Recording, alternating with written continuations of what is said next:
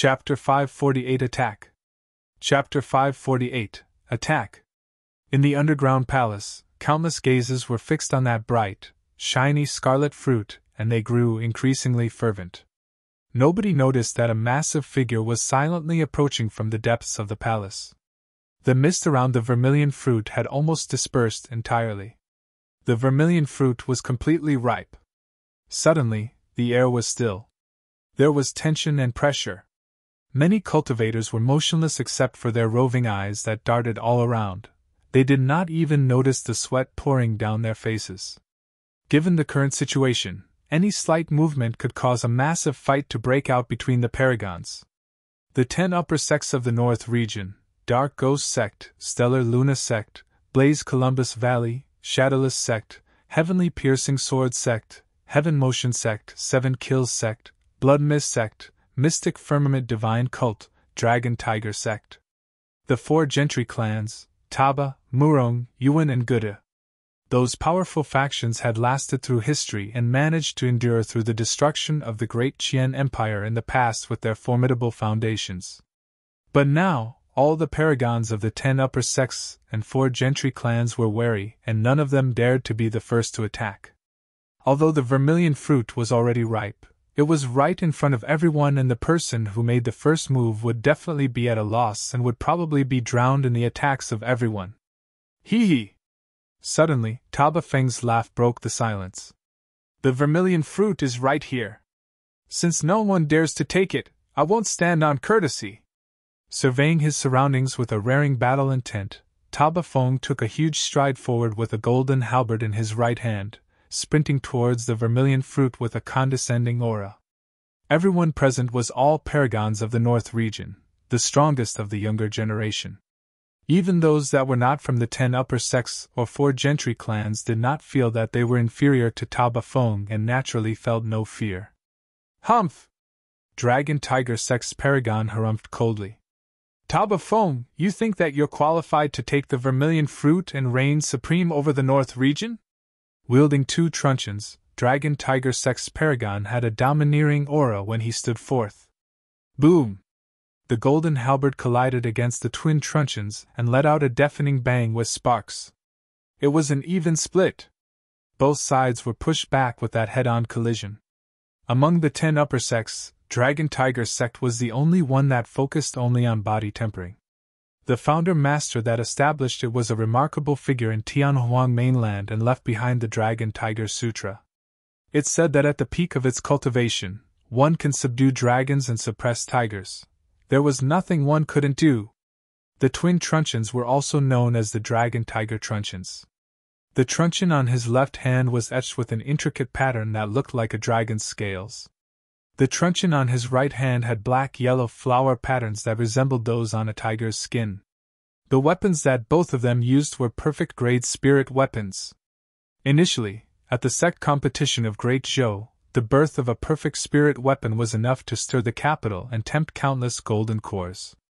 But now, 2 perfect spirit weapons were displayed the moment 2 Paragons fought. Buzz! All of a sudden, the clear sound of a sword buzzing rang through the void. A sword light flashed. It was blazing white and tore the void into 2. The Paragon of Heavenly Piercing Sword Sect had attacked, and his slash sliced through the void. There was initially nothing there. However, the sword beam illuminated a figure in the air who retreated hurriedly with a flustered expression, dodging the killing move by a hair's breadth. That was the Paragon of Shadowless Sect who was trying to get close to the vermilion fruit by hiding himself. However, Heavenly Piercing Sword Sect's Paragon saw through him and forced him out with a single slash. The Paragon of Dark Ghost Sect tapped his feet off the ground and charged towards the vermilion fruit like a phantom, but he was blocked away by a streak of fire. You! Dark Ghost Sect's Paragon's expression was grim. The one who attacked was Wan Yen of Blaze Columbus Valley. A month ago, he escaped from this place and with the help of seniors in his sect, healed his injuries completely, and even advanced in his cultivation. He was not only back for the vermilion fruit, but also for revenge. The moment Blood Mist Sect's Paragon made a move, a gigantic star appeared before him. The Paragon of Stellar Luna Sect had attacked. The Paragons of Heaven Motion Sect, 7 Kills Sect, Yuan Wuya, Murong Wushuang and everyone else attacked either in pairs or in three-way fights. The situation was in complete chaos. All the other Paragons of the North region seized the opportunity to strike. A long-faced cultivator relied on the speed of his movement technique and avoided a few fatal attacks in succession, charging towards the vermilion fruit. Before he could reach it, a blood mist appeared before him and devoured him completely, leaving no corpse behind. Some other geniuses that tried to close and were cleaved down by Tabafeng's halberd as well. The battle royale between the Paragons of the 10 upper sects and the 4 gentry clans was terrifying as hell, and any cultivators that approached were instantly minced. The many Paragons that were present were extremely conservative, and did not give it their all yet. If any Paragon were to start using a golden core phenomenon and cause a threat to others, it would definitely cause a chain reaction, and that battle royale would turn even more bloody and cruel. Mu Dongqing and Bai Yuhan stood at the outermost perimeter and looked at the intense battle of the Paragons with pale expressions. This was a perfect representation of how savage and cruel the cultivation world was. The two of them witnessed the person known as the number 1 golden core of Great Shang charge and only to be beaten down by the Dragon Tiger truncheons of Dragon Tiger Sect's Paragon repeatedly. That person had only managed to release his golden core phenomenon halfway when he was killed by Dragon Tiger Sect's Paragon and died on the spot. Geniuses of the cultivation world were absolutely worthless at this moment. Only those that could survive the baptism of blood could be considered as the true Paragons of the North region. "This is way too scary," Bai Yuhan remarked softly. "The Paragons of the 10 upper sects and 4 gentry clans are fighting around the vermilion fruit. Anyone that wants to get their hands on the vermilion fruit will have to pass by them and will definitely fail." Mu Dongqing nodded. "That's right, their combat strength is truly way too terrifying." At that moment, a tall and burly figure rushed into the crowd. The burly man wore rough linen clothes that exposed his thick, muscular arms. His expression was steely, and everywhere he passed, everything was overturned as he charged right into the center of the battlefield. "Another person who wants to die."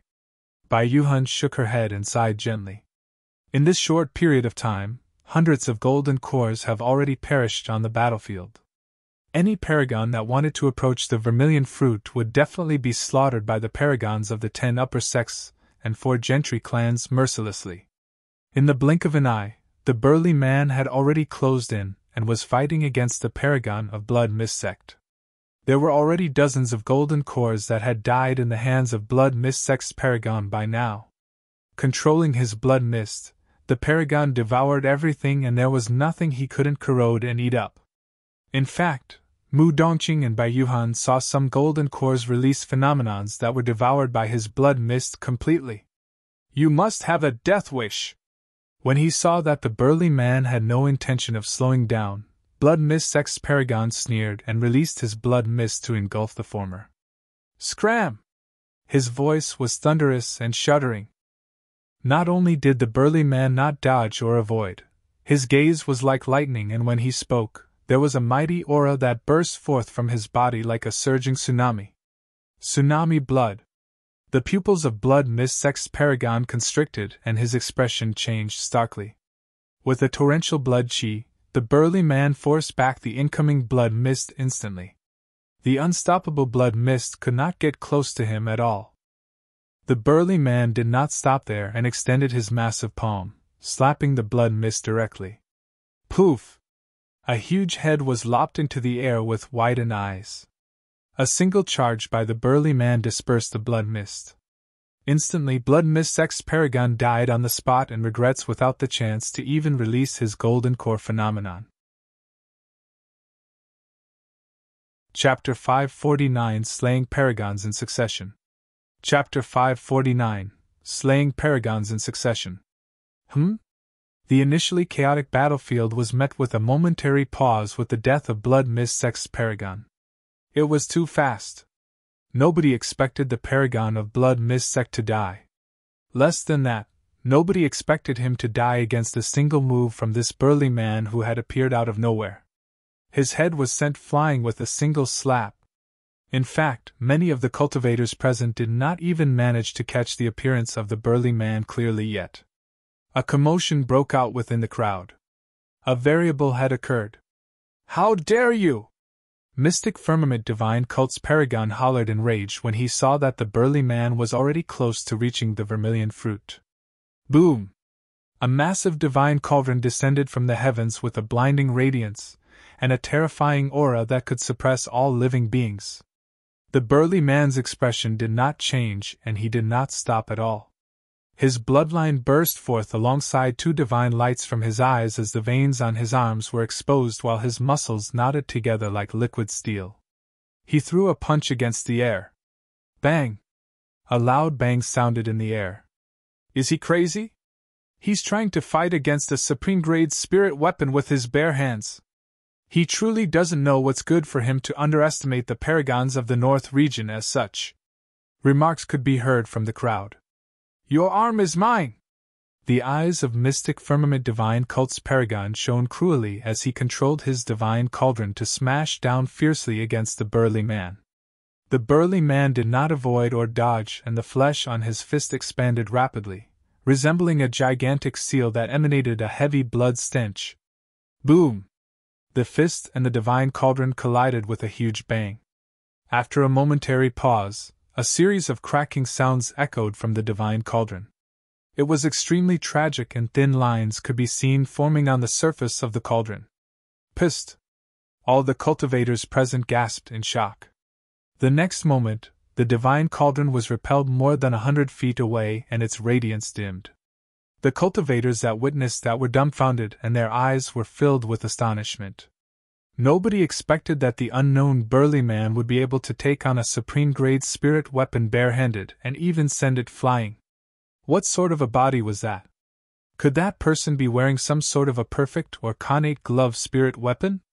Otherwise, what could explain what just happened? The shock was even greater for Mystic Firmament Divine Cult's Paragon, who was directly in the fight. Blood drained from his face and his mind went blank momentarily. It was way too domineering. A single punch from the burly man nearly shattered his divine cauldron. You! The moment Mystic Firmament Divine Cult's Paragon spoke with a single word, the burly man had already arrived before him in a flash with a suffocating ferocity. Breathing became difficult for him, and he had to swallow whatever he wanted to say back. Instantly, things changed on the battlefield. Although Mystic Firmament Divine Cult's Paragon was dazed, the burly man did not hesitate and was decisive to kill, slashing a cold saber in his hand forward. Blood she spread. Not good!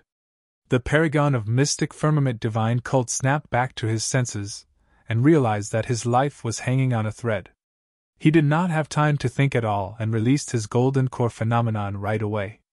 Ow! Suddenly, the tragic sound of ghosts wailing could be heard as the burly man's saber sliced through the air, distracting one's mind instantly. Mystic Firmament Divine Cult's Paragon could not support his golden core phenomenon fully, and it dissipated in his moment of distraction. It's over, this is where I die! Instantly, his heart sank. Poof! A saber beam flashed. A thin red line appeared on the throat of Mystic Firmament Divine Cult's Paragon, expanding slowly before turning into a blood mist that stained the void. Mystic Firmament Divine Cult's Paragon was sliced on the throat and died on the spot. From the moment he appeared, the burly man had attacked for a total of 3 times and 2 Paragons died. What in the world is that person's cultivation realm? He seems to only be at early stage golden core? What? The many cultivators that were watching were shocked and used their spirit peering art on the burly man. He's truly at early stage golden core. The voices of the crowd grew louder. However, the situation in the battlefield had turned more ridiculous with the inclusion of the burly man. After killing 2 people in succession, the burly man now had a rather empty path between him and the vermilion fruit without any obstructions. At that moment, the only ones closest to the burly man with the potential to stop him were on his sides: the Paragon of Heavenly Piercing Sword Sect and a black-robed swordsman. The black-robed swordsman's sword had been in his pitch-black sheath the entire time. Up till this point of the battle, he had not withdrawn it at all. Each time he attacked, the black-robed swordsman was barehanded and used his finger as a replacement for his sword, killing his enemies with streams of sword chi. At that moment, the initially dazed eyes of the black-robed swordsman that could not find a focal point were starting to converge upon seeing the might of the burly man. The lights of his pupils converged like two extremely sharp swords that gave off a chilling feeling. Slowly, the black-robed swordsman's right hand descended on his sword's handle. He could attack at any moment. When they noticed that, Ta Bafeng, Yuan Wuya and the others scoffed coldly internally. In their eyes, the burly man was already a dead man. Sensing something, the burly man turned his gaze towards the black-robed swordsman. The black-robed swordsman gave him an extreme sense of danger. That was a really frightening person. It was acknowledged in the cultivation world that sword cultivators had the strongest killing power. In Tianhuang mainland, the strongest sect for sword cultivators was Sword Sect of the 9 Immortal Sections. The burly man had exchanged blows with Sword Sect's Paragon before. However, the feeling that the black-robed swordsman gave off was even more dangerous than Sword Sect's Paragon. Despite that, the burly man did not stop in his tracks. If he wanted to get his hands on the vermilion fruit, he would have to overwhelm everything with a thunderous might without any hesitation to allow anyone to react to him. How dare this unknown bastard try to get his hands on the 10,000-year vermilion fruit? Before the black-robed swordsman attacked, the Paragon of Heavenly Piercing Sword Sect on the other side lost his cool and shouted. Moving along with his sword, he appeared before the burly man in a flash. The black-robed swordsman frowned slightly when he saw Heavenly Piercing Sword Sect's Paragon attack. His right hand that was initially on his sword handle moved away slowly once more. Buzz! A blade quivered with a blinding radiance. 5 spirit patterns shone and the sword released a killing aura that seemed as though it could penetrate everything in the world. A perfect spirit weapon! The burly man narrowed his gaze as he looked at the incoming sword. His only consideration was the black-robed swordsman on the other side. However, at this moment, the black-robed swordsman had taken 2 steps back. It was clear that he did not want to join forces with Heavenly Piercing Sword Sect's Paragon. Feeling relieved, the burly man swung his saber towards the incoming sword. Ow! The saber glided through the void and released the tragic sound of ghosts wailing once more, as though specters surrounded them. Puny tricks! Heavenly Piercing Sword Sect's Paragon sneered and flicked his wrist, causing his sword to buzz. Clang! Clang! As the sword buzzed, it released an infinite sharpness that suppressed the tragic wails instantly while slicing the specters into dust.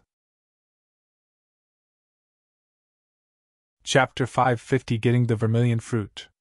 Chapter 550 Getting the Vermilion Fruit.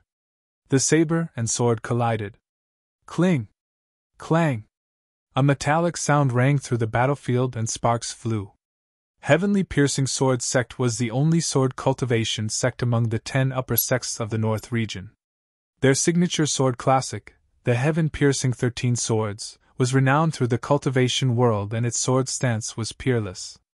Most of the time, opponents would be interrupted by the Heaven Piercing 13 Swords the moment they started attacking and would wince in unbearable pain.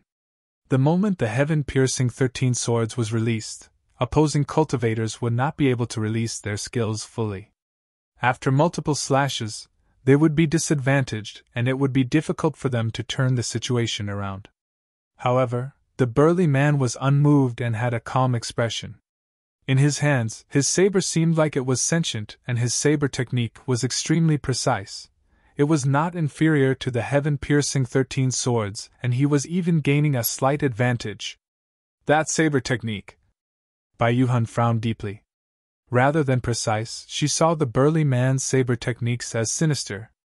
Every single slash from the saber came at a tricky angle, and its trajectory was untraceable. More than that, every single slash was fatal.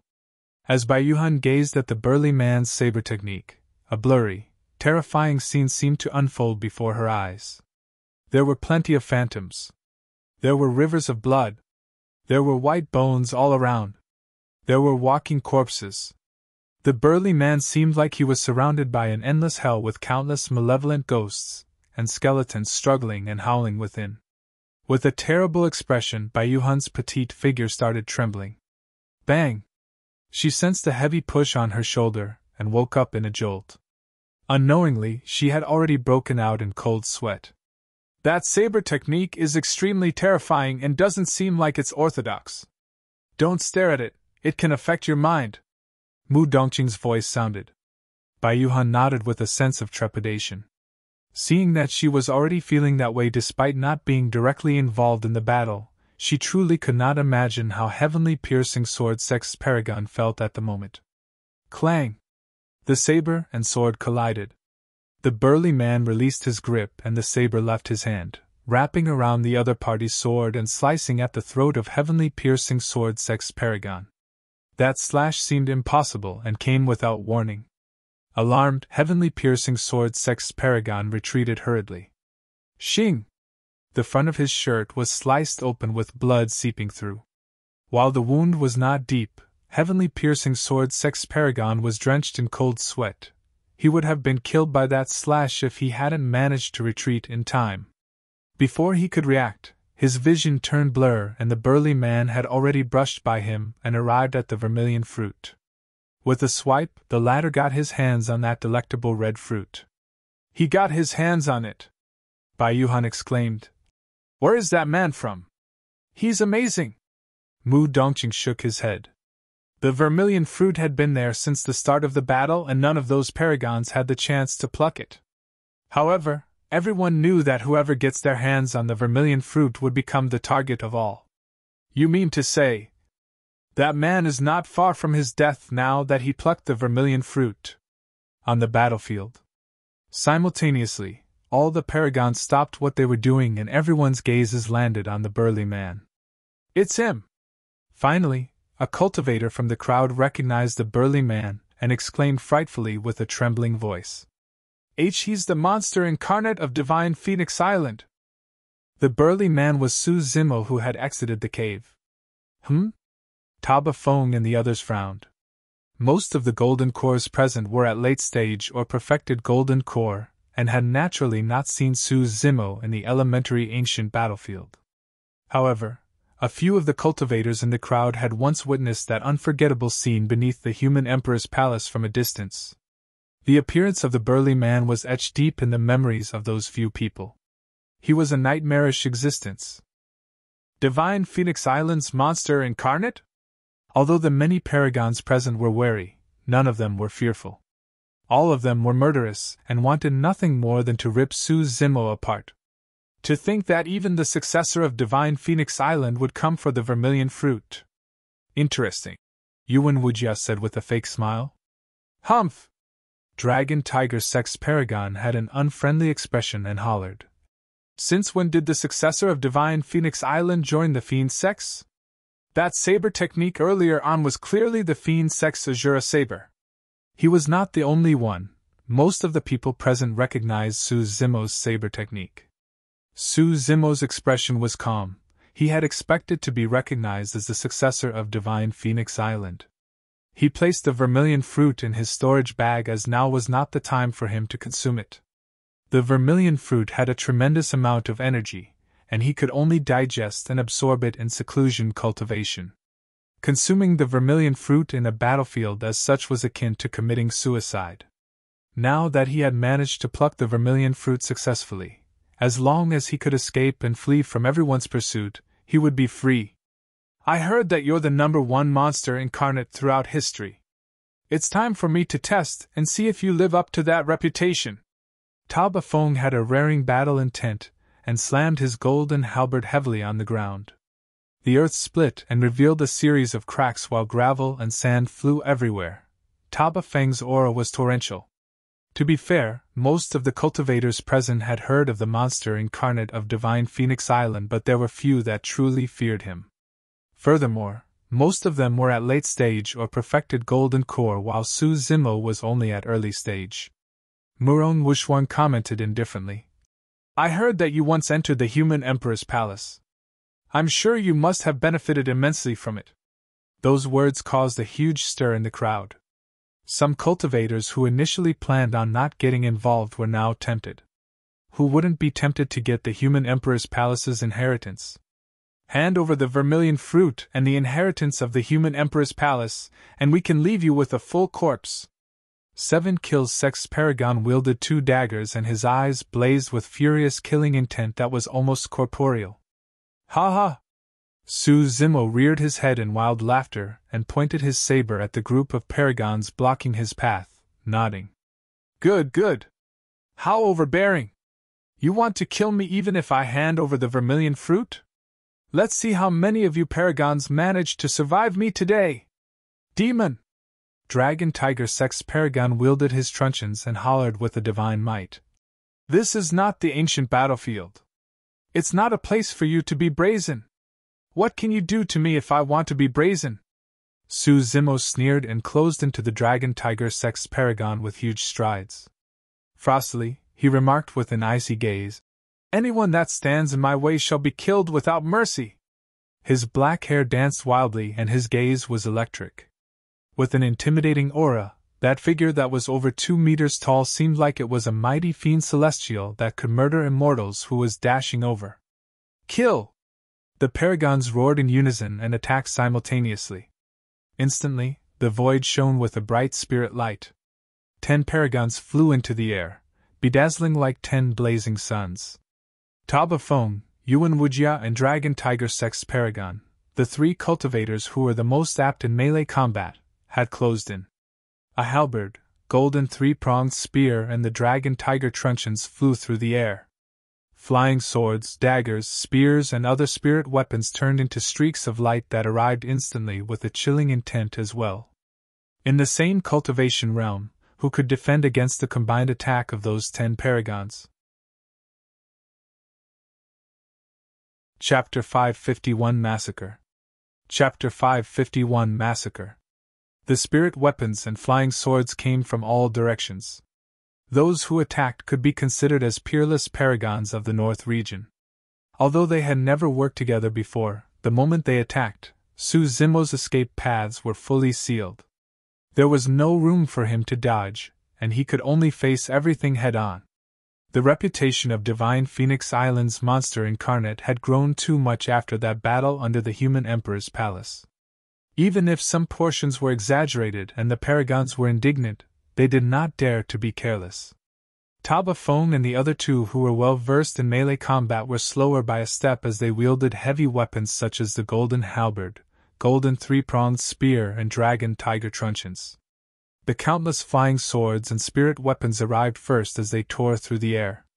Wielding his saber in one hand, Su Zimo's bloodlines surged and the sound of tsunami blood echoed. With a gaze deep as the sea, he sliced viciously towards the void in front of him. That slash struck nothing and did not collide against a single spirit weapon or flying sword. On the surface, it looked like it made no sense.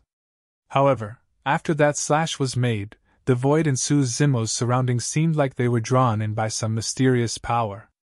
Spirit chi swiveled and contorted endlessly, almost turning into a corporeal and massive spirit sea vortex. See Calming Manual, Ripple Stance. Just as the spirit weapons and flying swords were about to strike Su Zimo, they were drawn in by the vortex's power, and their trajectories changed. Shoo! Shoo! Shoo! The flying swords brushed by him. Although it was extremely close, Su Zimo was not injured at all. Die! Right after Su Zimo attacked, Taba Fong, Yuan Wuya and Dragon Tiger Sex Paragon attacked together, as they bellowed fiercely with lit-up eyes. Their attacks were extremely precise. It came while Su Zimo was still recovering from his momentum, and during the lapse of his saber technique. If one were to analyze carefully, there would be a lapse between the connection of every single saber stance. That lapse was the greatest flaw of the saber technique. If this was earlier on, Su Zimo might not have been able to handle their attacks and might even be flustered. However, after the Azura, Yen Beichen's teachings and the cultivation of the title manual, Su Zimo had already made up for the flaws of the Sea Calming Manual as much as possible. Without any pause after Vortex was released, the tide in his body churned and produced new strength once more. Swoosh! His blade swerved and Su Zimo retaliated with 3 consecutive slashes. Instantly, massive waves seemed to have surged from his blade. The glimmering light of the blade engulfed the three of them like a massive wave crashing onto the shore. See Calming Manual, Raging Tide Stance. Raging tides came after vortex. Everything moved fluid as liquid with an unparalleled might without any delays. Clang! Clang! Clang! There were 3 loud bangs.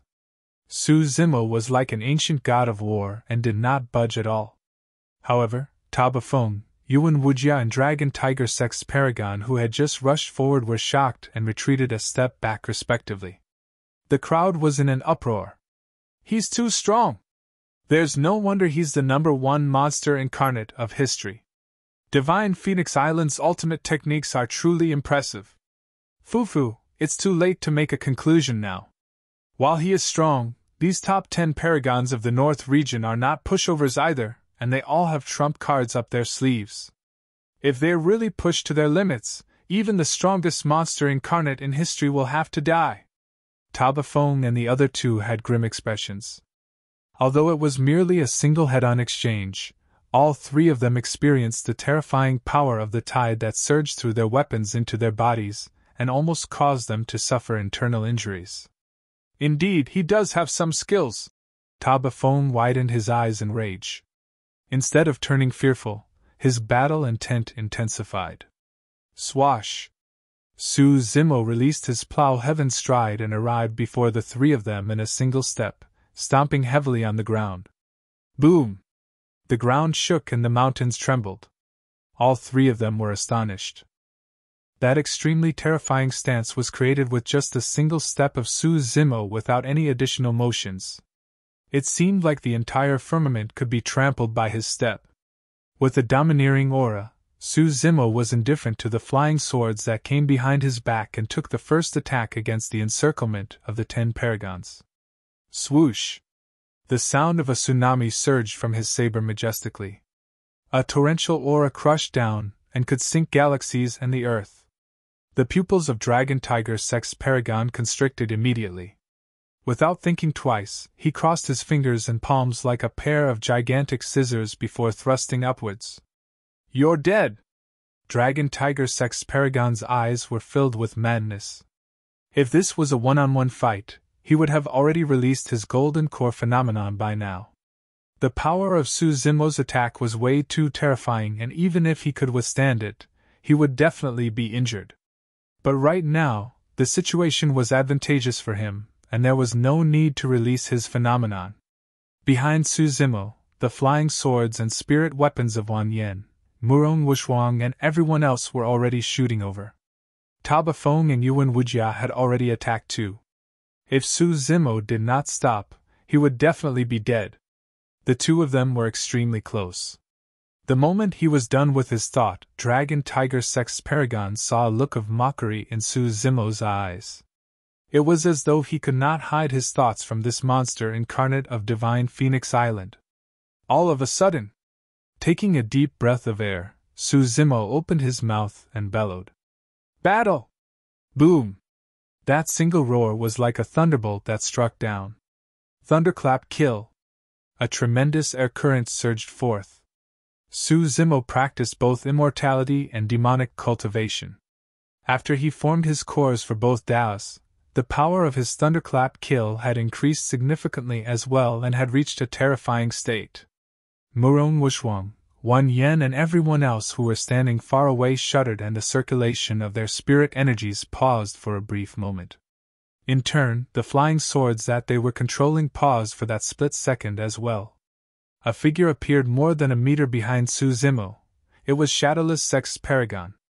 Initially, he wanted to rely on his sex secret skill and approach Su Zimo before killing the latter. However, he did not expect that when he approached, before he could attack, a deafening roar sounded and forced him out.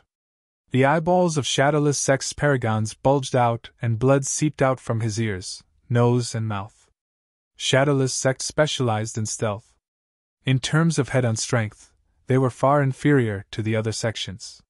Furthermore, he was way too close to Su Zimo. That roar almost killed him. Tabafeng, Yuan Wuya and Dragon Tiger Sex Paragons specialized in body tempering and had strong physiques and rich bloodlines. Naturally, their endurances were much stronger than Shadowless Sex Paragon as well. Even so, the three of them were facing Su Zimo directly and they were way too close. It was difficult to imagine the impact they received. The three of them shuddered and their minds buzzed loudly, turning blank momentarily. All three of them were dazed. In a fight of this level, and especially given the treacherous nature of melee combat, a moment of distraction as such, even if it was a brief moment, was enough to decide many things. Boom! The saber collided against the twin truncheons heavily. Normally speaking, Dragon Tiger Sex Paragon would definitely have been able to defend against that slash. However, at that moment of daze, his power became extremely weak. That single slash and its almost completely oppressive nature broke through the Dragon Tiger truncheons and cut down savagely. The blade landed on his head and cleaved it into two directly. Splash! His organs splattered everywhere with a nasty blood stench. Yet another paragon had fallen.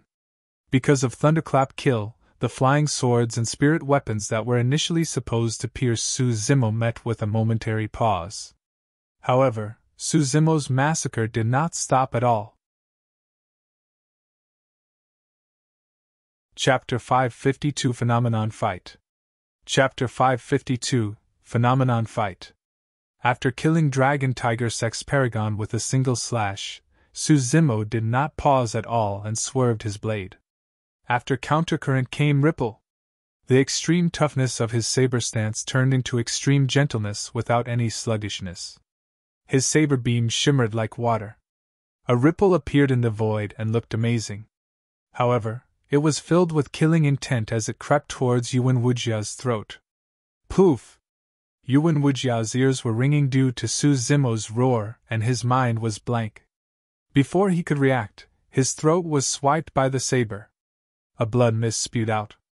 With a horrified expression, Yuan Wujia reached out and clutched his throat hurriedly, but he could not stop the blood flow. Yee! Opening his mouth, he let out a series of strange cries that sounded like wheezes. As he staggered backwards, the color on Yuan Wujia's face drained and the light in his eyes dimmed. His legs buckled and he knelt on the ground, dying on the spot. The blade swerved once more. Ripple extended, wanting to engulf Tabafone as well. At that moment, Tabafone snapped to his senses and his eyes widened. Circulating his golden core fanatically, his blood chi burst forth and he slashed fiercely with his golden halberd. Kill! Tabafone roared as well with a menacing expression. Clang! After killing two people in succession, Su Zimo's strength had already diminished. The saber was repelled right away when it collided against the golden halberd. At the same time, Murong Wushuang, Wan Yen and everyone else returned to their senses and flying swords and other spirit weapons blanketed down towards Su Zimo. Su Zimo's expression did not change at all and his gaze was frightening and unusually calm. Making use of the rebound momentum, Su Zimo retreated. At the same time, his tendons and bones rang with a cracking sound, as though beans were being fried. In the blink of an eye, that seemingly burly and mighty body made an impossible contortion. Some of those actions were completely unimaginable and his body was twisted to its limits, looking like it could snap at any moment. However, because of that, Su Zimo managed to shuttle through the many flying swords and spirit weapons by a hair's breadth. Some of the flying swords ripped his green robes, but thanks to the defense of the mystic gold silk armor, he did not suffer any injuries at all. Shadowless Sex Paragon's orifices were bleeding due to Su Zimo's thunderclap kill and his mind was in chaos, almost turning into sludge. Finally he recovered. The moment he stirred awake, he saw Su Zimo charging at him and was scared out of his wits. Su Zimo slashed in reverse and released Vortex, defending against the attacks of many flying swords. At the same time, he reached out and grabbed at the Shadowless Sex Paragon's head. Golden Core, Shadowless Twin Darts! Shadowless Sex Paragon retreated right away and wanted to release his Golden Core phenomenon. Unexpectedly, Su Zimo's arm expanded by 3 inches and caught up to him, grabbing his head with 5 fingers. 5 finger holes appeared. The golden core phenomenon of shadowless sex paragon had just taken shape when it dissipated instantly. To think that the encirclement of the top 10 paragons would lead to 3 of them dying within a couple of rounds. It was extremely tragic. The rest of them who remained were now flustered. Taba Feng yelled, "What are you guys waiting for? Kill him!" Murong Wuxuang surveyed her surroundings coldly. "Everyone, if you continue watching idly by the sidelines, once we lose, you guys won't be his match even if you join forces later on." At that moment, cultivators of Blood Mist Sect and Mystic Firmament Divine Cult were already at their limits even without Murong Wuxuang's reminder after witnessing their paragons killed by Su Zimo. "Kill! Kill! Kill!" Everyone chanted angrily. Their voices rumbled and almost drowned Su Zimo. Thud! Thud! Thud! The ancient chariots of the 4 gentry clans moved with a thunderous sound as they shone brightly and charged towards Su Zimo. Apart from cultivators such as Mu Dongqing and Bai Yuhan who were already intending to stay out of the affair right from the get-go, most of the cultivators in the underground palace were embroiled in this situation. Humph! Su Zimo was fearless and his eyes shone savagely. Looking at the incoming chariots, he strode forward and received them with his bare body without using any spirit arts. Boom!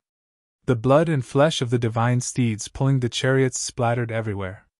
The chariots were smashed apart by Su Zimo. Wielding his saber, Su Zimo's bloodline surged and he cleaved left and right. No one could withstand his edge. There was no one who could stand in Su Zimo's path at all. Boom! The voids rumbled. A golden halberd with a blinding radiance tore through the heavens and descended in the underground palace with a frightening aura. The power of a phenomenon! When he saw that the situation wasn't looking good, Taba Feng did not hesitate, and released his golden core phenomenon right away. All of a sudden, night fell and stars appeared with a bright moon in the middle.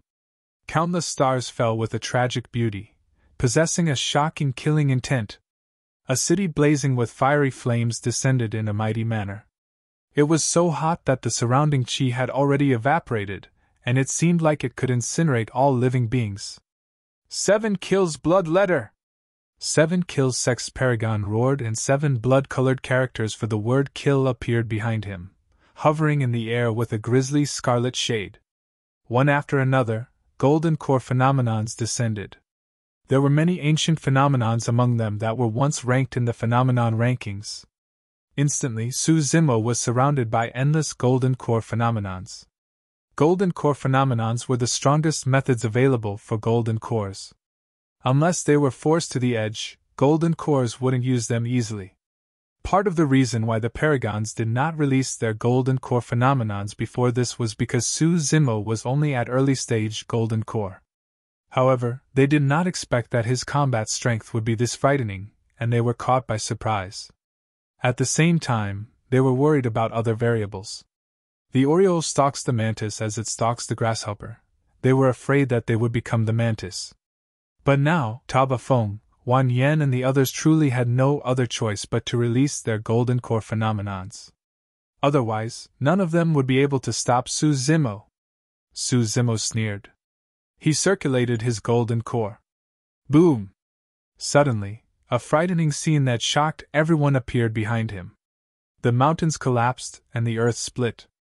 Volcanoes spewed with dust clouds falling.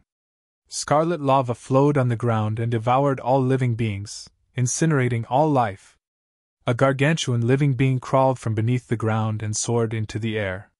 It had a snake's head, an anaconda's body, dragon's scales, phoenix's wings and bloodshot eyes that surveyed the surroundings. The formidable power of this phenomenon was spreading. Crack! Crack! Crack! Some flying swords and spirit weapons could not withstand it at all and cracked. Their lights dimmed and they fell to the ground, shattered into pieces. When eyed by that massive living being, a cultivator's expression changed and spat out a mouthful of blood. Flames started igniting within his body and engulfed him rapidly. In the blink of an eye, the person was burned to ashes. When that golden core phenomenon was released, all the cultivators in the palace were stunned. What sort of a monster is this? Bai Yuhan, who was hiding far away, could not help but ask with a pale face. I'm not sure. Mu Dongqing shook his head. He merely felt that the massive living being gave off an ancient aura, akin to a divine being that looked down on the masses. That is, the primordial soaring serpent. Murong Wushuang and the others were shocked. The primordial soaring serpent had been lost for a long time, and none of them present had witnessed it personally before. However, the golden core phenomenon before them was exactly the same as what was described. Wan Yen lamented internally with astonishment. The primordial divine turtle appeared a month ago. To think that the primordial soaring serpent would appear today as well! I wonder where that green-robed cultivator is. The two of them will definitely be able to fight with these opposing phenomenons. Chapter 553 Ancient Aristocratic Family. Chapter 553 Ancient Aristocratic Family. The arrival of the primordial soaring serpent shocked the world. Gulp! Gulp! The primordial soaring serpent opened its mouth widely and devoured huge mouthfuls of lava. The burning lava soared into the air, forming a red river stream that entered the mouth of the primordial soaring serpent continuously.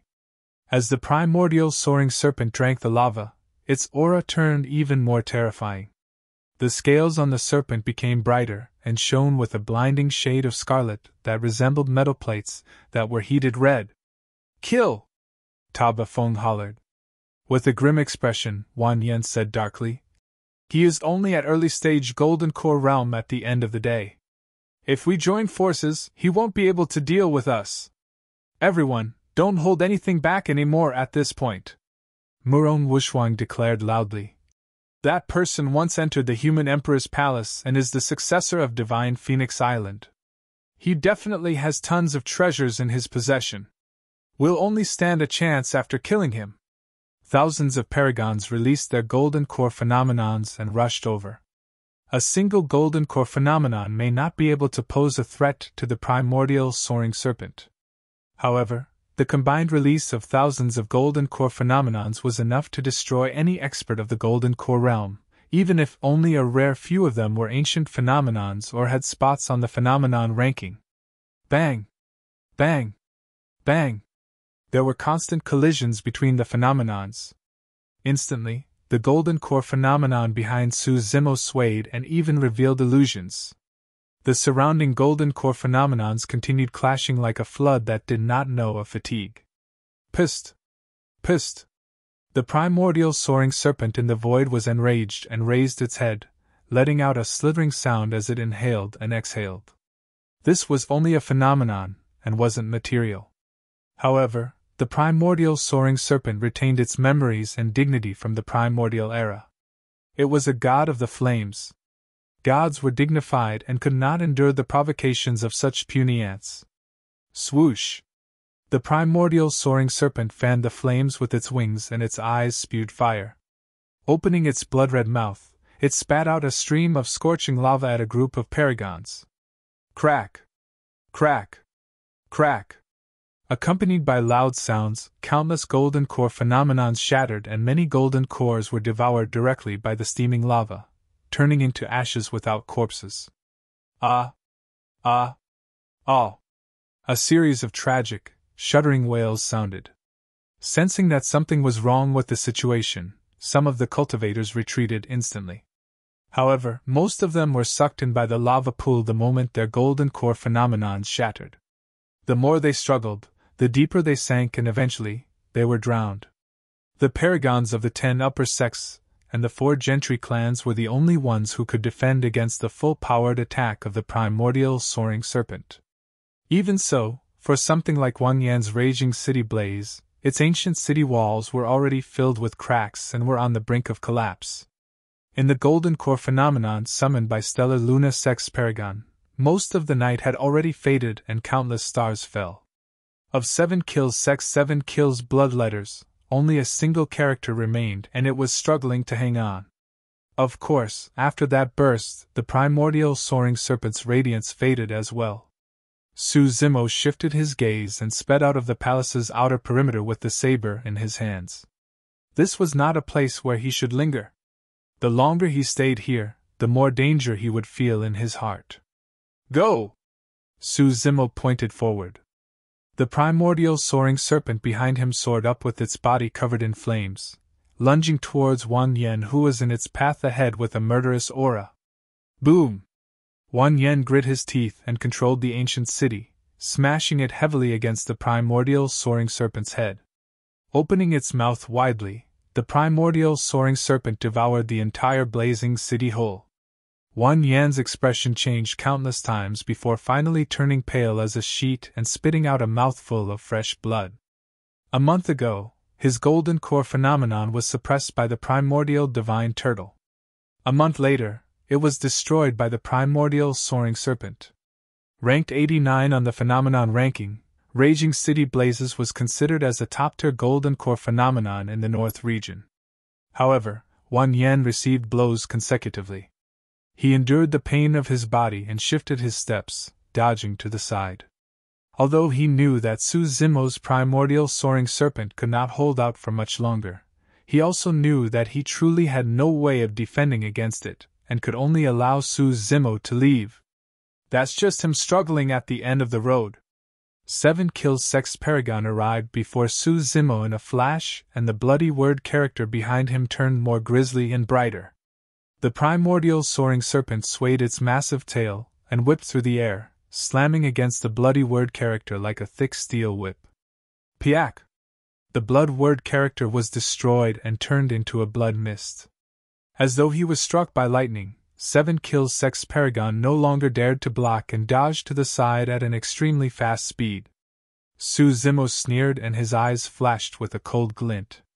Swash! Swinging his arm in reverse, Su Zimo tossed out his saber and it turned into a streak of light, stabbing into the 7 Kills Sex Paragon's chest. The saber penetrated his body and pierced into a stone pillar in the underground palace.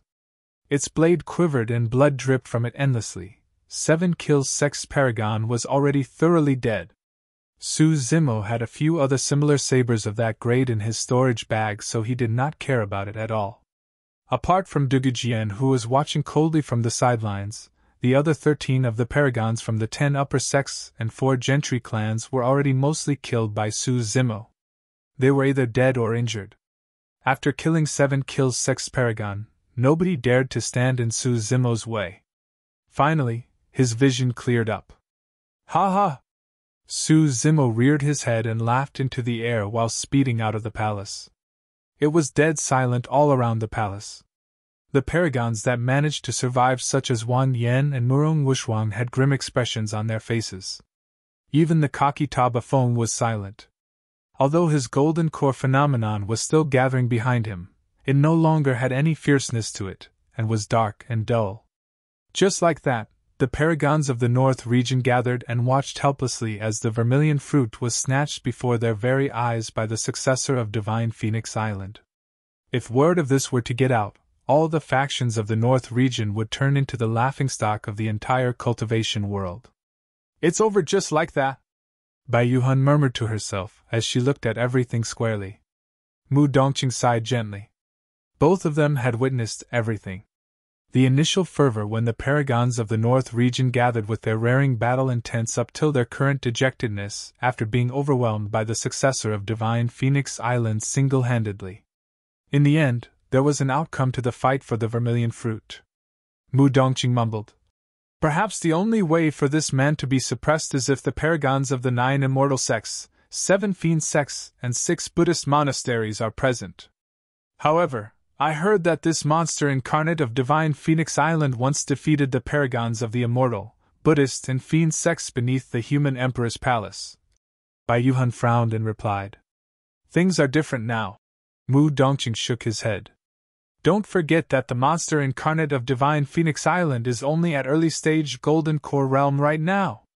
Just as Su Zimo was about to rush out of the palace's exit, a deafening roar of a demon beast sounded, threatening to devour the entire world. Roar! A humongous ferocious beast barged in. It had the head of a WYRM, body of a tiger, tail of a snake, and extremely sharp teeth with saliva drooling from its mouth. Its fangs shone sinisterly and it was extremely shuddering. tiger WYRM. It was one of the fiercest types of ancient remnant beasts with the bloodline of a WYRM. After cultivation, it can revert to its ancestry and transform into an actual WYRM before growing into a ferocious beast. As for WYRMs, they had the chance of transforming into dragons. What was even more terrifying was that a man was riding on that tiger WYRM. When they saw the badge on the man's waist, the expressions of Murong Wushuang and the others changed, and they exclaimed, "The ancient aristocratic family, Duanmu!" Chapter 554 Destiny Talisman. Chapter 554 Destiny Talisman. A big pavilion 5 kilometers away from the great Jian ruins. Naturally, the ripening of the vermilion fruit could not be hidden from the nascent souls.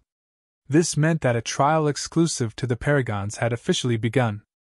Outside the pavilion, there were nascent souls from various sects and factions of the nascent soul. Although they maintained their composures, each of them revealed nervousness deep in their eyes. None of those nascent souls communicated much between one another. On the contrary, the perfected lords in the pavilion were much more relaxed comparatively. All of those nascent souls were from the 10 upper sects and 4 gentry clans and had strong confidence towards the paragons of their factions. Even if they could not defeat their enemies, they could definitely escape unscathed.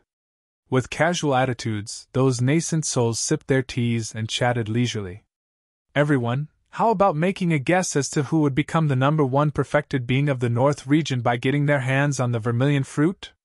The perfected lord of the Murong clan fanned himself in a carefree manner and asked leisurely. He was born extremely handsome and carried a gentle aura. Stellar Lunasek's perfected lord replied indifferently.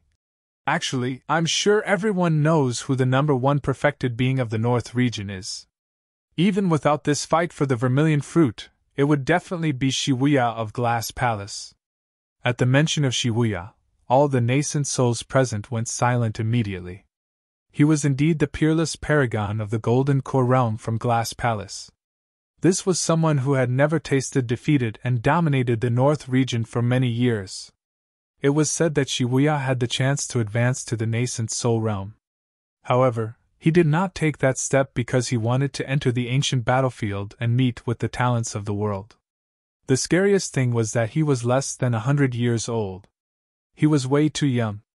As long as Wuya wanted, he could become a nascent soul at less than 100 years old.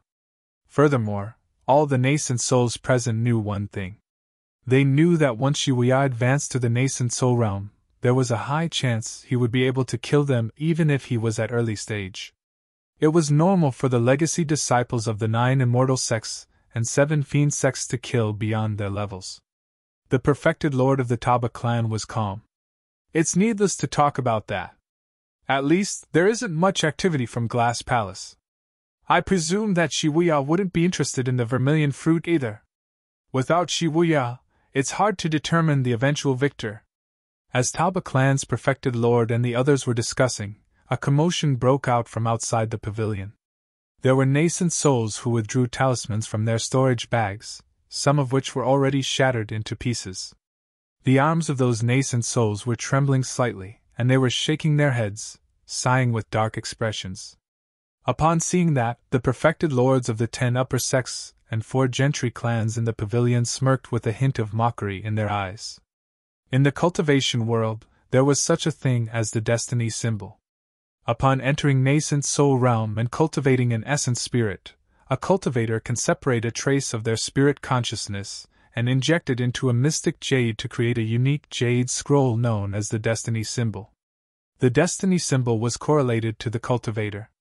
Even if they were millions of miles apart, if the cultivator was dead and their essence spirit was destroyed, the destiny symbol would sense it, and its spirit consciousness would disperse, resulting in the destruction of the destiny symbol. Therefore, in some major sects, they would have chambers to store destiny symbols with cultivators guarding them specifically. The moment a destiny symbol was destroyed, even if the cultivator related to it wasn't around, the sect would know that the person had already perished. A mighty figure from one of the 4 unorthodox groups of Tianhuang mainland, Thousand Crane sect, created a Destiny Talisman specifically for golden cores based on the concept of the Destiny symbols, and it was widespread in the cultivation world. However, Destiny Talismans had clear range restrictions. The closer they were to their cultivators, the sooner they would receive the transmitted messages and the more accurate it would be. If the Destiny Talismans were 50 kilometers away from their cultivators, even if the latter died, nothing would happen to the Destiny Talismans. Right now, the nascent souls outside the pavilion were holding on to the Destiny Talismans of their golden cores. Those Destiny Talismans were already shattered. This meant that their disciples or successors have already perished within the ruins. The perfected Lord of Mystic Firmament Divine Cult raised his chin slightly with a cold, haughty expression. Coveting the vermilion fruit with such mediocre capabilities? How laughable! Tisk, tsk. The perfected Lord of Dark Ghost Sect bared his yellow, rotting teeth and cackled sinisterly like the cries of crows. I garner that those lads didn't even manage to get through the otherworldly soldiers. The nascent souls inside the pavilion laughed with relaxed expressions. Raising a cup of tea, the perfected Lord of Blood Mist Sect drank heartily, and remarked indifferently. Just a bunch of useless things that didn't know what's good for them. The moment he said that, his expression changed and he swiftly swiped across his storage bag, retrieving a Destiny Talisman. That Destiny Talisman was already shattered. At? Blood Mist Sect's perfected Lord narrowed his gaze and looked at it in disbelief. A moment later, he slapped the table and rose with a boundless killing intent surging within him. The teacup on the table flew into the air and exploded. The paragon of Blood Mist Sect that fought for the vermilion fruit was his favorite legacy disciple. Otherwise, he wouldn't have arrived personally and even crafted a Destiny Talisman for the Paragon. However, he truly hadn't expected his legacy disciple to fall the moment the fight for the vermilion fruit had just begun. Earlier on, he was still mocking the nascent souls outside the pavilion, and yet, in the blink of an eye, his own disciple was already dead. This was truly a ridiculous insult. Blood Mist Sect's perfected Lord was so pissed that his arm was trembling and anger surged within him. Right now, he wanted to charge into the great Jian ruins to see who murdered his disciple. However, there was no way the other nascent souls would let him do that. The reason why they were seated here was to prevent other nascent souls from interfering. Blood Mist Sect's perfected Lord grit his teeth and screened the other perfected lords in the pavilion, trying to make out something from their expressions. Mystic Firmament Divine Cult's perfected Lord extended his finger and rapped on the table a few times casually. Fellow Taoists, please relax. It's normal to have casualties in fights between cultivators. Don't get worked up. Sit down and have some tea. Blood Mist Sect's perfected Lord was about to explode internally. How would he still have the mood to continue sipping tea? He glared at Mystic Firmament Divine Cult's perfected Lord and snarled coldly. Your disciple must have murdered my successor. Perhaps. Mystic Firmament Divine Cult's perfected Lord sneered. Once this is over, I guess it's time for me to test out your skills. Do you think I'll be afraid of you? Neither of them was willing to display weakness. Suddenly, Mystic Firmament Divine Cult's perfected Lord's expression changed and a Destiny Talisman appeared in his hands. The Destiny Talisman was already shattered. Ha ha! Blood Mist Sect's perfected Lord burst into laughter and mocked. Your disciple doesn't seem to be doing that well either.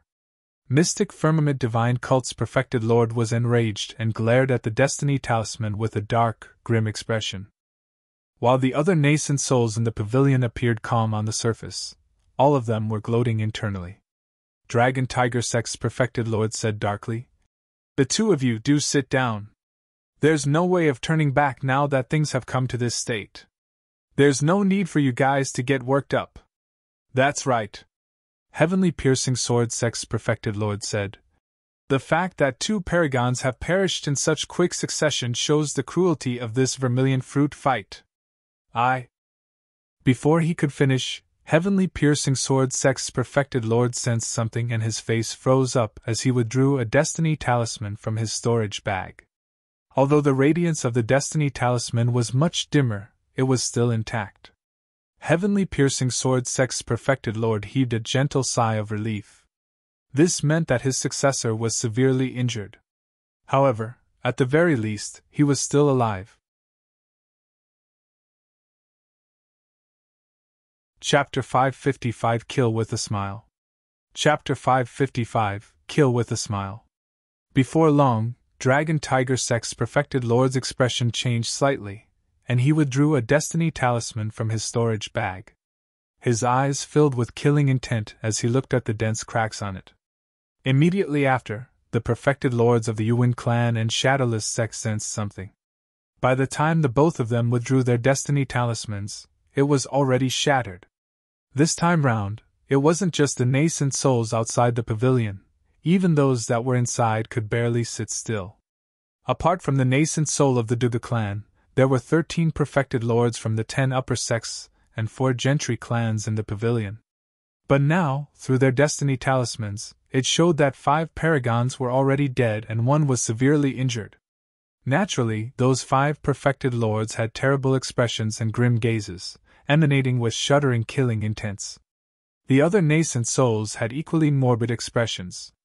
This was an abnormal situation. The 5 paragons that died came from the 10 upper sects and 4 gentry clans.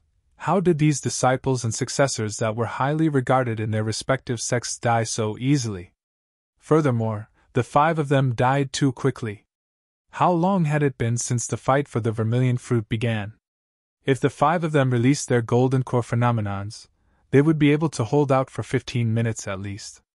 However, the signs felt as though the 5 paragons were suppressed overwhelmingly without any chance to fight back at all. Before long, a commotion broke out from the crowd outside the pavilion.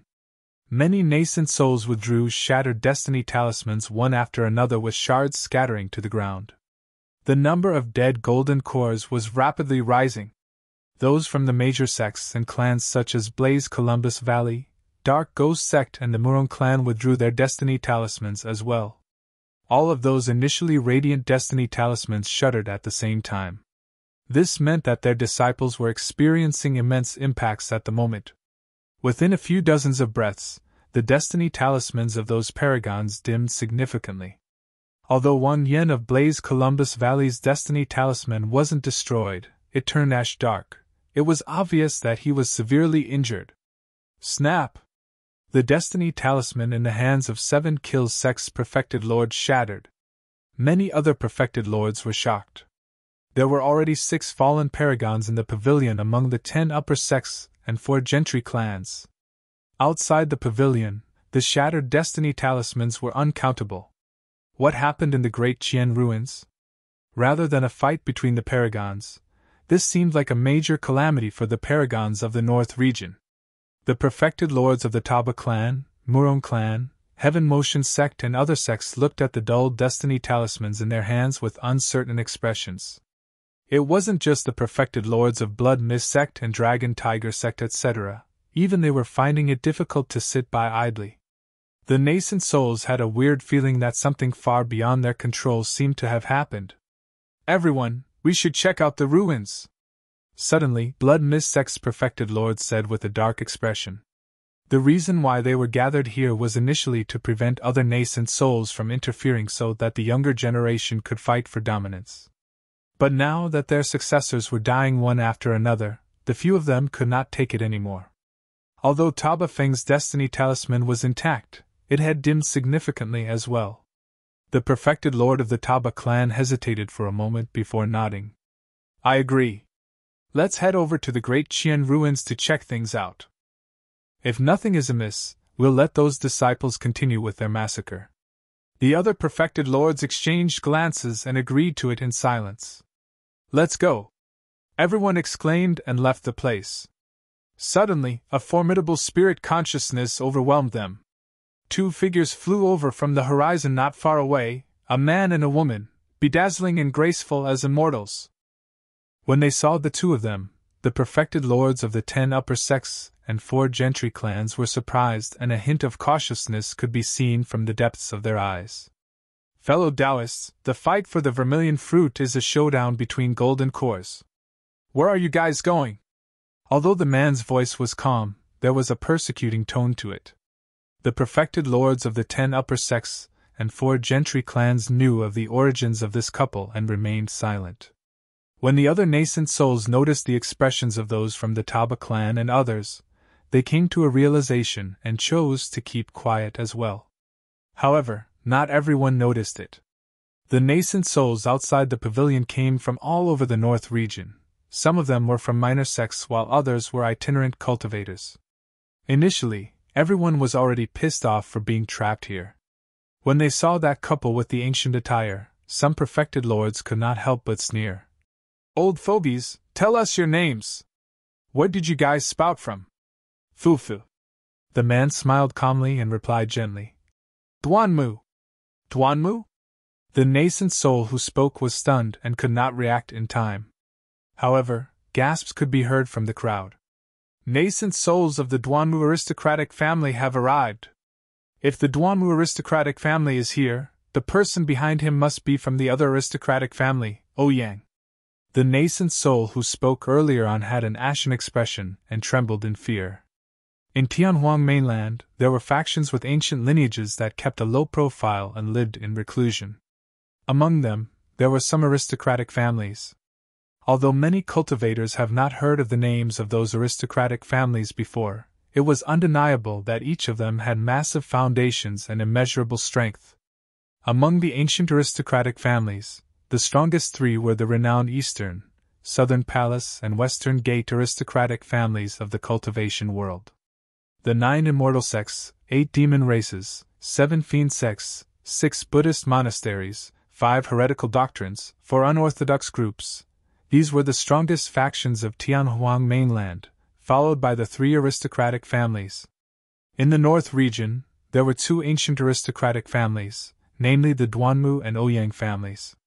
Although these 2 ancient aristocratic families could not compare to the 3 great aristocratic families in terms of strength and reputation, they were definitely superior to the 10 upper sects and 4 gentry clans. However, because they were high and above in reclusion for many years, cultivators at the bottom tier could not approach them and there were few people who knew about them. It was the same for Ethereal Peak.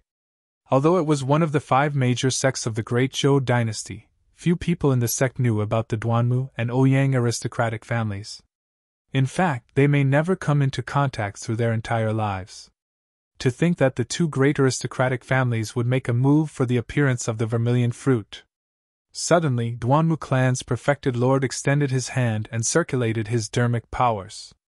Instantly, a massive palm was conjured in midair, squeezing the nascent soul who spoke out of line earlier on. Poof! Before that person could make a single sound, he was smashed into a blood mist, and his essence spirit was destroyed. Does anyone else have any opinions? Duanmu clan's perfected lord surveyed the surroundings and asked with a smile. It was dead silent outside the pavilion. That was the might of an ancient aristocratic family. They could kill with a smile and render groups of talents silent as crickets. The perfected lords of the 10 upper sects and 4 gentry clans revealed displeasure on their faces. Although they did not dare to say anything, they were cursing internally. At the same time, their doubts were finally unraveled. It was no wonder why so many Paragons died the moment the fight for the vermilion fruit started. Even the Paragons of the 10 upper sects and 4 gentry clans were dead or injured. It was because the 2 ancient aristocratic families of the North region had arrived. It was clear how terrifying the successors of the 2 ancient aristocratic families were, judging from their perfected lords alone. After residing in reclusion for many years, now that the 2 ancient aristocratic families have arrived, they were definitely bent on getting their hands on the vermilion fruit. Chapter 556 Descent of the Divine Turtle. Chapter 556 Descent of the Divine Turtle. Entrance of the Underground Cave. A young man rode on a massive and menacing tiger Wyrm, blocking Su Zimo's path forward. The man was extremely handsome, and although he exuded a dignified appearance, it was extremely ancient. He seemed like someone from the past rather than this generation. Maintaining his soaring serpent phenomenon, Su Zimo continued speeding forward and could vaguely hear exclamations coming from the crowd behind him. Ancient aristocratic family Duanmu? Su Zimo knew nothing about ancient aristocratic families. However, judging from the reactions of the successors of the North region's upper sects and gentry clans, he could tell that the ancient aristocratic families had strong backgrounds. Su Zimo was expressionless. No matter who it was, he had to get out of this place as soon as possible. Humph! When the handsome man saw that Su Zimo ignored him and was still charging for the exit, he could not help but sneered in displeasure. You're still thinking of escaping now that I, Duan Mukong, have arrived? With that said, the handsome man known as Duan Mukong patted the demon beast he was riding on. Roar! The tiger Wyrm understood his intentions and released a deafening roar, whipping its tail viciously towards Su Zimo. Bang! The scales on the tiger Wyrm's tail were extremely tough.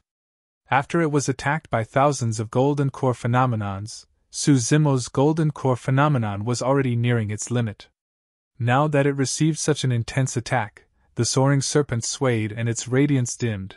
It was on the verge of dissipating at any moment. Su Zimo halted in his tracks. Right then, the touching cry of a phoenix sounded from another side of the palace's entrance. In the blink of an eye, a green-colored Luan bird flew in with a mysterious glimmer on its body. It was captivating and emanated a terrifying aura that was even superior to the tiger Wyrm. The green Luan. The tiger Wyrm had to cultivate before it could turn into a ferocious beast. However, the green Luan was a pure-blooded ferocious beast to begin with. A peerlessly beautiful woman sat on the green Luan. She was incomparably dignified and had an ice-cold expression that was haughty. She was in disregard of all the Paragons present. The pure-blooded ferocious beast alone already had the many Paragons present feeling troubled, let alone the woman riding on it. That should be another ancient aristocratic family, the Ouyang family. Those two are the only ancient aristocratic families in the North region. It's said that the Duanmu and Ouyang families have a close relationship. There should be no mistake. When he heard the discussions behind him, Su Zimo roughly knew what was going on. Duan Mukong turned slightly with a smile. Xiaoyu, why are you here personally? I've told you that I'll definitely obtain the Vermilion fruit and take it back for you. There's no need. Ouyang Xiaoyu replied calmly, totally unappreciative. Duan Mukong continued. Xiaoyu, as long as it's anything you fancy, even if they are the stars up in the heavens, I'll try my best to pluck them for you, let alone a single Vermilion fruit. Ouyang Xiaoyu knitted her brows tightly. She knew Duan Mukong way too well. He had repeated those words to at least 100 other female cultivators. Young master, that seems to be the monster incarnate of Divine Phoenix Island. At that moment, a cultivator following behind Duan Mukong advanced and reported with a grim expression. Monster incarnate of Divine Phoenix Island? What monster incarnate? Duan Mukong was stunned for a moment.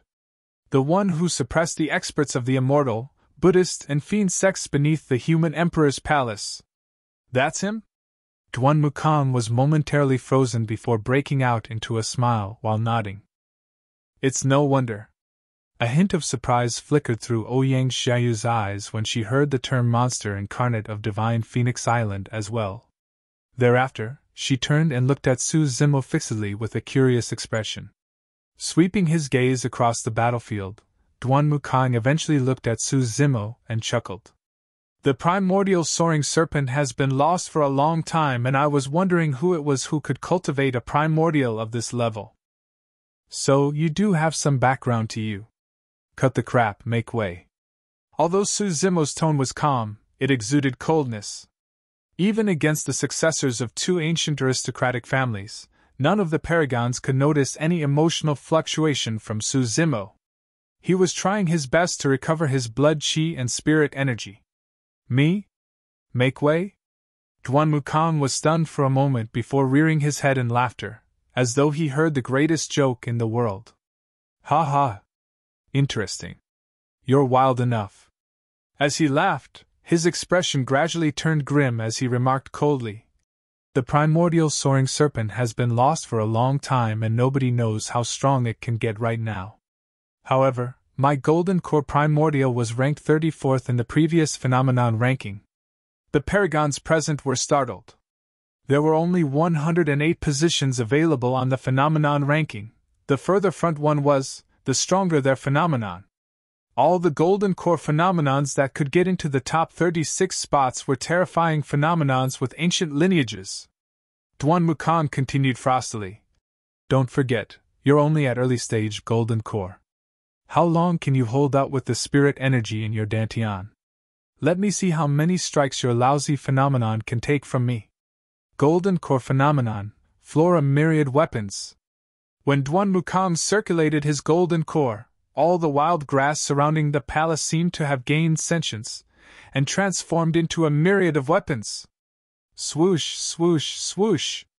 The myriad of weapons attacked with a mighty force. In reality, Duan Wukong's golden core phenomenon would have an even more terrifying might if it was released in a place with lush greenery. Tens of thousands of weapons appeared and blanketed the skies endlessly. The great Jian ruins was barren and desolate outside. However, thanks to the medicinal field in the palace, there were some weeds born. While those weeds were not strong, they still formed hundreds of weapons that tore through the skies. Su Zimo gripped his fist gently. If he was in peak condition, even at early stage golden core, he was highly confident that he could take down the other party's floor a myriad weapons with his primordial soaring serpent. However, he had expended too much. The primordial soaring serpent was now at its limits after receiving the impact of countless phenomenons and would definitely not be able to withstand the clash of floor a myriad weapons. At that thought, Su Zimo was decided. Snap! There was a deafening sound. The firmament above Su Zimo's head cracked as meteors and rampant currents rained down endlessly in an apocalyptic scene. What is that? All the Paragons were lost. How could another phenomenon appear when the primordial soaring serpent behind Su Zimo had yet to dissipate? Could it be? It can't be. After all, Duan Wukong was the successor of an ancient aristocratic family, and sensed it immediately as he murmured in disbelief. Double phenomenon? Boom! Hundreds of weapons collided against the golden core phenomenon behind Su Zimo. Su Zimo's phenomenon swayed, but the hundreds of weapons were repelled in the opposite direction. Sensing that something was amiss, Duan Wukong remarked hurriedly. Xiaoyu, let's join forces. Before Duan Wukong spoke, Ouyang Xiaoyu already noticed something and circulated her golden core, exclaiming softly, Golden core phenomenon, hurricane frost saber sword. A cold aura emanated. Suddenly, the temperature in the underground palace dipped. Wild gusts of wind howled furiously akin to sabers and swords. In fact, frost started appearing on the rampant currents behind Su Zimo. The initially rampant void currents were starting to freeze up. The Paragons of Heaven Motion Sect and Dark Ghost Sect etc. seized the opportunity to charge forward in an attempt to slaughter Su Zimo completely with their remaining golden core phenomenons. Boom! Boom! Boom! Boom! There was a deafening bang. A gargantuan creature suddenly descended on the vast lands, carrying the broken firmament with its shell. Like heavenly piercing pillars, it stomped down with all limbs and shattered the frost on the surface of the rampant currents. The divine turtle had arrived and reared its head, roaring into the skies. Instantly, it was filled with a torrential rage. Chapter 557 Too Naive. Chapter 557 Too Naive. Poof! Poof! Poof! Some of the golden cores who rushed up wanting to seize advantage of the situation were locked by the terrifying power of the phenomenon the moment they closed in. Instantly, their bodies were ripped apart, and they died on the spot. Nearby, figures exploded one after another, turning into blood mists like tragic fireworks in a grisly scene. Far away, figures fell from midair one after another with lifeless gazes like raindrops. Their life forces were extinguished as they descended from the skies into their deaths. It was an extremely shocking sight. Mu Dongjing, Bai Yuhan, and all the other cultivators that chose to stay out of the affair were all stunned. Their bodies trembled uncontrollably as fear filled their eyes. None of them had the capacity to wonder why two phenomenons would appear behind Su Zimo. They were stunned right away by the terrifying might released by the two phenomenons. It was way too scary. Although they were golden cores similarly, the power released by that person was so strong that it was unstoppable. Standing in midair, the monster incarnate of Divine Phoenix Island had a divine turtle appear behind him with a domineering aura. His gaze was electric, like an incomparable divine being blazing with flames all over his body. Against him, all the paragons of the North region seemed insignificant. They were like moths lunging towards the divine being only to be turned into ashes in midair. Initially, the Paragon of Heaven Motion sect had a remnant golden core phenomenon around him. However, when the divine turtle descended and roared into the skies, his phenomenon shattered with a bang. The next moment, a formidable power of phenomenon surged into his body and destroyed his life force. Heaven Motion sect's paragon spat out a huge mouthful of blood that was black in color. His organs were punctured by the power of phenomenon and had turned into sludge. Life force drained from within him rapidly in an irreversible manner as his gaze dimmed. Another paragon had fallen. The golden core phenomenon of Dark Ghost sect's paragon was still existent, with otherworldly soldiers charging from the back. They had bloodshot eyes and their long spears shimmered coldly, as though they could destroy everything before them. However, after the divine turtle descended, all the troops went silent. Lightning flashed and thunder crackled in the skies above as thunderbolts struck the divine turtle shell one after another, causing sparks to fly everywhere. However, it could not penetrate the shell of the divine turtle and instead made it seem even more godly. On the other hand, those godly thunderbolts were destructive when they descended on the paragon of Dark Ghost sect. The power of thunder was the most righteous and suppressive towards evil and ghosts. Malevolent ghosts would turn into ash when they were struck by the thunderbolts, no matter how fierce they were. Snap! Lightning flashed. Dark Ghost sect's paragon cried tragically and fell from midair billowing with black smoke. He was clearly dead after being struck by the thunderbolt. There were initially dazzling stars remaining above the head of Stellar Luna sect's paragon with cold, murderous starlight. The divine turtle roared. Countless stars crashed. The paragon of Stellar Luna sect was dead. In the blink of an eye, only Taba Feng, Blaze Columbus Valley's Wang Yen, Heavenly Piercing Sword sect's paragon, Murong Wushwang and Dugu Jian, who had not made his move since the beginning, were left alive out of the paragons from the 10 upper sects and 4 gentry clans. There were even more talents that had perished in the palace. The deaths and injuries were tragic. This fight between the paragons was much more devastating than what everyone had initially imagined it to be. It's a primordial divine turtle! Heavens! Another primordial phenomenon shows itself. Double phenomenon with both the turtle and serpent. How did this guy manage it?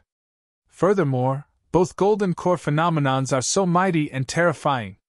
The raging city blaze behind Blaze Columbus Valley's Wang Yen had already shattered by now. Thankfully, he noticed something amiss with the situation and backed off a step earlier. When he saw the firmaments crack, lightning flash, raging currents surge and meteors raining, he realized something. That same scene had tormented him repeatedly in his nightmares for the past month. Most cultivators were not as fortunate as him. The primordial divine turtle had been lost for a long time, and many paragons of the Golden Core realm could not recognize it before the divine turtle appeared. They were not the only ones. Even nascent souls from all over the place might not be able to recognize the origin of that phenomenon. Everyone swarmed up, wanting to encircle and kill Su Zimo while seizing the opportunity to steal his treasures. Unfortunately, the descent of the divine turtle along with the primordial soaring serpent, the might of a double phenomenon, was not something that they could defend against. In the face of the double phenomenon, Duan Mukang and Ouyang Xiaoyu, the 2 successors of the ancient aristocratic families, were the only ones who could hold out. Double phenomenon!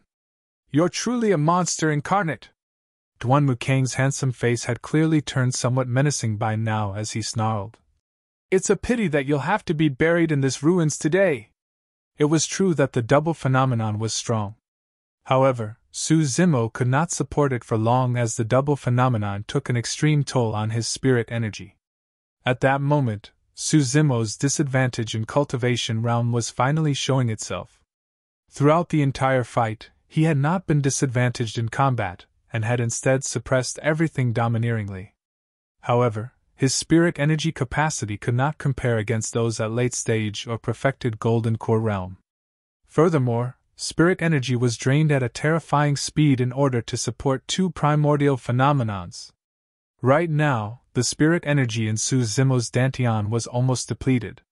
Even his golden core was releasing a series of throbbing pains and was circulating slower. As the successor of an ancient aristocratic family, Duan Wukong was sharp and could clearly look through Su Zimo's facade. Channeling his golden core furiously, his power of phenomenon surged towards the latter. Countless weapons created by grass and wood hovered in front of Su Zimo, trembling slightly. On the other side, the hurricane frost saber sword released by Ouyang Xiaoyu struck the turtle serpent phenomenons repeatedly.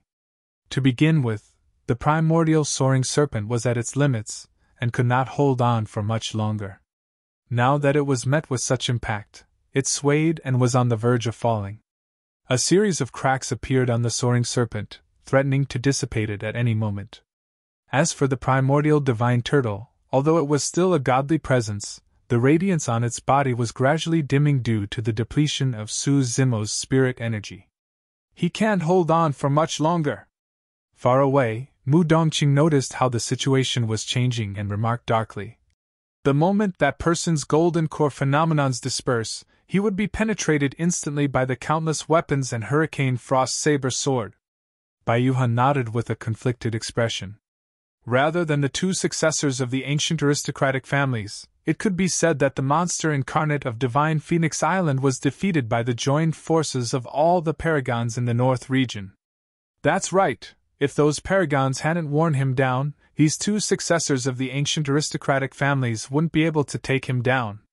Pausing for a moment, Mu Dongqing sighed and lamented. It's a pity. If that man manages to cultivate to late stage or perfected golden core, all the Paragons of the North region wouldn't be able to take him down even if they worked together. That's why tall trees are often the first to be knocked down by the wind. A cultivator at the side sneered. That person is way too flashy and overbearing. It's only normal that he would end up in such a state. Suddenly, a mysterious change happened on the battlefield. Paragon? Monster incarnate? I don't care, die. Duan Wukong hollered and circulated his golden core to its limits. Countless weapons tore through the phenomenons and were getting closer to Su Zimo's physical body. F-f-f. In midair, Su Zimo suddenly laughed. The two of you really think that you can kill me with your skills? Su Zimo's eyes shone fiercely as he remarked. The both of you are way too naive. Chapter 558 Incompatibility Battle of Gods. Chapter 558 Incompatibility Battle of Gods. The resurgence of two primordial phenomenons with the turtle and serpent together was an extremely rare sight. Unfortunately, Su Zimo was at early stage golden core and his spirit energy had already depleted after fighting the Paragons of the North region continuously and upholding two strong phenomenons. Even so, he wasn't fearful at all. Under countless gazes, those two primordial divine beings that had already dimmed down in midair suddenly clashed against one another furiously, as though they were drawn in by some power. Boom! A shuddering shockwave rippled forth. Everything went silent. It wasn't a true silence. Rather, the deafening sound engulfed everything, as though an apocalypse was arriving. The countless weapons and hurricane frost saber sword that were about to reach Su Zimo were crushed into dust. Duan Wukong and Ouyang Xiaoyu were shocked and shuddered as if they were struck by lightning. Each of them spat out a mouthful of blood and fell from midair. Both their golden core phenomenons were destroyed entirely. The divine turtle was a godly being of the water. The soaring serpent was a godly being of the flames. Water and fire were irreconcilable.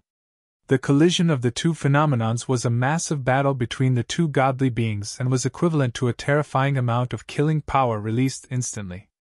That was no longer merely the power of phenomenon. More than that, it contained the essence of a conflict in their natures. Su Zimo's process of core formation was not smooth and he had endured endless hardship due to the repeated clashes between the powers of fire and water within his dantian. Time and again, his flesh was torn apart and healed up. He even nearly died from an implosion. In the end, the two different powers of fire and water came to a temporary reconciliation and the turtle and serpent coexisted. However, he could clearly feel that a terrifying might would definitely be released once the two powers clashed again. At that moment, a realization struck him, and with that stroke of inspiration, the clash of the turtle and serpent today was created. This single clash caused the two primordial phenomenons of the divine turtle and soaring serpent to dissipate.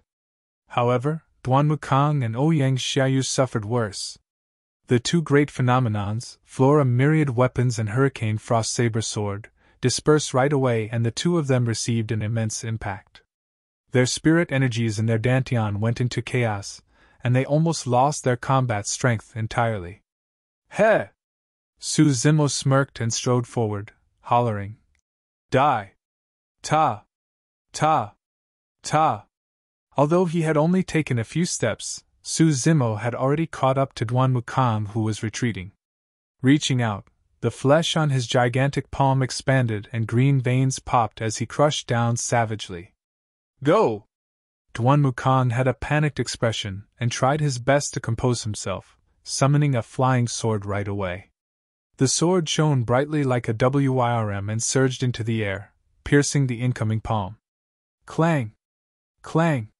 Su Zimo's expression did not change, and he did not avoid or dodge either.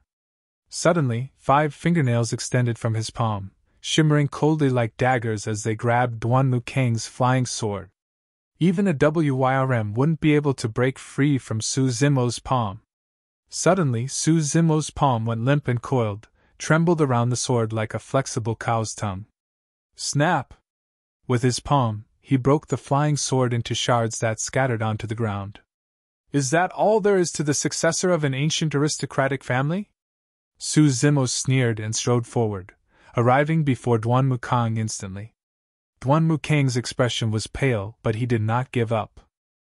Disregarding the throbbing pain in his dantian, he channeled his spirit energy fanatically while shrieking.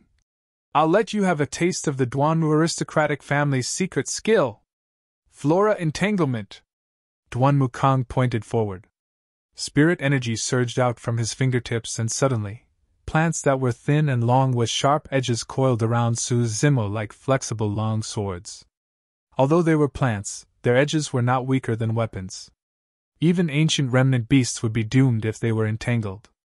If any ordinary demon beast were to be restrained by them, they would be turned into minced meat right away. The plants grew wildly and wrapped Su Zimo instantly.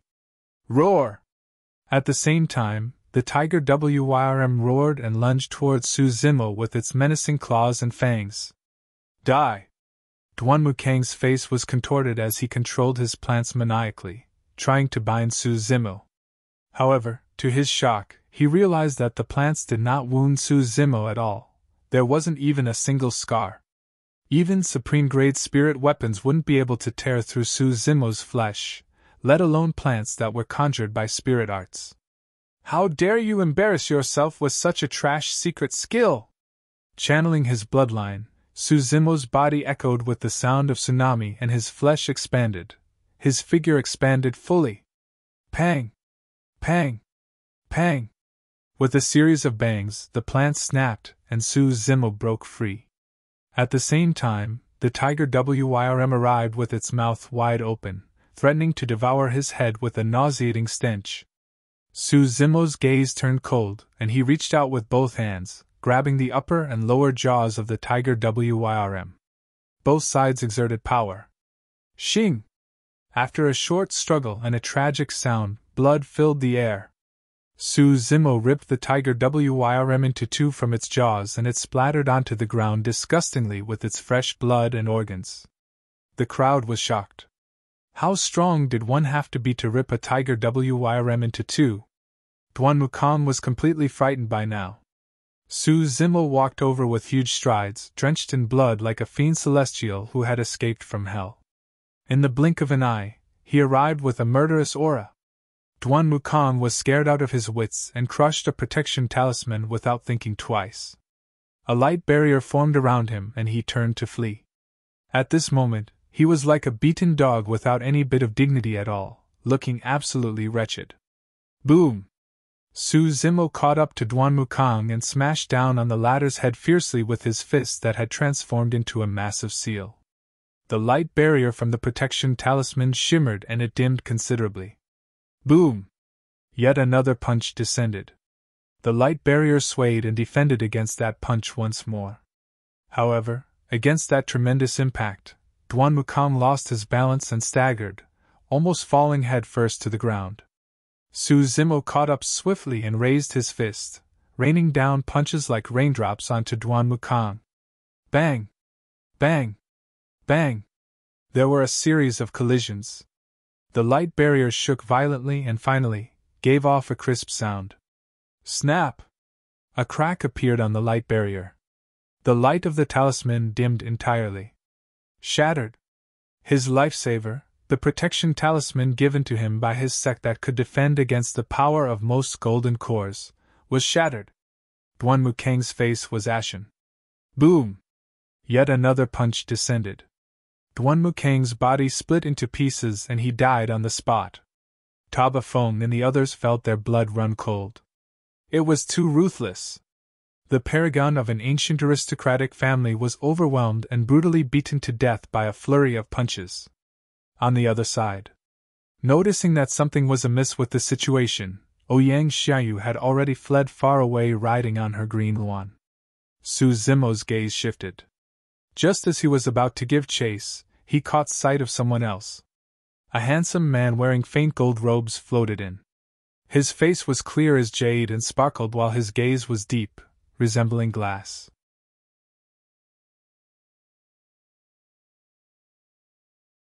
Chapter 559 Shiwuya. Chapter 559 Shiwuya.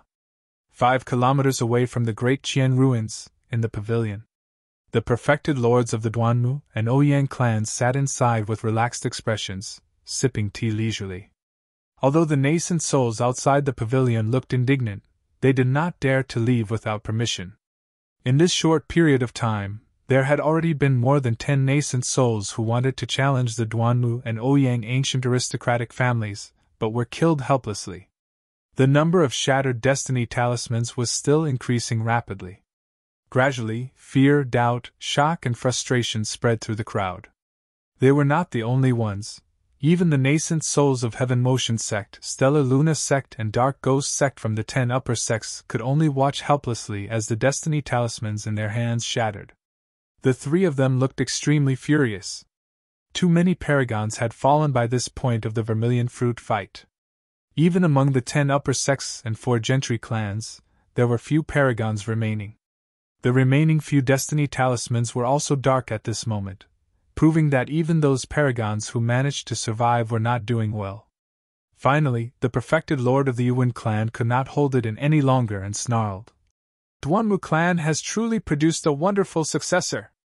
Isn't the successor of the Duanmu clan being too ruthless just to fight for a single vermilion fruit? The expression of Blood Mist Sect's perfected lord was terrible. Fufu. The perfected lord of Duanmu clan chuckled and shook his head. This is a fight between the paragons to begin with and is extremely fair for everyone. Why are you holding the Duanmu clan accountable for the death of your disciples? The many nascent souls were silent. No matter what, it was indeed a fair fight between the paragons. If their disciples had the chance to kill Duanmu clan's paragon with ease, no mercy would be shown either. The perfected lord of Duanmu clan said coldly, "Don't try to fight for the vermilion fruit if you don't have the capabilities. If you dare to come for the challenge and die because of it, there's no one else to blame. You." Although the words of Duanmu clan's perfected lord were nasty, everyone was rendered speechless. All of a sudden, sensing something, Duanmu clan's perfected lord frowned and slapped his storage bag, retrieving a destiny talisman. The initial radiance of the destiny talisman was rapidly dimming. Duanmu clan's perfected lord was stunned. At the same time, Ouyang clan's perfected lord withdrew a destiny talisman as well. Its radiance was also diminishing rapidly. Something was wrong with the situation. The Duanmu and Ouyang ancient aristocratic families had a close relationship.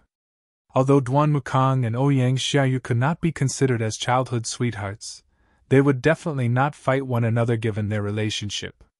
In other words, a strong foe had managed to threaten the both of them. Although the nascent souls outside the pavilion were silent, all of them were gloating in secret. They seemed to be in trouble. The perfected lord of the Ouyang clan had a grim expression. Duanwu clan's perfected lord frowned deeply. Naturally, he could sense that there was an issue through the feedback of the Destiny Talisman. However, what he could not understand was who could threaten Duan Wukong in the Great Jian ruins given the latter's strength.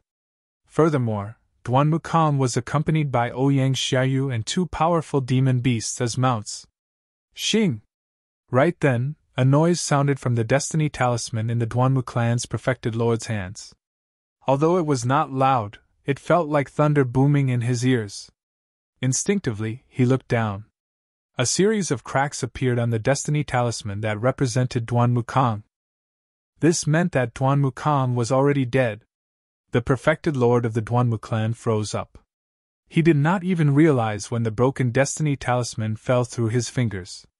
Although most of the nascent souls outside the pavilion were gloating at his misfortune, they had conflicted expressions. They were also curious as to what was happening in the depths of the ruins. Who was it that had the capabilities and guts to murder the paragon of an ancient aristocratic family? After a moment of hesitation, Duanwu clan's perfected lord slapped the table and stood up, remarking darkly, "Something strange is happening in the ruins. I must head there and check things out. While there might be paragons in the north region who can defeat my Konger, I don't believe that any of them can kill him." Hee hee! A nascent soul from the crowd could not hold it in and snickered.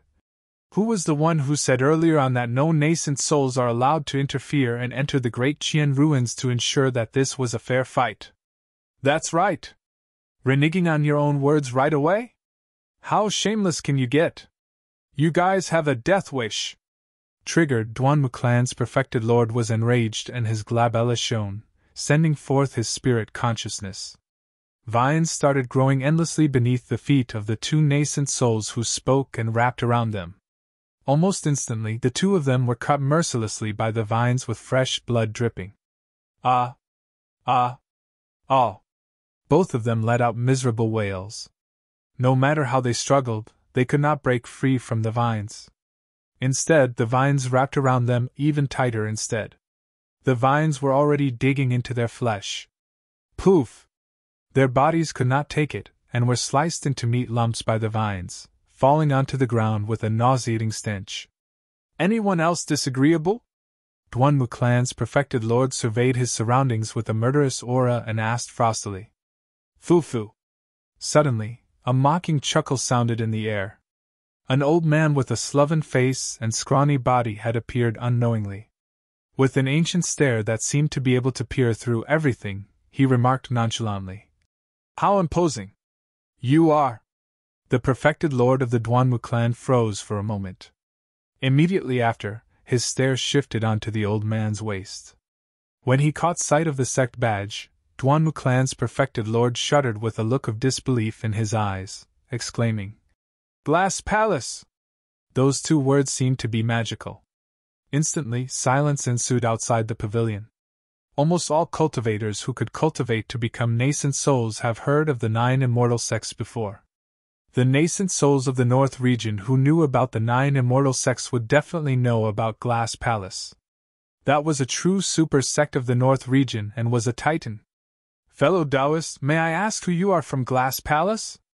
The perfected lord of Duanwu clan asked with difficulty, vaguely sensing something. I don't have a title. I'm merely an old servant of the young master. The Glass Palace old man's tone was still calm. Why, young master, has he arrived? The perfected lord of Duanwu clan murmured softly with a bitter tone. He finally understood how Duan Wukong died. If that man from Glass Palace arrived in the Great Jian ruins, even 10 Duan Wukangs won't be a match for him. That was the number 1 perfected being of the North region 30 years ago. That man could have entered nascent soul realm 10 years earlier. However, the reason why he did not take the step forward was because he wanted to enter the ancient battlefield 20 years later. Wuya of Glass Palace. He reigned supreme across the Golden Core realm in the North region 30 years ago. When the perfected lords of the 10 upper sects and 4 gentry clans heard the name Wuya, all of them went silent. The perfected lord of Ouyang clan murmured softly, "If we knew that Wuya would come, why would we bother sending our disciples to fight for the vermilion fruit? That's just seeking trouble for ourselves."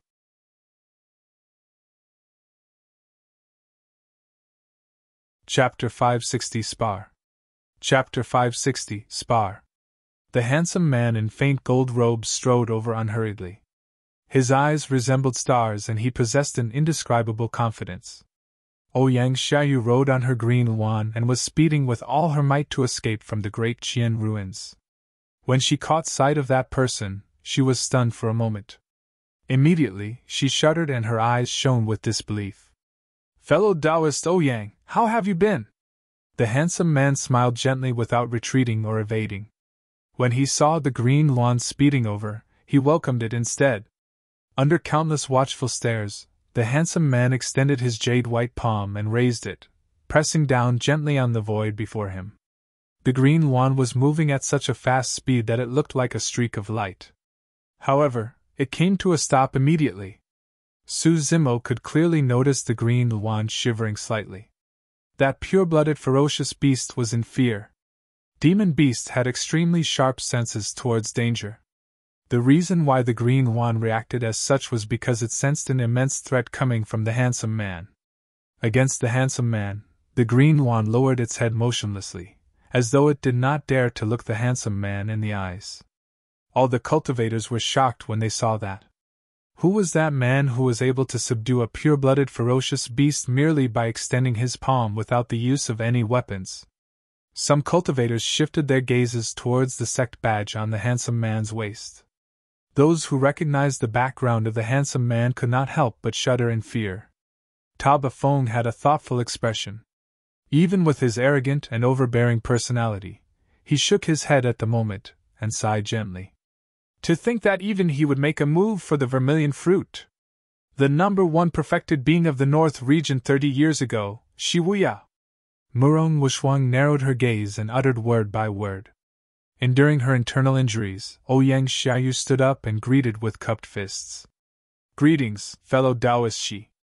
Anyone from the North region who would try and kill fellow Taoist Ouyang is truly someone who doesn't know how to cherish women," Wuya said with a smile. Ouyang Xiaoyu turned around and glared at Su Zimo spitefully.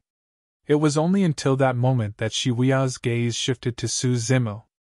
Su Zimo was expressionless and his gaze was deep, staring at Wuya, who was not far away peacefully without the slightest hint of fear in his eyes.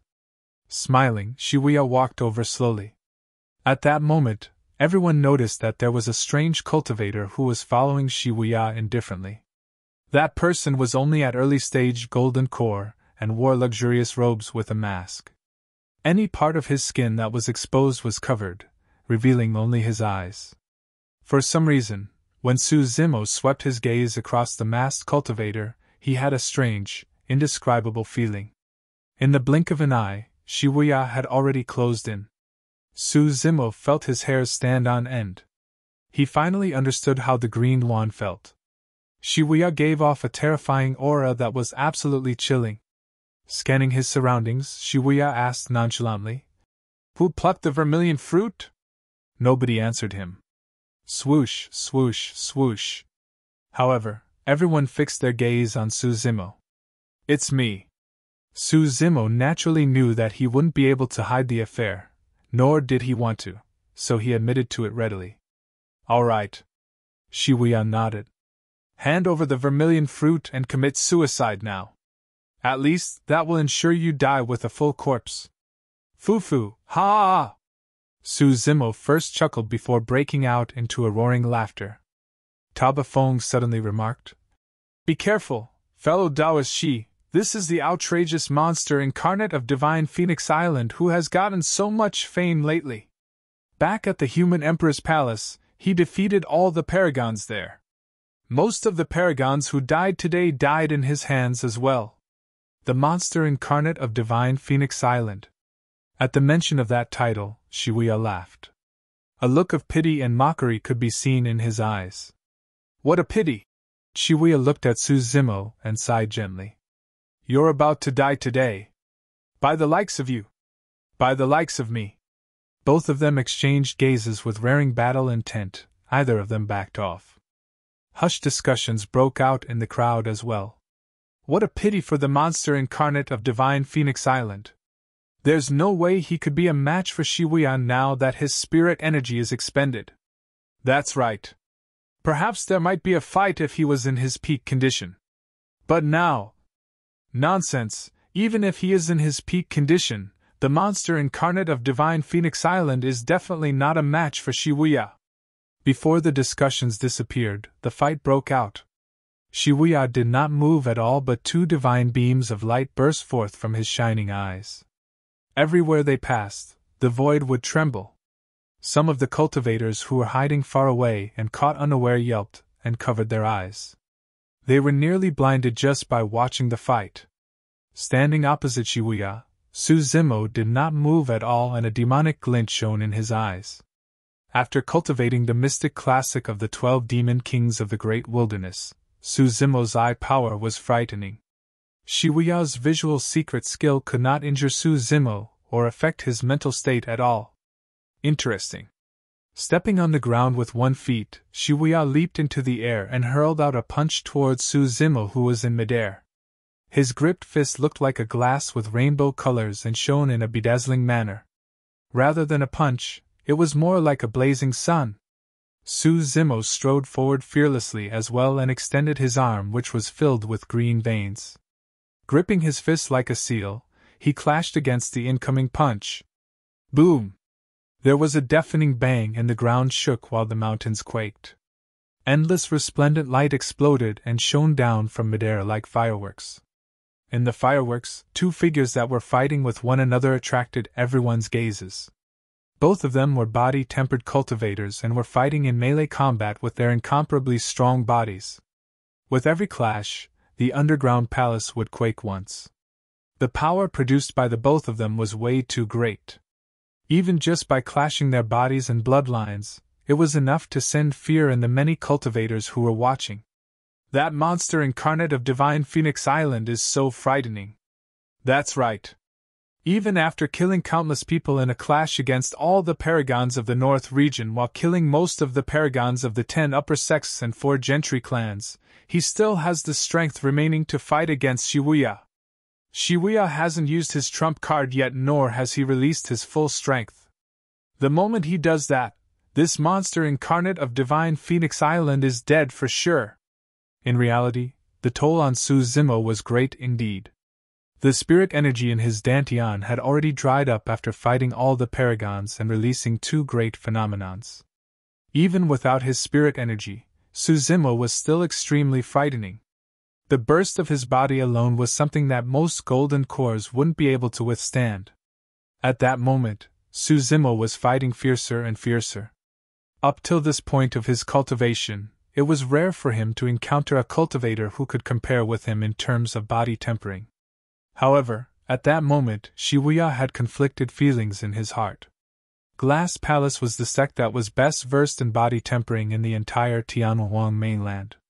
At its ultimate level, Glass Palace's secret skill could even kill ancient remnant beasts and subdue pure-blooded ferocious beasts. Up till this point of his cultivation, Shibuya had never encountered anyone who could match him in melee combat. But now, he was extremely troubled after meeting Suzumo. Tsunami Blood. This successor of Divine Phoenix Island had actually managed to cultivate his bloodline to the Tsunami Blood realm. What was even more terrifying was that the melee combat techniques released by the successor of Divine Phoenix Island were extremely tricky. Tough and gentle at the same time, they resembled an anaconda coiling a massive mountain, a spirit monkey scaling a cliff. In fact, there were a couple of times when he felt that his life was threatened.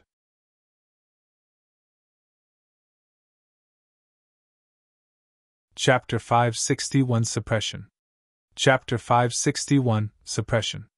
50 years ago, Shibuya came out from seclusion.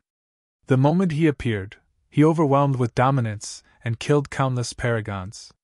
With a zero-loss record, he reigned supreme over the North region and was lauded as the youngest paragon of the Golden Core realm with unlimited potential.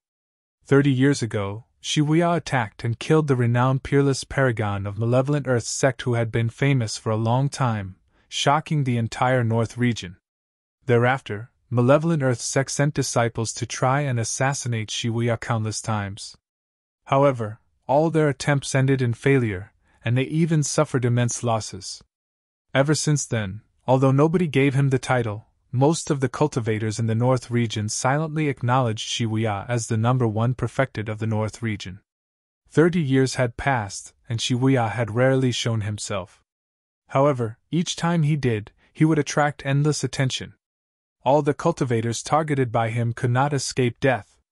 10 years ago, when Wuya appeared once again, he crossed a major realm and killed a nascent soul from an upper sect of the nascent soul. It was an extremely tragic battle that shocked the entire cultivation world. Golden cores and nascent souls were on completely different levels. That kill across a major realm made Wuya even more famous. Although he was only a golden core, most cultivators regarded him as someone of a nascent soul level. Nobody expected that this monster incarnate of the North region would make a move for the Vermilion fruit's birth. After all, Wuya had not shown himself or fought for the past 10 years. This fight for the Vermilion fruit was a rare gathering of the North region's paragons. However, if Wuya were to arrive, the paragons of the 10 upper sects, 4 gentry clans and even 2 ancient aristocratic families could only be seen as mere children compared to him.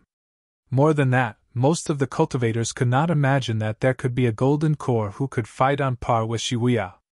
That monster incarnate of Divine Phoenix Island is truly terrifying. To think that he would still have the strength to fight against Wuya after battling countless paragons.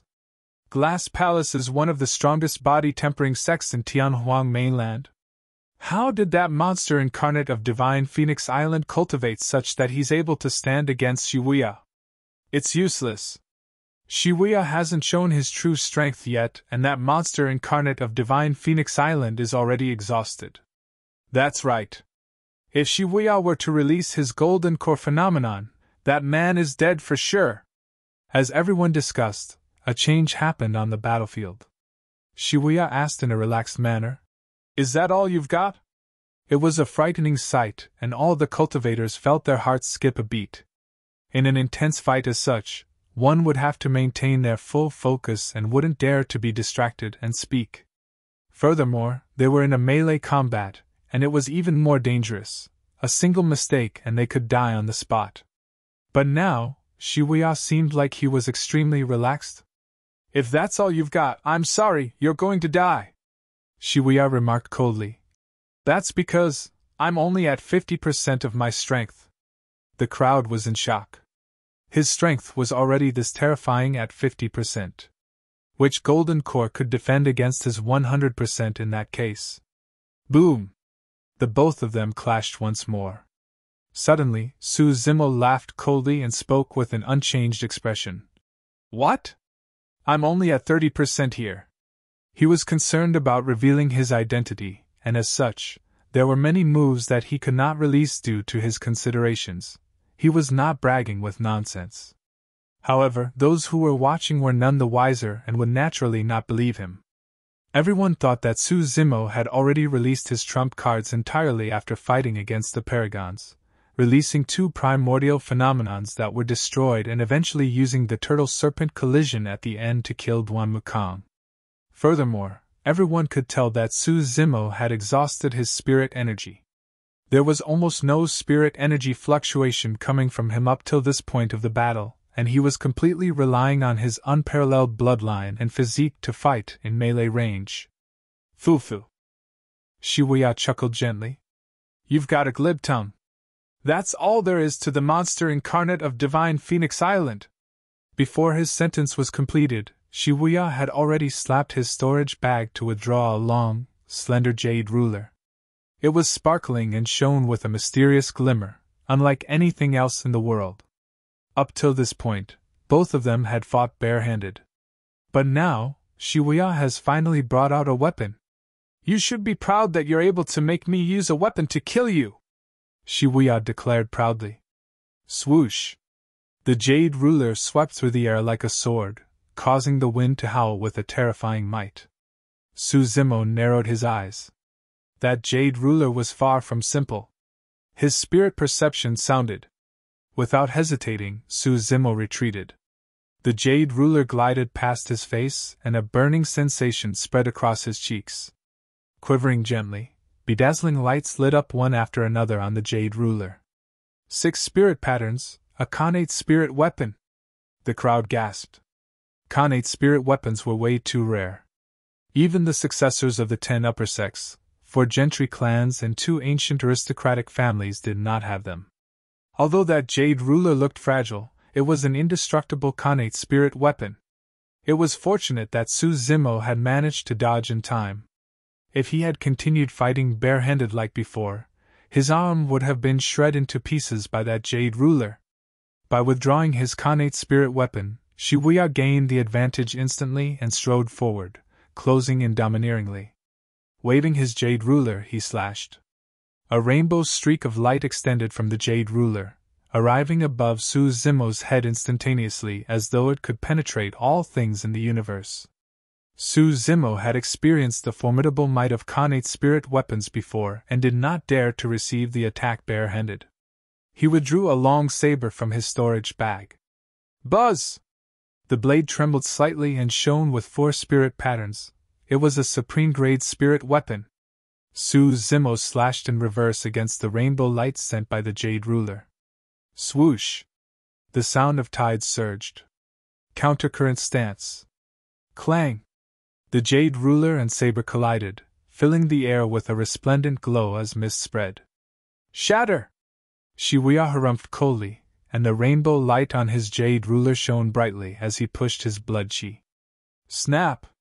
There was a crisp sound. Instantly, a series of cracks rippled through the blade. Destroyed. A supreme-grade spirit weapon was shattered by Wuya's Jade Ruler directly. Suzumo retreated once more. Shoo! Shoo! Shoo! Against that powerful clash, Suzumo's saber broke into shards before transforming into light spots that shot towards him. Suzumo's pupils constricted instantly. The two of them were way too close. The shards of the saber surged towards him almost immediately after the saber and Jade Ruler collided. There was no time to dodge at all. Suddenly, a series of crackling sounds echoed from Suzumo's body. Under countless watchful gazes, his tall, burly body actually shrank into a meatball the size of an infant, spinning smoothly in midair. Cling! Clang! Instead of piercing him, the saber shards let off metallic sounds when they struck Suzumo. Suzumo took a deep breath of air, and his tendons and bones sounded together. In the blink of an eye, he returned to his form of the burly man. Tears could be seen on his green robes, but there was no sign of blood. A faint golden glow could be seen through his green robes. Wuya's eyes lit up as he came to a realization. Not bad. So, you were wearing a defensive inner armor. He had sharp eyes and could vaguely tell that Suzumo's inner armor was of a relatively high grade. There was a chance that it was a perfect grade spirit weapon. The stars are truly aligned. Coincidentally, I've been looking for a defensive spirit weapon and here you are, bringing it for me. Wuya could not help but laugh. I've got to see just how long more you can hold out for. The moment he said that, Wuya's blood chi exploded and his figure flickered. Waving his Jade Ruler, endless rainbow light dispersed downwards onto Suzumo's head, slashing down once more. Wuya had suppressed Suzumo perfectly with his Khanate spirit weapon.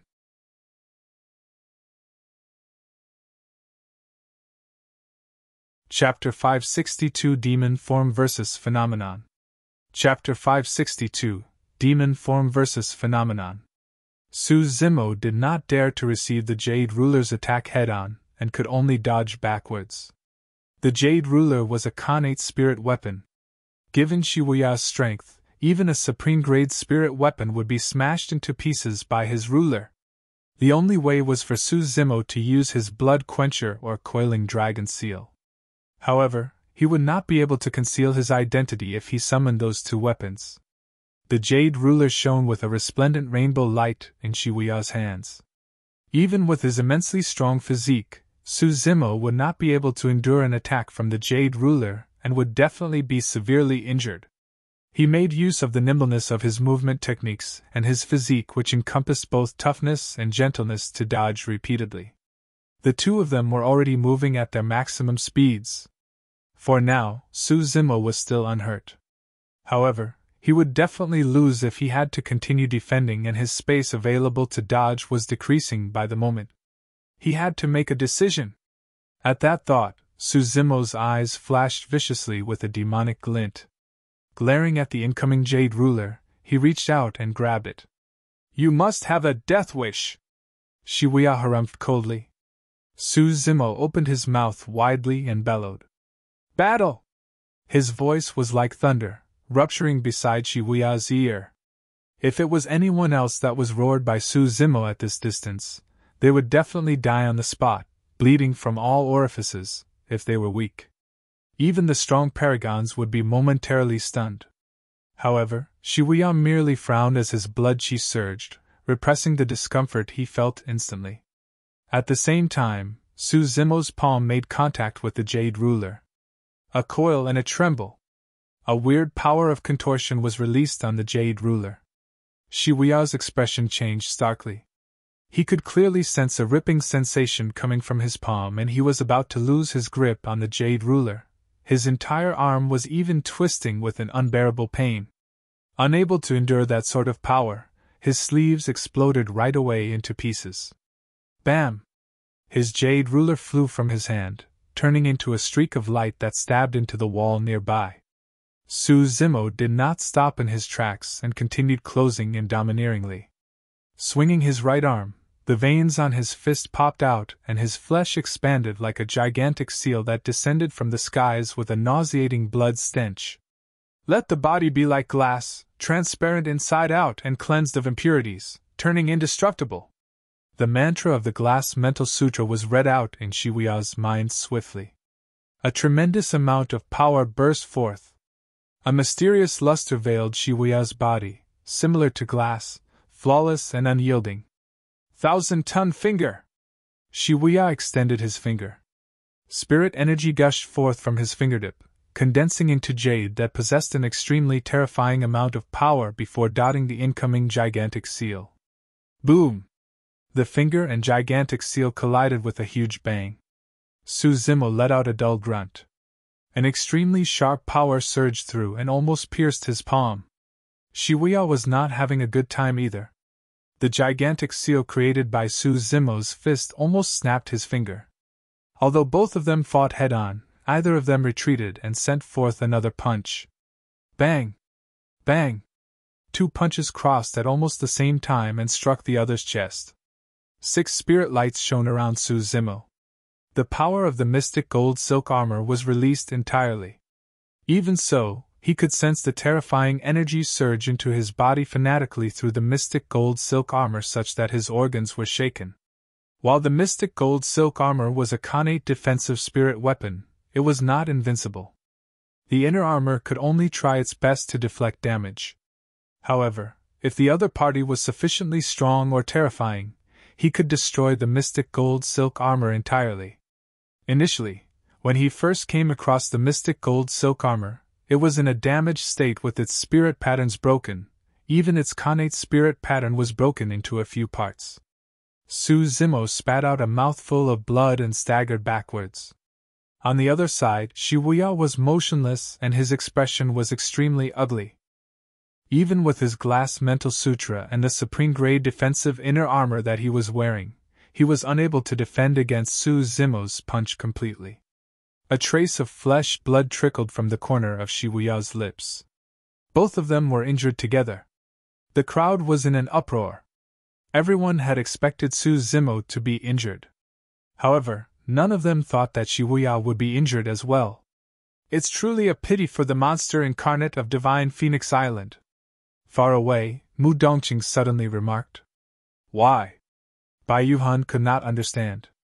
Mu Dongqing replied, "Given his potential, if he were to cultivate to perfected golden core and fight Wuya in his peak condition, it might be hard to determine who would be victorious. But now that the successor of Divine Phoenix Island has already used up all his trump cards, spirit energy and stamina, he's definitely doomed once Shibuya releases his golden core phenomenon. On the battlefield, Shibuya had a dark expression and his eyes shone with cold killing intent as he said, almost snarling, "It's been a long time since anyone managed to injure me." "Good, very good." He strode slowly towards Suzumo, and the aura he emanated turned increasingly frightening. "I'll let you have a taste of my golden core phenomenon. Glass divine light." The moment Shibuya said that, a brilliant and colorful radiance shrouded him in a bedazzling manner. Glass divine light, the 13th spot on the previous phenomenon ranking. This was truly a strong phenomenon passed down from history that managed to get into the top 20 for every single phenomenon ranking. You should feel proud that you can die to glass divine light. Shibuya stood in the air and looked down at Suzumo with a gaze that seemed like he was looking at an ant. Fufu. Suzumo smiled. Many cultivators were stunned, thinking that Suzumo had gone mad. If they were in his position, none of them would be able to smile. How do you think I managed to suppress the Paragons of the immortal, Buddhist, and fiend sects beneath the human emperor's palace? Suzumo said in a relaxed manner as a scarlet-red inner core spun slowly in his chest. His eyes lit up and his black hair swayed without any wind while a terrifying aura spread from him. Many cultivators were shocked. Demonic chi? Not good, he's a demon. The rumors were real. There were too many rumors regarding the monster incarnate of Divine Phoenix Island, some of it overly ridiculous, such that many cultivators who had not witnessed it personally would not dare to believe. It was only at that moment that everyone realized why he was called a monster incarnate. Crackle! Pang! Pang! Pang! Suzumo's tendons and bones sounded at the same time as his flesh expanded. Right in front of everyone, he released his blood chi and his body expanded. In the blink of an eye, he grew more than 100 feet tall, akin to a mighty fiend celestial with a torrential ferocity.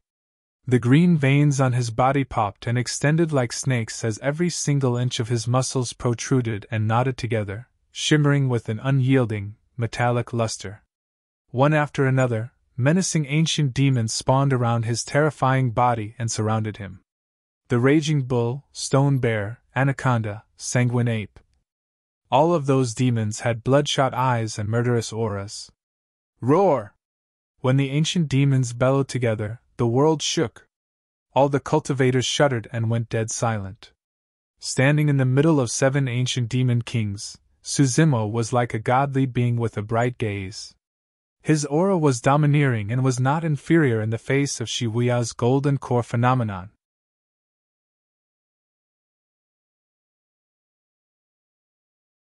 Chapter 563 Defeat, Desperate Situation. Chapter 563 Defeat, Desperate Situation. Heavens, what's that? A wave of shock and astonishment could be heard from the crowd.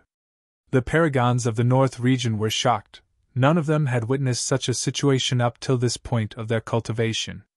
That figure that was more than 100 feet tall stood in the middle of the battlefield like a towering godly being, exuding its might in all directions with a torrential aura.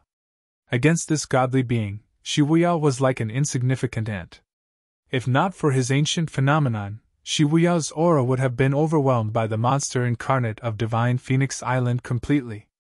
So, you're just a beast. Shibuya circulated his golden core with all his might and the power of his phenomenon surged. The glass divine light glowed brilliantly.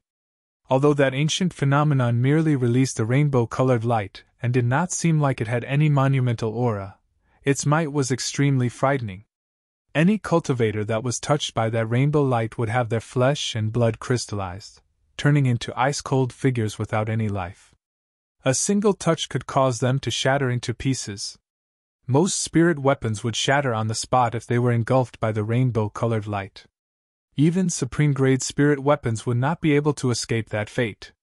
The fact that it was called a divine light was proof of the might of this ancient phenomenon. Its godly authority could purge all ghosts and deities. Normally speaking, Even pure-blooded ferocious beasts wouldn't be able to withstand the killing power of glass divine light. However, Su Zimo cultivated the mystic classic of the 12 demon kings of the great wilderness. That was the foundation left for him by Dai Yu to establish ground in the cultivation world as well as his stepping stone to enter the cultivation world. That supreme demon classic was the exact reason why Su Zimo was able to overwhelm so many Paragons and fend off the sealers beneath the human emperor's palace before eventually entering it. Although he had only just formed his inner core, the terrifying aspect of the mystic classic of the 12 demon kings of the great wilderness had already been revealed.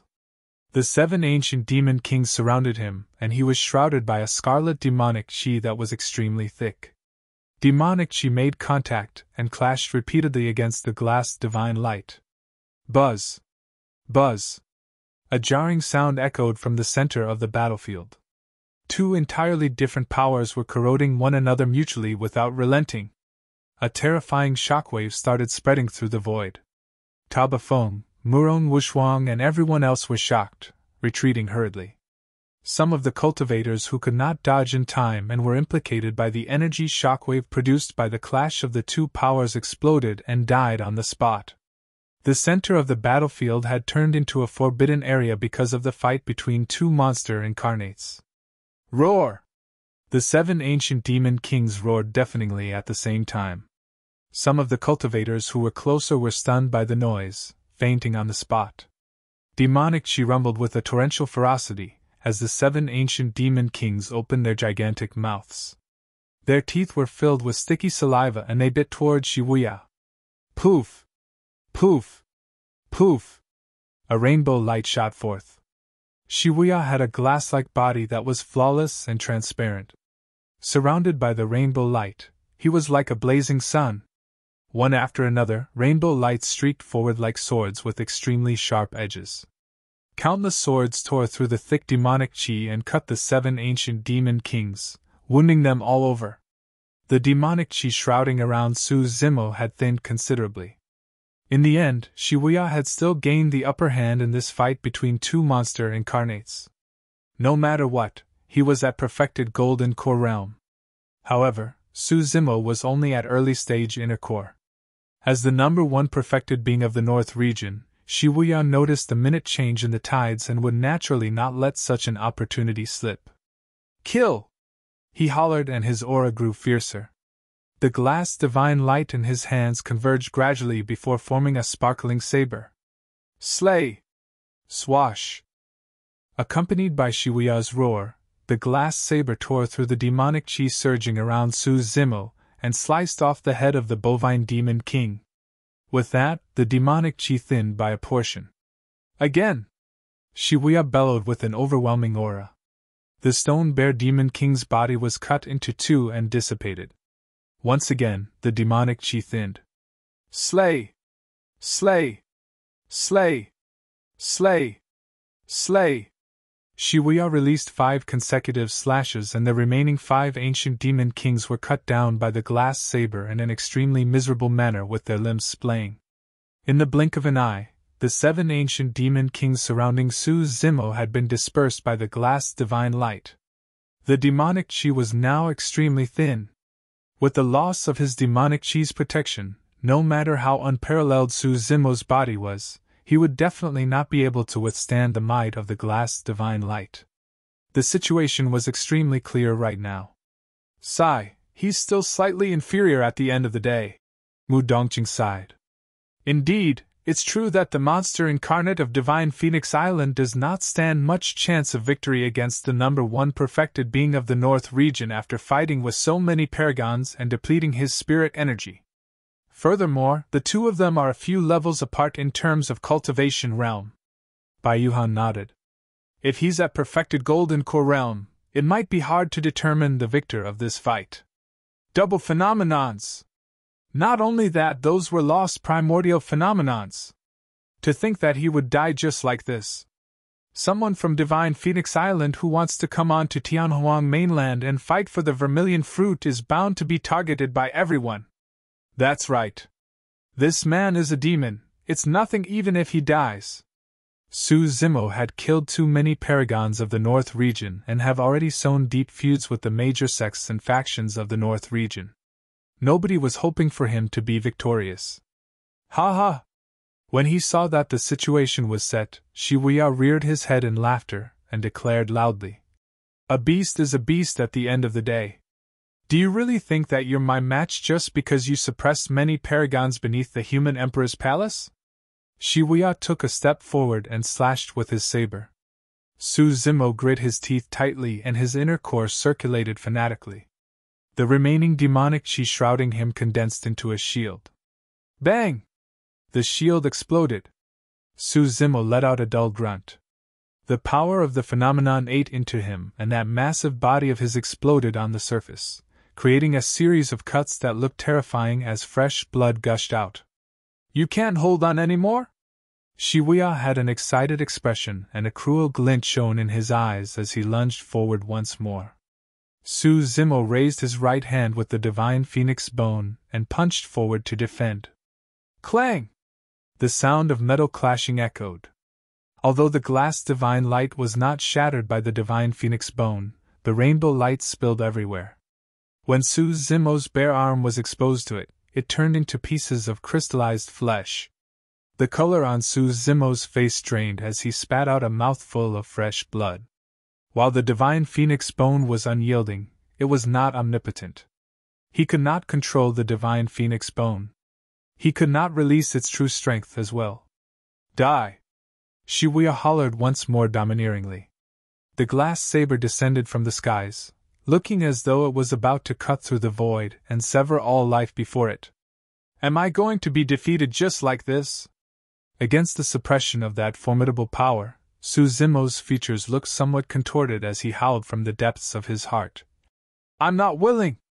On the surface, this was a clash between two Paragons. However, in reality, this was more like a face-off between immortals and demons. It was more like a fight between the legacy of Daiyu and the ancient super sects.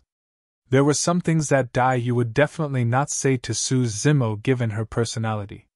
However, she had already expressed her intentions through her actions.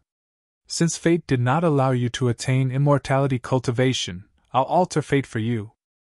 Since Iridescent Cloud's palace doesn't want you, I'll impart to you my skills and allow you to be stronger than all the successors of the super sects in this world. This was Daiyu's pride. It was now also Su Zimo's pride.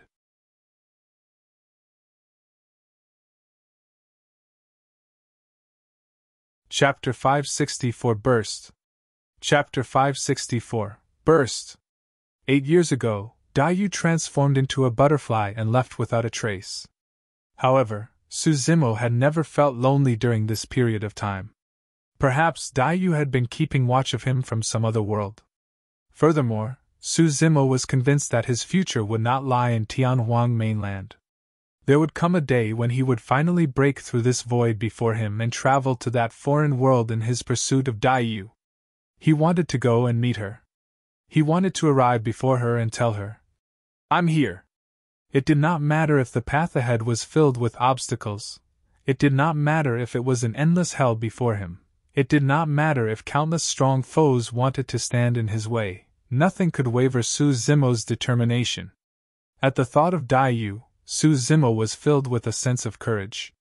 When he thought about her, he could not help but recall her domineering and imposing methods. How could the mystic classic of the 12 demon kings of the great wilderness lose? How could Daiyu lose? How could I lose? I'm not willing. Ah! Su Zimo reared his head and roared into the air. With the circulation of his inner core, his blood chi rose, his tendons and bones echoed together, his blood marrow gushed, and his organs trembled. Body tempering, tendons transformation, bones strengthening, marrow cleansing, organs refinement, orifice clearing, core formation. All 7 sutras flowed through his mind. A series of strange sounds came from that body that was 100 feet tall. It seemed as though someone was chanting those sutras relentlessly. With the support of that sound, the turtle-like cracks on Su Zimo's body healed at a speed visible to the naked eyes. The gradual gathering of the sound seemed to have triggered something and released a shuddering energy. Su Zimo's eyes lit up as he welcomed the incoming glass saber. The demonic chi in his body surged and he charged forward instead of dodging or retreating. You're asking for death! Wuya's gaze was vicious as he slashed forward savagely, gripping his glass saber with both hands. Boom! Su Zimo threw out a punch. At the same time, a gigantic demon beast could faintly be seen from the rumbling demonic chi behind him. It looked like a blood-colored butterfly that was vaguely discernible. There were two bright, round moons etched on the wings of the butterfly, resembling a pair of indifferent eyes. Su Zimo punched forward. The blood-colored butterfly did not move at all, and those moon-like eyes on its wings flashed. An incomparably strong power cruised through Su Zimo's body, bursting instantly along with his fist. Boom! The saber collided against Su Zimo's fist with a resounding bang. Wuya's expression changed once again, and from the depths of his eyes, a hint of panic and fear could be seen. Right in front of everyone, the glass saber in Wuya's suddenly exploded. The rainbow light dispersed. Wuya's golden core phenomenon had shattered entirely. Shuddering, Wuya choked and could not help but cough out a mouthful of blood, as though he was struck by thunder. All the Paragons of the North region exclaimed. Everyone witnessed the monster incarnate of Divine Phoenix Island fall into a desperate situation where he could die at any moment. Yet, for some unknown reason, he suddenly gave off a burst and destroyed Wuya's golden core phenomenon instead. In the blink of an eye, the tides had reversed. The faint blood-colored butterfly behind Su Zimo had disappeared by now. However, without the protection of his golden core phenomenon, Wuya was definitely not a match for Su Zimo in his demon form. Boom! Su Zimo strode forward and extended his massive palm, crushing down in an encompassing manner. Wuya did not have time to dodge, and could only raise his arm to defend reluctantly. Bang! A dull sound of defeat echoed as the two of them clashed. Wuya merely felt a sharp pain run through his arm, and instantly, he was drenched in cold sweat. Su Zimo did not give him a chance to catch his breath at all. Both of them were rare prodigies in terms of melee combat, and would naturally not give up on such an opportunity. He threw yet another punch down. It seemed like a supreme gigantic seal that was smashing down from the heavens, about to quake the mountains and ground. Boom! Wuya could only prop up both arms to receive the blow. Shuddering, he retreated once more. Yet again, he coughed out a mouthful of blood that was now already blackish. His organs were shaken. Otherwise, his blood would have definitely been red. At that moment, Wuya could no longer feel pain in both arms. They were numb by now. Su Zimo was extremely precise in his timing, such that Wuya did not even have the time to withdraw weapons, talismans, or elixirs. If this continued, both of Wuya's arms would be snapped by Su Zimo within a few rounds. The two of them were extremely close. Wuya could clearly sense that Su Zimo's breath also carried a hint of blood stench. This meant that Su Zimo was already significantly injured through this battle. Right now, both of them were at their limits. If he were to fight to the end, he might still be able to win. However, Su Zimo's aura was way too overwhelming and sharp at the moment. After enduring a few hits repeatedly, Wuya had already given up on the thought of fighting Su Zimo to the end completely. He could not die. He was less than 100 years old. He was the number one perfected being of the North region. At such a young age, his future had unlimited potential. As long as Wuya wanted to, he could even transcend to the nascent soul realm.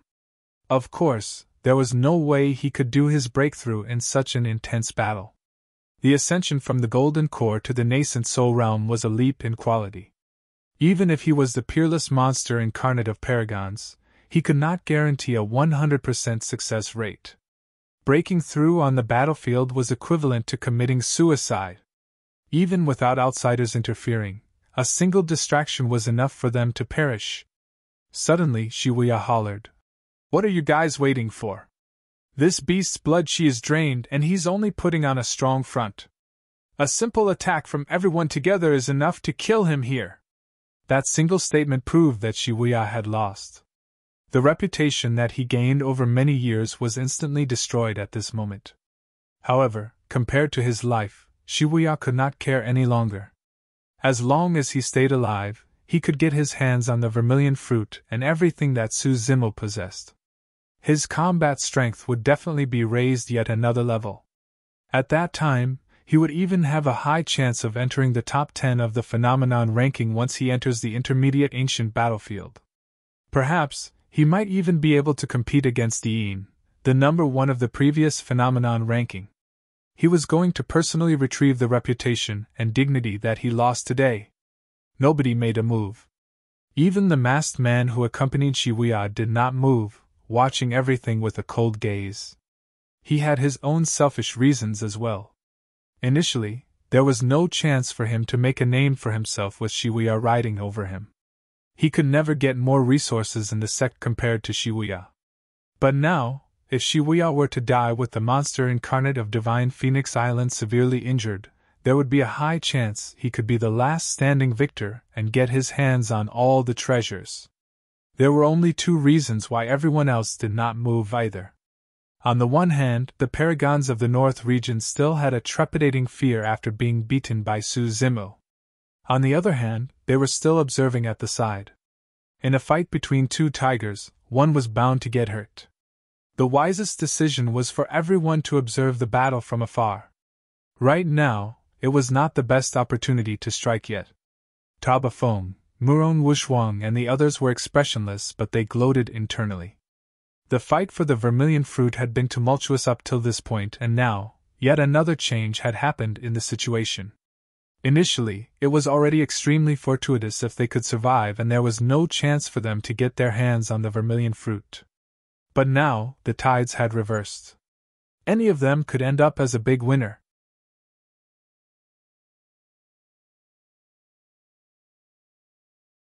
Chapter 565 Fall of Wuya. Chapter 565 Fall of Wuya.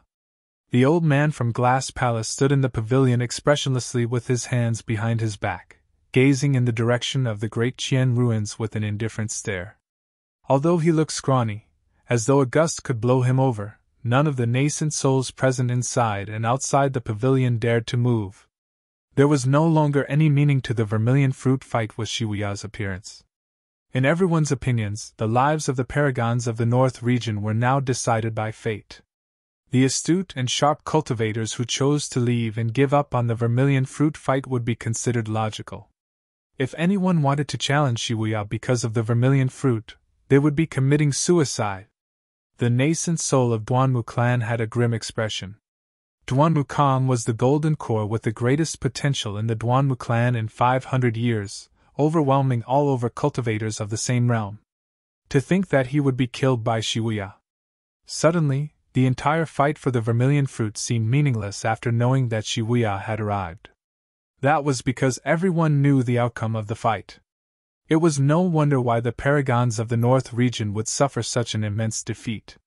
It was no wonder why even Paragons of the 10 upper sects and 4 gentry clans fell one after another. It was no wonder why the situation could not be contained even with the appearance of the successors of the 2 ancient aristocratic families. Right now, everything was clear. It was all because of Wuya. The many nascent souls remained silently, awaiting the final outcome.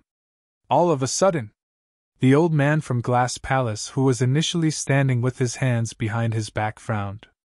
Swiping his shriveled hand across his storage bag, he withdrew a destiny talisman and gazed at it. The radiance on the destiny talisman shimmered, as though it had received an immense blow. The old man from Glass Palace narrowed his gaze and a cold glint could be seen in his hazy eyes. The young master seems to have met with some trouble. Could there actually be a paragon in the North region who could challenge the young master? The moment that thought crossed his mind, the destiny talisman in his hands flashed repeatedly. After a momentary pause, the radiance on the destiny talisman dimmed gradually. The old man from Glass Palace was stunned. This was no longer any ordinary trouble. It seemed like Wuya was undergoing some unprecedented danger, and could fall at any moment. The abnormal reaction from the destiny talisman attracted the stares of other nascent souls as well. Suddenly, a stir broke out from the crowd. What's going on? That destiny talisman belongs to Wuya? It should be. The old man seems like he's really concerned. Who in the North region could pose a threat to Wuya? I'm not sure. The old man from Glass Palace clutched the destiny talisman with an unpredictable expression. After a moment of hesitation, his eyes flashed with conviction as he declared coldly, "A nascent soul must have infiltrated the great Jian ruins. Otherwise, given Wuya's strength, even if all the Paragons of the North region joined forces, none of them would be a match for him." Indeed, that was possible from Wuya. However, it was not exactly possible for a nascent soul to infiltrate the great Jian ruins. All of the nascent souls were gathered here and their spirit consciousnesses surveyed the surroundings. There was no way a nascent soul could have sneaked past them, avoiding detection. It was obvious what the old man from Glass Palace meant by saying that. "I've got to see who would dare interfere in the fight for the Vermilion fruit." The old man from Great Jian ruins soared into the air, turning into a streak of light that burst towards the Great Jian ruins. The other nascent souls were already impatient to begin with, and wanted to check out what was going on in the Great Jian ruins. Countless nascent souls could vaguely sense that the situation was not as simple as they had imagined. Countless figures soared into the air. In the center of the ruins, the fight between the two monster incarnates was still ongoing. Wuya was drenched in sweat and retreated continuously, panting in a wretched state. Su Zimo was not in a great state either. Many Paragons could clearly sense that Su Zimo's movement was getting more sluggish, and his blood chi was drained. From the initial height of 100 feet tall, he was now only 2 meters tall. He was at the limits of his stamina. Even so, he did not have any intention of stopping. Su Zimo's eyes shone viciously. Even with his inadequate stamina, he was still suppressing Wuya with his aura. Every single punch landed with his full strength. Wuya had a menacing stare as he snarled, "Beast, can't you tell that everyone is watching with coveting eyes, trying to reap the rewards from our fight? Even if you kill me, you'll be killed mercilessly." "Heh!" Su Zimo sneered, revealing a set of pearly whites as he replied coldly, "For calling me a beast, I'll slaughter you first before thinking about anything else." "You're a lunatic!" Wuya cursed. His hair was disheveled right now, and he no longer carried the air as the number one perfected being of the North region. Snap! Su Zimo threw yet another punch.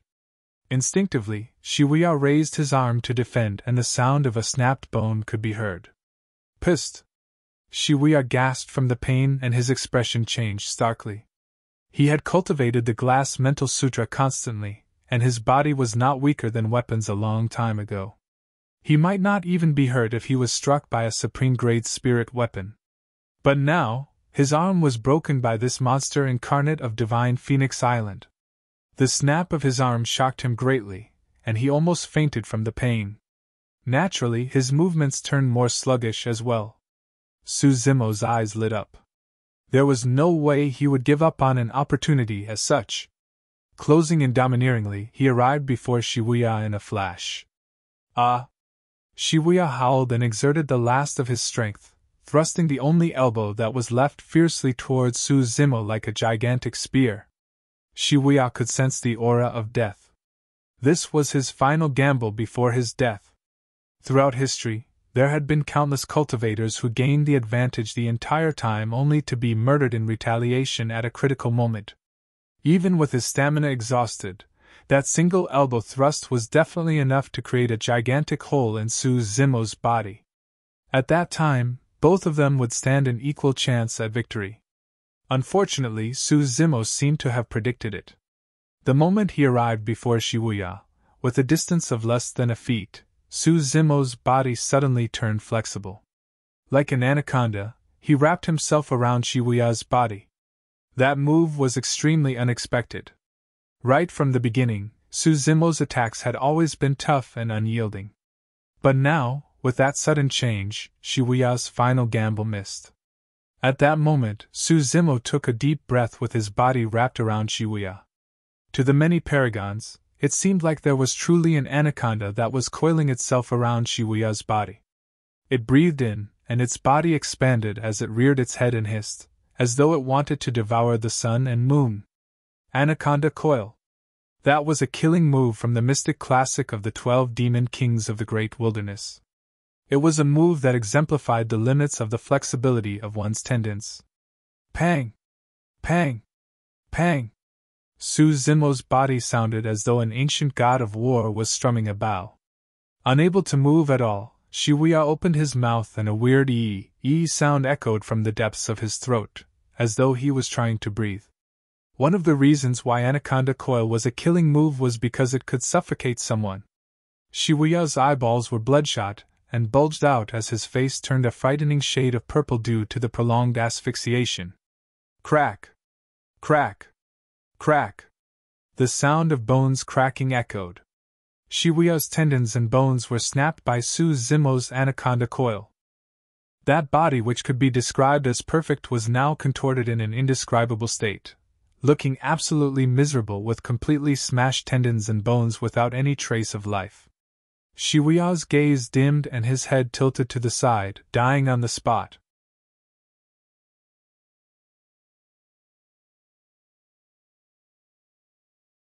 Chapter 566. Pass Through My Sword. Chapter 566. Pass Through My Sword. Wuya, the once number one perfected being of the North region who dominated the cultivation world overwhelmingly, and was completely unmatched across the same realm.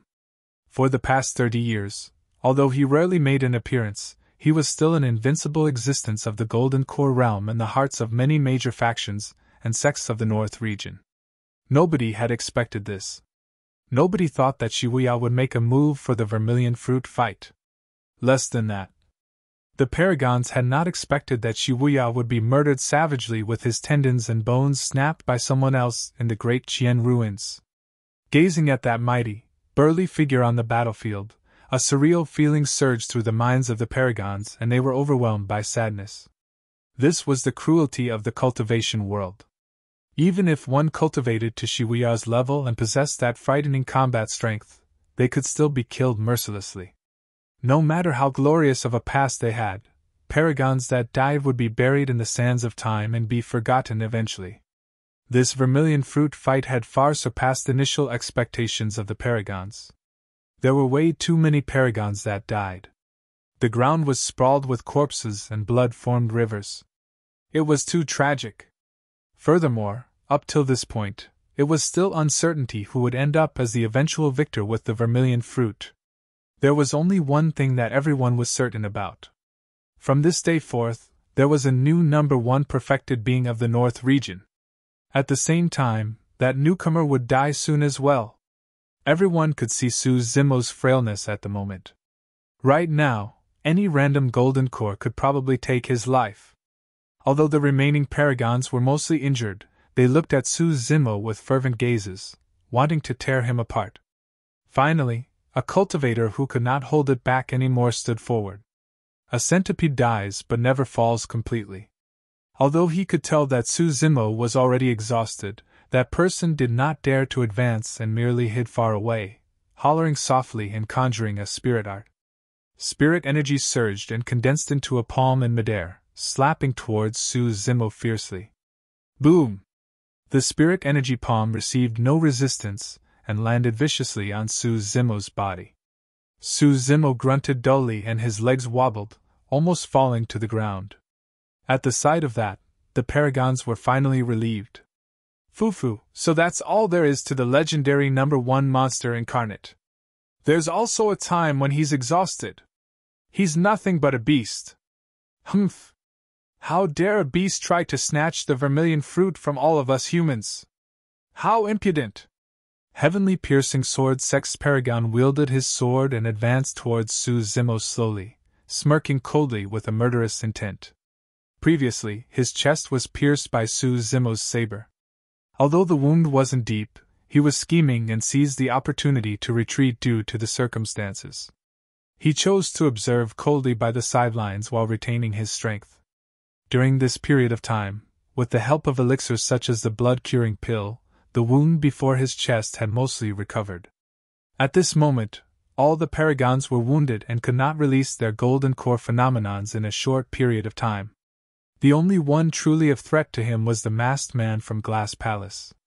However, Heavenly Piercing Sword Sex Paragon could tell clearly that the masked man was at early stage golden core. He would definitely have the advantage if the two of them were to fight. The reason why he chose to stand out now was naturally to control the situation and suppress everything so that he could take advantage of the situation. Beast, why aren't you cocky anymore? Clang!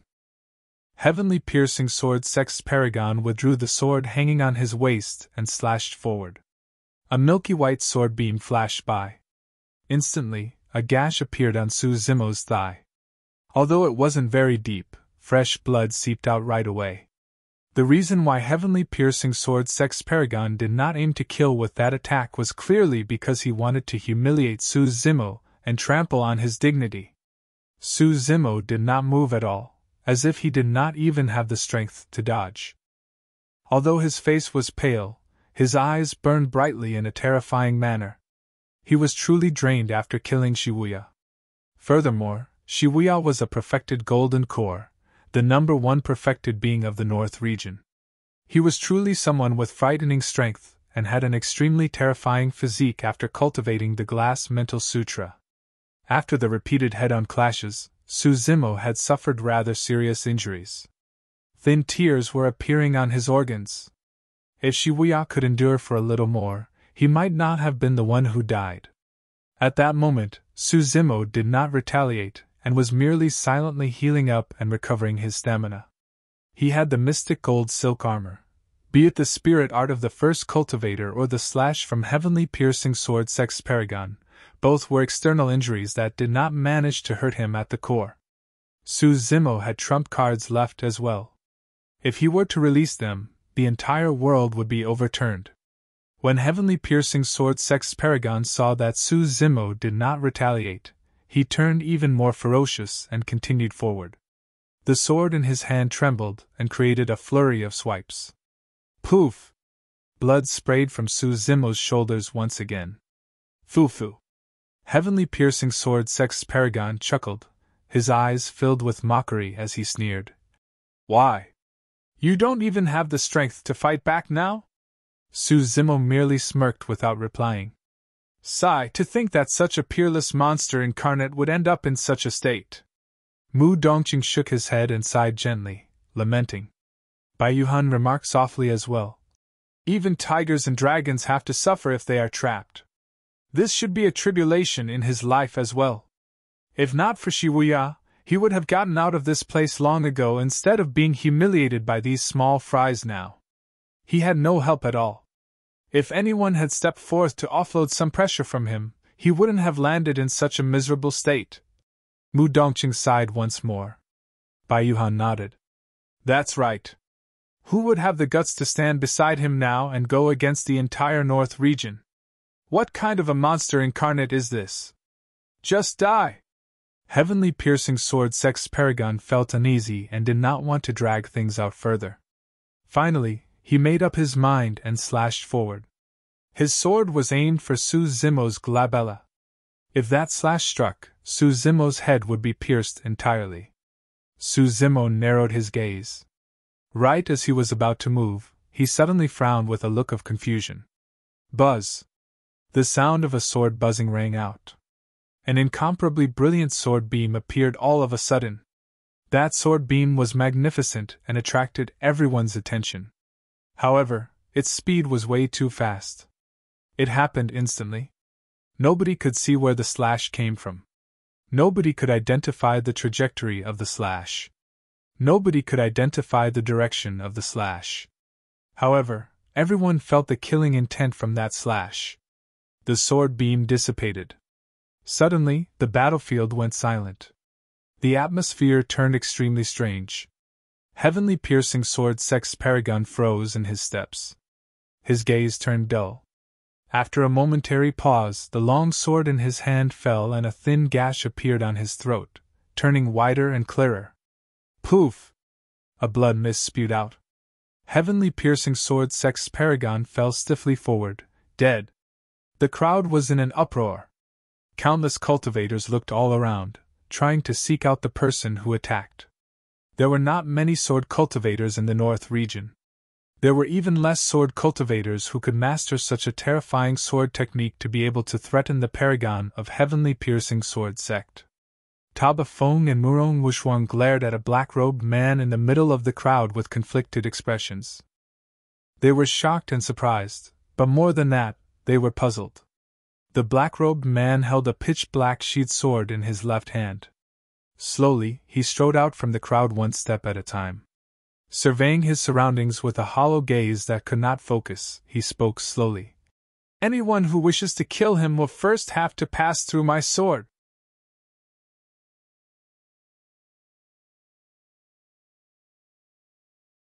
Chapter 567 Dugu Jian. Chapter 567 Dugu Jian. Su Zimo did not recognize the black-robed swordsman. He could not understand why this person wanted to help him. However, he once felt an extreme sense of danger stemming from the black-robed swordsman. From that slash earlier on, his gut feeling was verified. That slash happened way too quickly. Heavenly Piercing Sword Sect's Paragon did not even get the chance to release his golden core phenomenon before dying on the spot. Where did this lunatic come from? Humph. If he's the helper of this beast from Divine Phoenix Island, he might be a beast as well. Everyone should target him. Some sharp cultivators who noticed that the black-robed swordsman did not have any identity badge on his waist assumed that he was an oblivious itinerant cultivator from out of nowhere, and started ranting at him. With Su Zimo facing imminent death, there might be many treasures up for grabs. Naturally, all the Paragons were coveting that, and none of them wanted to let up. "Everyone, let's attack together. It's not as though this guy could cause a storm." A cultivator beckoned and attacked first. With the first came the second. More cultivators were standing out one after another. Instantly, spirit energy surged and sword beams streaked through the void one after another in a bedazzling manner, shooting towards the black-robed swordsman on the black-robed swordsman like an arrow rain. The black-robed swordsman's right hand moved in a seemingly slow manner towards the pitch-black hilt of the sword on his left hand. The moment his right hand made contact with the hilt, the black-robed swordsman's aura changed all of a sudden. His initially lost gaze suddenly gained focus, resembling two extremely sharp swords. When the cultivators who attacked met with his eyes, they shuddered. Some of them shrieked and closed their eyes hurriedly. Unfortunately, it was too late. Two streams of blood flowed down from their eyes in an extremely chilling manner. A single look blinded those people. What powerful sight he possesses! Su Zimo's heart skipped a beat. After cultivating the mystic classic of the 12 demon kings of the great wilderness, he had already unlocked his eye orifices and cultivated a pair of demonic eyes with extremely powerful sight. Even the enraged diamond gaze of the Buddhist diamond monastery, and the bewitching eye of the fiend sect's pure maiden sect could not affect his mind. However, Su Zimo's demonic eyes had yet to reach the level of releasing such a terrifying killing power with just a single look. He lamented internally. I wonder how that person managed to cultivate such a frightening pair of sword eyes. The black-robed swordsman's gaze had always been lost and unfocused, looking listless. Yet, the moment he held his sword, nobody could ignore his killing intent and the edge in his gaze. Buzz! A buzz reverberated through the world. The unparalleled sword beam from earlier on reappeared with a bedazzling radiance. Cling! Clang! A metallic sound could be heard. The many flying swords darting over from midair were all shattered. The sword beam flashed for a moment. All the cultivators who attacked fell from midair in succession without a single survivor. The moment they fell to the ground, they were already corpses. Although they were prepared for it, not many Paragons of the North region present managed to see the black-robed swordsman attack. By the time the Paragons realized what happened, the sword had already returned to its sheath. The black-robed swordsman's right hand returned to his side, slumping naturally as though he had never attacked at all. Right from the beginning, the black-robed swordsman had been expressionless. It was as though the death of more than 10 golden cores could not create any emotion in him, not even a single bit. A deathly silence filled the air. Nobody expected that after the appearance of the monster incarnate of Divine Phoenix Island, and Wuya in the Paragon fight, there was still another cultivator that was this frightening that had not attacked the entire time. Who could defend against such a terrifying existence? Dugu Jian, you've gone mad! Taba Feng glared with widened eyes and hollered. Dugu Jian. At the mention of that name, Su Zimo came to a realization. There were truly not many cultivators with that surname in the North region. Among them, the most famous was the Dugu clan of the four gentry clans. However, the cultivator named Dugu Jian before him was way too unlike Taba Feng and the others. Notwithstanding the fact that he did not have an identity badge on his waist, he was not accompanied by a single clansman at all.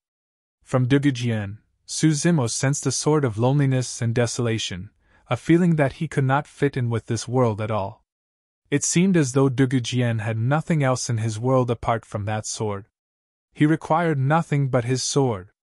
That mental fortitude was the only thing capable of cultivating such a pair of sharp sword eyes and a sword technique that was this terrifying and lethal.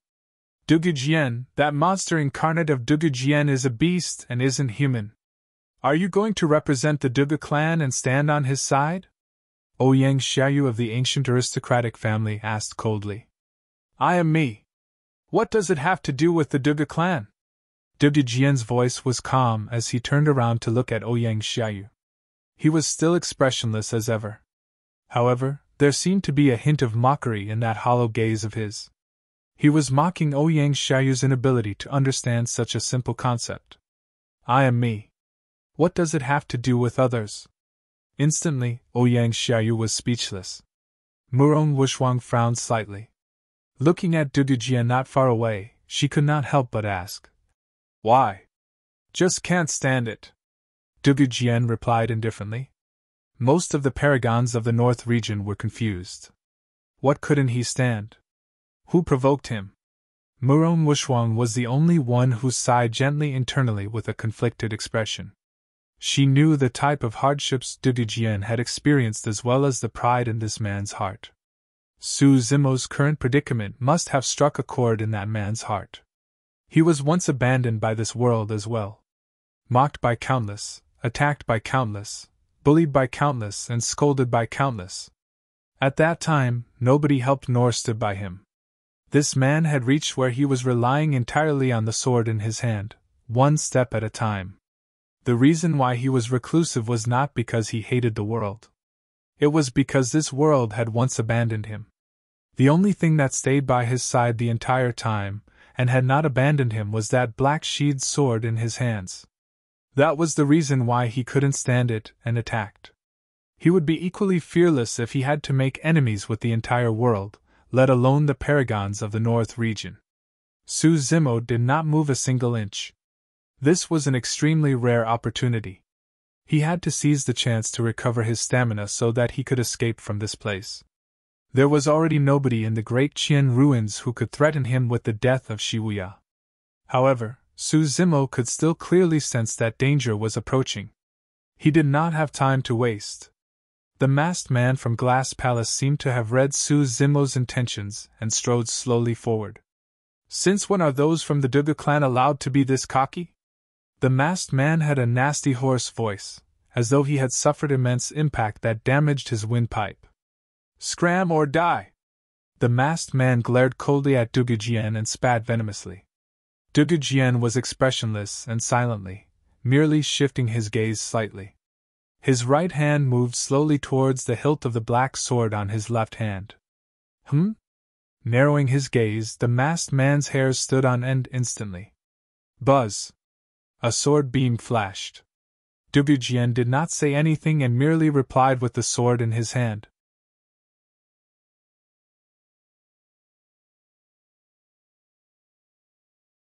Chapter 568 Arrival of the Nascent Souls. Chapter 568 Arrival of the Nascent Souls. The masked man bolted away at an extremely fast speed. He had already vanished from his original position almost at the same time as the arrival of the sword beam. It was entirely silent. Crack! Crack! Crack! The sound of metal ringing was extremely piercing in the silent battlefield. All the Paragons witnessed clearly as a crack appeared on the metallic mask of the man, splitting the mask into two. Clang! The mask fell to the ground, revealing that person's true appearance. Psst! Many people gasped. Some female cultivators even exclaimed. Filled with grisly wounds, that face was extremely horrifying. It looked nefarious, like a malevolent ghost, as though it was eaten away by something. For some unknown reason, Zimo felt an indescribably strange feeling when he saw that face. Sensing the weird stares all around, the masked man had a venomous expression as he howled deeply with an endless hatred surging in his eyes. I'm going to kill you! The masked man strode forward with a torrential aura. Boom! One after another, streaks of rainbow-colored lights appeared behind the masked man with a frightening energy fluctuation that threatened to destroy everything in the world.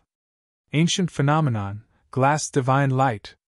Although the masked man's glass divine light was clearly not as terrifying as Wuya's, it was nothing to scoff at as well. After all, that was Glass Palace's legacy phenomenon. Heavenly encompassing swords! Clang! Clang! The sound of swords buzzing reverberated relentlessly through the world. A series of sword chis appeared behind Dugu Jian once after another, encompassing the entire firmament as they streaked over with a daunting might. Glass Divine Light was rank 13 on the previous phenomenon ranking. Heavenly Encompassing Swords was ranked 40 on the previous phenomenon ranking. But now that the two phenomenons clashed, they were on even ground. On the one hand, the masked man's cultivation realm was only at early stage golden core. On the other hand, the might of heavenly encompassing swords was truly pushed to its limits in the hands of Dugu Jian. In the hands of different people, the same golden core phenomenon would also release a different level of might. Fellow Taoists, if we don't strike now, all of you guys are going to be hunted once that beast recovers. Ouyang Xiaoyu surveyed the surroundings and declared coldly. She had already noticed that Zimo was recovering his stamina and channeling qi to heal himself. The Paragons present looked hesitant. However, after exchanging glances, most of them were decided. If they did not give it their all now, it would be hard for a similar opportunity to present itself in the future. Kill! Someone strode forward and growled deeply. Kill! Kill! Kill! Many cultivators roared in unison with a mighty aura, as though they were bolstering their own courage as well. Flying swords and spirit arts filled the air. There was only a single target, Zimo, who was in the center of the battlefield. Zimo's eyes gradually narrowed with a vicious glint.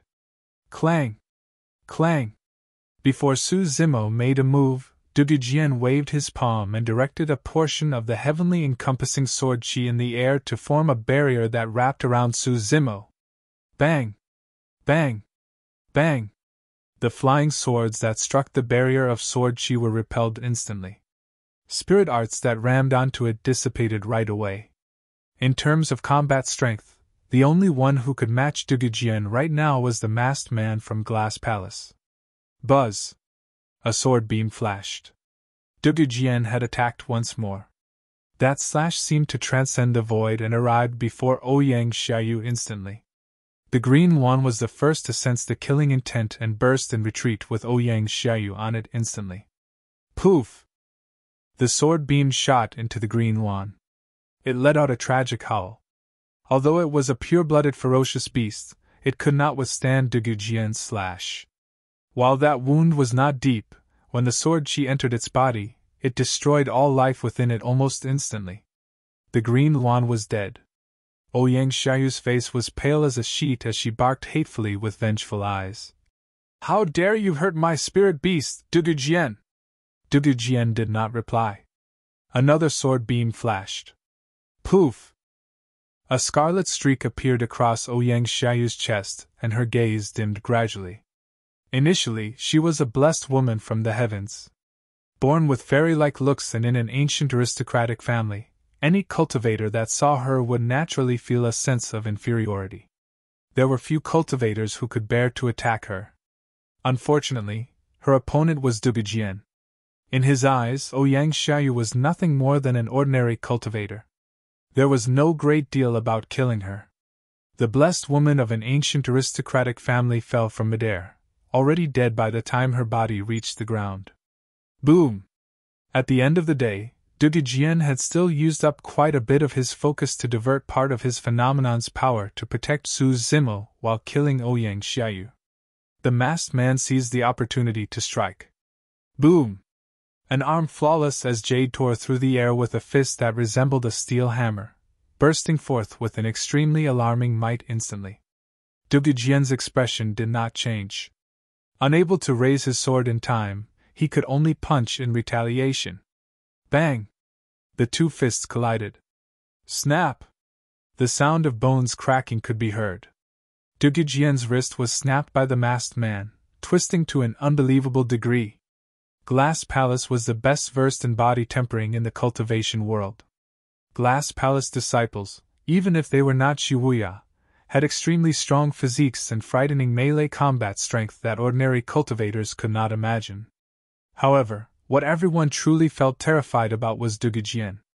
Even with his snapped wrist, Dugu Jian was still emotionless as ever, as though that was not his hand and he did not feel any pain at all. He was way too calm. Dugu Jian was so calm that nobody could sense any trace of panic coming from him. Despite his snapped wrist, Dugu Jian did not stop at all and instead raised his sword in reverse without giving the masked man a chance to follow up at all. The masked man retreated slightly slower and instantly, a bloody gash appeared on his chest. Poof! Once again, the masked man's expression changed as he spat out a mouthful of fresh blood. He could clearly sense an endlessly sharp sword chi surging into his body, trying to cut up his flesh, bones, tendons and organs. Hurriedly, he channeled his blood chi to suppress it. After spitting out a mouthful of blood, he managed to contain the wound and purge out the sword chi. Although it seemed like he gained the advantage in that exchange of blows, in reality, they were on even ground. The only difference for Dugu Jian with his snapped left wrist was that he wouldn't be able to hold onto his sword sheath with his left hand. However, Dugu Jian's sword technique was completely unaffected and turned even more intimidating instead. A paragon was bound to die with every single attack of his. Both sides continued in the stalemate. All of a sudden, the sound of clothes fluttering through the air could be heard from the distant horizon. A series of incomparably strong auras surged forward, tearing through the air. The auras were wildly berserk, seemingly filled with rage, as they sped over. Before they even arrived, an unnerving dominance had already engulfed everyone present. This aura! Nascent souls! Even nascent souls are alarmed and there's so many of them! Instantly, the crowd went wild. Everyone knew that they would definitely fade into the background the moment nascent souls interfered. It was unknown who the vermilion fruit would end up with eventually. That would still depend on the capabilities of the nascent souls.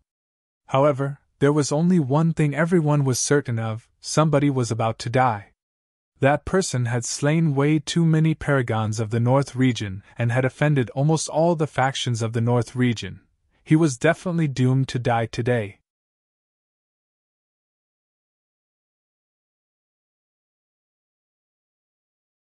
Chapter 569 Exposed. Chapter 569 Exposed. The might of the gathered nascent souls was horrifying, and all of the cultivators fighting stopped, not daring to act recklessly. The old man from Glass Palace was the first to arrive, and his expression was terribly dark. Although he had already rushed over with all his might after noticing that something was amiss, it was still too late. Wuya's destiny talisman was already shattered on his way here. Who was the person who could kill Wuya? There was definitely no golden core in the North region who could be a match for Wuya. Even if a nascent soul managed to avoid them and infiltrate the Great Jian ruins, wasn't there a chance for Wuya to escape if he could not defeat his foe? That was impossible. In the blink of an eye, the various nascent souls have already arrived.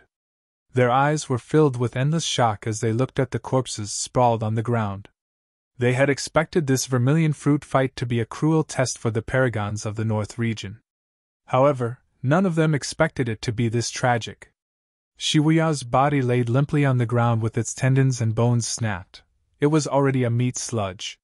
His eyes were widened, as if even till the moment of his death, he could not believe that he would be buried in these ruins. Duan Mukang's body was torn into pieces and his original appearance could not even be seen any longer. Ouyang Xiaoyu's corpse had a gash on her chest that was evidently created by an expert of the Tao of the sword. There were way too many paragons that could no longer speak at this point either, as they laid on the ground as ice-cold corpses. The old man from Glass Palace's gaze turned extremely sharp as he surveyed his surroundings, scanning everyone present. When he came across Su Zimo, he paused slightly. Su Zimo was extremely calm and there was no trace of fear in his eyes even as he faced this many nascent souls. When he sensed the stare from the old man of Glass Palace, Su Zimo smirked and glared back in return with the same intensity. "What happened here?" The perfected lord of Taba clan could not help but holler loudly, asking. Taba Feng pointed at Su Zimo and shouted, "It's all because of him. He's the monster incarnate of Divine Phoenix Island from the ancient battlefield." "That's right. He was the one who killed most of the fallen fellow Taoists of the Golden Core realm." The expressions of the nascent souls changed slightly. The monster incarnate of Divine Phoenix Island. To think that the monster incarnate of Divine Phoenix Island would actually arrive in the North region after leaving the ancient battlefield. It was no wonder. It was no wonder why the Paragons of the North region met with such a great calamity. This monster incarnate of Divine Phoenix Island was truly scary. Even just at early stage Golden Core realm, he was able to kill the number one perfected being of the North region, Wuya. Who else could be a match for him? The many nascent souls stared at Su Zimo with somewhat weird gazes. Apart from hatred, there seemed to be something else. It was more like greed. Their gazes resembled the way the golden cores looked at the vermilion fruit. Many of the nascent souls instinctively looked towards Su Zimo's right hand. There was a rumor in the cultivation world that the monster incarnate of Divine Phoenix Island's right hand contained a supreme treasure, the Divine Phoenix Bone. That was the bone of a divine being. Even void reversions and Dharma characteristics would be tempted to get their hands on a treasure as such, let alone nascent souls. The gaze of the old man from Glass Palace flashed. In his eyes there was far more than the Divine Phoenix Bone to Su Zimo. This man possessed way too many secrets in his body. There was everything concerning Divine Phoenix Island. The legacy of the Saber Emperor. The secrets within the human emperor's palace. Also, was this monster incarnate a human or demon? How could immortals and demons coexist? The only way to find out about those unknowns was by capturing this monster incarnate. Monster incarnate of Divine Phoenix Island. Great, great! The old man from Glass Palace had a cold tone. Withdrawing an antiquated mirror from his storage bag, he said, "Let's see what the true form of this monster incarnate is." When he heard that, Su Zimo's heart sank. Before he could react, the old man from Glass Palace flung the mirror in his hands in the air. Instantly, a resplendent radiance burst forth in a bedazzling manner. The endless radiance converged into a light column that descended on Su Zimo. There was an extremely mysterious power in the light column that did not contain much killing power. However, Su Zimo shuddered and his bones and tendons rang at the same time as his body shrank uncontrollably. His face and features started changing. Under countless gazes, an elegant face was revealed. The burly man with rough features earlier on had vanished entirely. Who is this? Is he the monster incarnate of Divine Phoenix Island? So, the monster incarnate of Divine Phoenix Island is a human. He looks rather refined, like a scholar. To think that such a frail and refined scholar would be so domineering. I truly couldn't tell at all. Su Zimo's heart sank as he heard the discussions. He knew that he could not hide everything anymore. Even when he saw so many nascent souls arrive, Su Zimo could still maintain his composure. However, he truly had not expected that his true appearance would be exposed by a mirror. In the cultivation world, there was a dharmic weapon to deal with demons known as the Demon Revealing Mirror. Although the Demon Revealing Mirror did not have much killing power, it could expose the true appearance of demons and expose all their disguises. Despite his endless precautions, Su Zimo had missed this out. With this mistake, all his efforts had gone to naught. Su Zimo merely felt his limbs go cold. In fact, he even felt devastated. Even if he could escape from this place, he wouldn't be able to survive for long. He could not return to Ethereal Peak. Otherwise, Ethereal Peak would be destroyed because of him. It was even more so for the Yen country.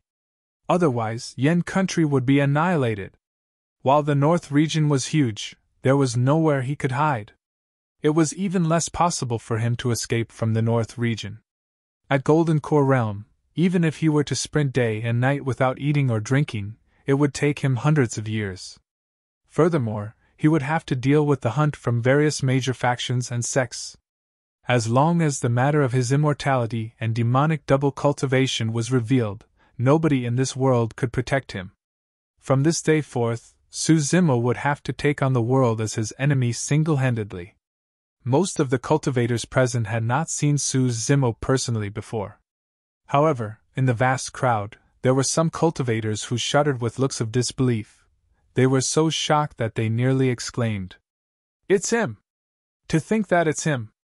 Mu Dongqing was astounded, and could not help but murmur to himself. Bai Yuhan clutched her cherry lips with a disbelieving expression, unable to speak at all. At that moment, both of them finally understood something. It was no wonder why Su Zimo was able to cultivate to the legendary Extreme Foundation Establishment realm, the second person after the human emperor to do so.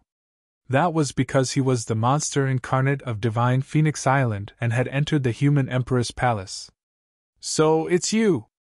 Blaze Columbus Valley's Wan Yan's eyes lit up as he recognized Su Zimo immediately. A month ago, this was the refined scholar that wiped out most of the cultivators from Blaze Columbus Valley, Stellar Luna Sect and Shadowless Sect, causing them to suffer a massive defeat. It was no wonder why this person also had the Divine Turtle phenomenon. It was because he was the same person from a month ago. Since this person had a double phenomenon, it meant that he did not fight with his full strength a month ago. Today's battle was the example of this man's full strength without holding back. "Wait, something isn't right!" Suddenly, Wan Yan's expression changed. This man did not fight without holding back today either. A month ago, he had a gigantic seal that was a Khanate spirit weapon. However, that weapon did not show itself today. A month ago, he also had a quasi-Khanate spirit weapon that he used to shoot Qian Sinyu of Stellar Luna Sect to death. That wasn't shown today either. Just how many more secrets are there to this man? What else does he have up his sleeves? That thought sent shivers down Wan Yan's spine.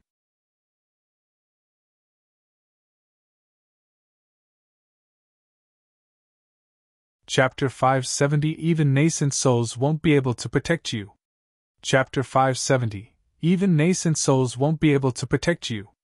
After the masked man from Glass Palace caught sight of Su Zimo's true appearance, his first reaction was to freeze up. Thereafter, an endless hatred filled his eyes as he burst into laughter menacingly. "Fu-fu-fu! Ha ha ha ha ha!" His hoarse voice was deep like a baleful ghost from hell. "So, it's you!" The masked man had a venomous expression as he snarled with grit teeth. "Do you recognize me, Su Zimo? Su Zimo? I seem to have heard that name before somewhere.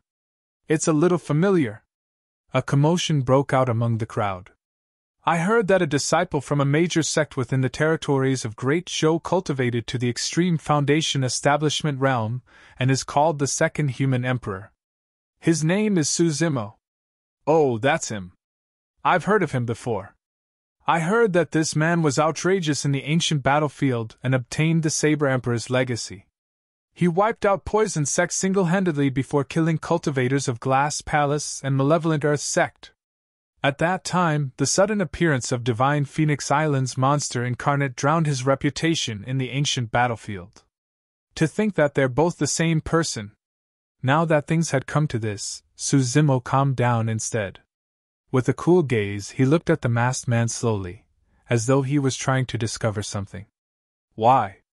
You can't recognize me?" The masked man laughed. His initially ugly face turned even more frightening. "Pei Qunyu?" Su Zimo raised his brow. Any glass palace cultivator that could recognize him had already perished in the ancient battlefield. There was only a single person whose whereabouts and life and death was unknown, Pei-Chunyu. "That's right, it's me." Pei-Chunyu ground his teeth and spat hatefully. "It's all because of you that I'm in this state right now. Luckily, the heavens took pity on me and I finally found you." Every single word from Pei-Chunyu was filled with an endless hatred, as though he wanted to tear Su Zimo apart. Back in the fog valley of the ancient battlefield, he managed to survive after taking a huge risk and hiding inside the abdomen of a cloud-seeking leopard. At the same time, he was corroded by the strong digestive fluids of the cloud-seeking leopard which distorted his features.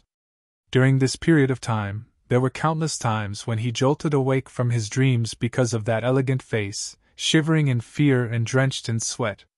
That face and figure had already turned into his nightmare. He could not erase it. "Su Zimo, you were domineering and invincible across the same level in the ancient battlefield. I'm sure you've never imagined that this day would come, have you?" Pei-Chunyu barked coldly. "I've sworn countless times to return everything I've suffered 100 times more to you. I'm going to let you suffer a fate worse than death, tormenting you day and night till without allowing you to die or rest." The many Paragons felt chills run down their spines when they heard that. Those words could have only been spoken with immense hatred. Su Zimo did not say anything, merely healing up in silence as he recovered his stamina. When he heard Pei-Chunyu's words, Su Zimo's lips curled with a mocking expression. He looked at Pei-Chunyu like a pitiful insect. That gaze triggered Pei-Chunyu once again. "Su Zimo!" Pei-Chunyu bellowed with a menacing expression, gripping his fists so tightly that they cracked. "Don't get cocky! I'm not only going to torment you, I'll capture your kin and torture them viciously right before you. I'll let you witness and experience that pain personally." The Paragons were secretly shocked. Pei-Chunyu had gone insane. The only way to purge his mental demon was if he could kill Su Zimo. Otherwise, he would definitely die from his own demons before long. When he heard that, Su Zimo's expression suddenly turned cold. He did not have much kin left. Be it Su Hong or Xiaoning, they were his Achilles' heel and neither could be touched. Expressionlessly, Su Zimo said slowly, "Pei-Chunyu, you were lucky to have escaped the last time. You will definitely die today." "Ha ha!" Pei-Chunyu reared his head in laughter, as though he heard the greatest joke in the world. "Because of what? You. Notwithstanding the fact that your stamina is depleted, your spirit energy is drained and you're at your limits, even if you are in peak condition, so what?" Pei-Chunyu pointed to the many nascent souls nearby and shouted, "There are so many nascent soul seniors around. There's no room for you to be brazen. Monster incarnate? In the eyes of nascent souls, you're nothing but an ant that can be squashed at any moment." Su Zimo smiled as well. Lowering his head, he twirled his fingers and said leisurely, "Do you think that I won't be able to kill you with these nascent souls around? Insolent!" The old man from Glass Palace suddenly roared. It was a rich sound that boomed like thunder. Many golden cores shuddered with frozen gazes and fell limply. Su Zimo's expression did not change and his body merely swayed slightly. With his double immortality and demonic cultivation, he had a strong physique and he had even cultivated a powerful vocal secret skill before. Although the sound released by the old man from Glass Palace was powerful, it was not enough to affect Su Zimo's mind. More than half the Paragons of the North region died in Su Zimo's hands in this Vermilion fruit fight. At this moment, there were countless nascent souls staring at Su Zimo. It was truly ridiculous if he wanted to kill Pei-Chunyu right under everyone's eyes. However, Pei-Chunyu had to die no matter what. Su Zimo was extremely clear about that. He knew that if he allowed Pei-Chunyu to survive, it would bring about unimaginable trouble for him, Su Hong and Xiaoning. For other people, this short period of rest would not amount to much difference. However, for Su Zimo, this was enough for him to stabilize his wounds and recover some stamina. "Pei-Chunyu, let me tell you one last thing." Su Zimo had a cold, murderous gaze as he said coolly, "Even nascent souls won't be able to protect anyone that I want to kill." Swiping his palm across his storage bag, A gigantic, shiny golden seal appeared in his palm. The Khanate spirit weapon, Coiling Dragon Seal. In just this short period of time, Su Zimo had already recovered some spirit energy. His dantian circulated and spirit energy surged into the Coiling Dragon Seal. Go! Su Zimo flung his arm and the 6 bedazzling spirit patterns on the Coiling Dragon Seal shone as it descended fiercely onto Pei Chunyu. It was frightening, like a blazing sun.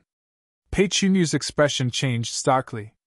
He had not expected Su Zimo to be this decisive and attack him even under the watchful gazes of nascent souls. More than that, he thought that Su Zimo was clearly exhausted earlier on. And yet Su Zimo had already recovered to this extent in this short period of time.